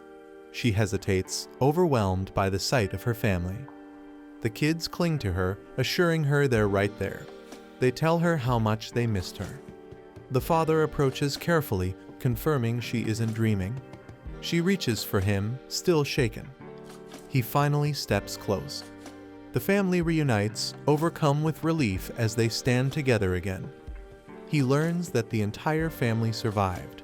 Hearing this, he quietly absorbs the relief settling over him.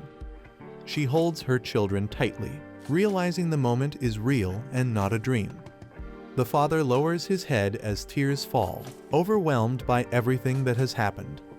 Their reunion shines in warm light. The family embraces, calling it a miracle that they're together again. A final message appears, confirming the challenge is complete. Every stage of the walled gorge has been cleared.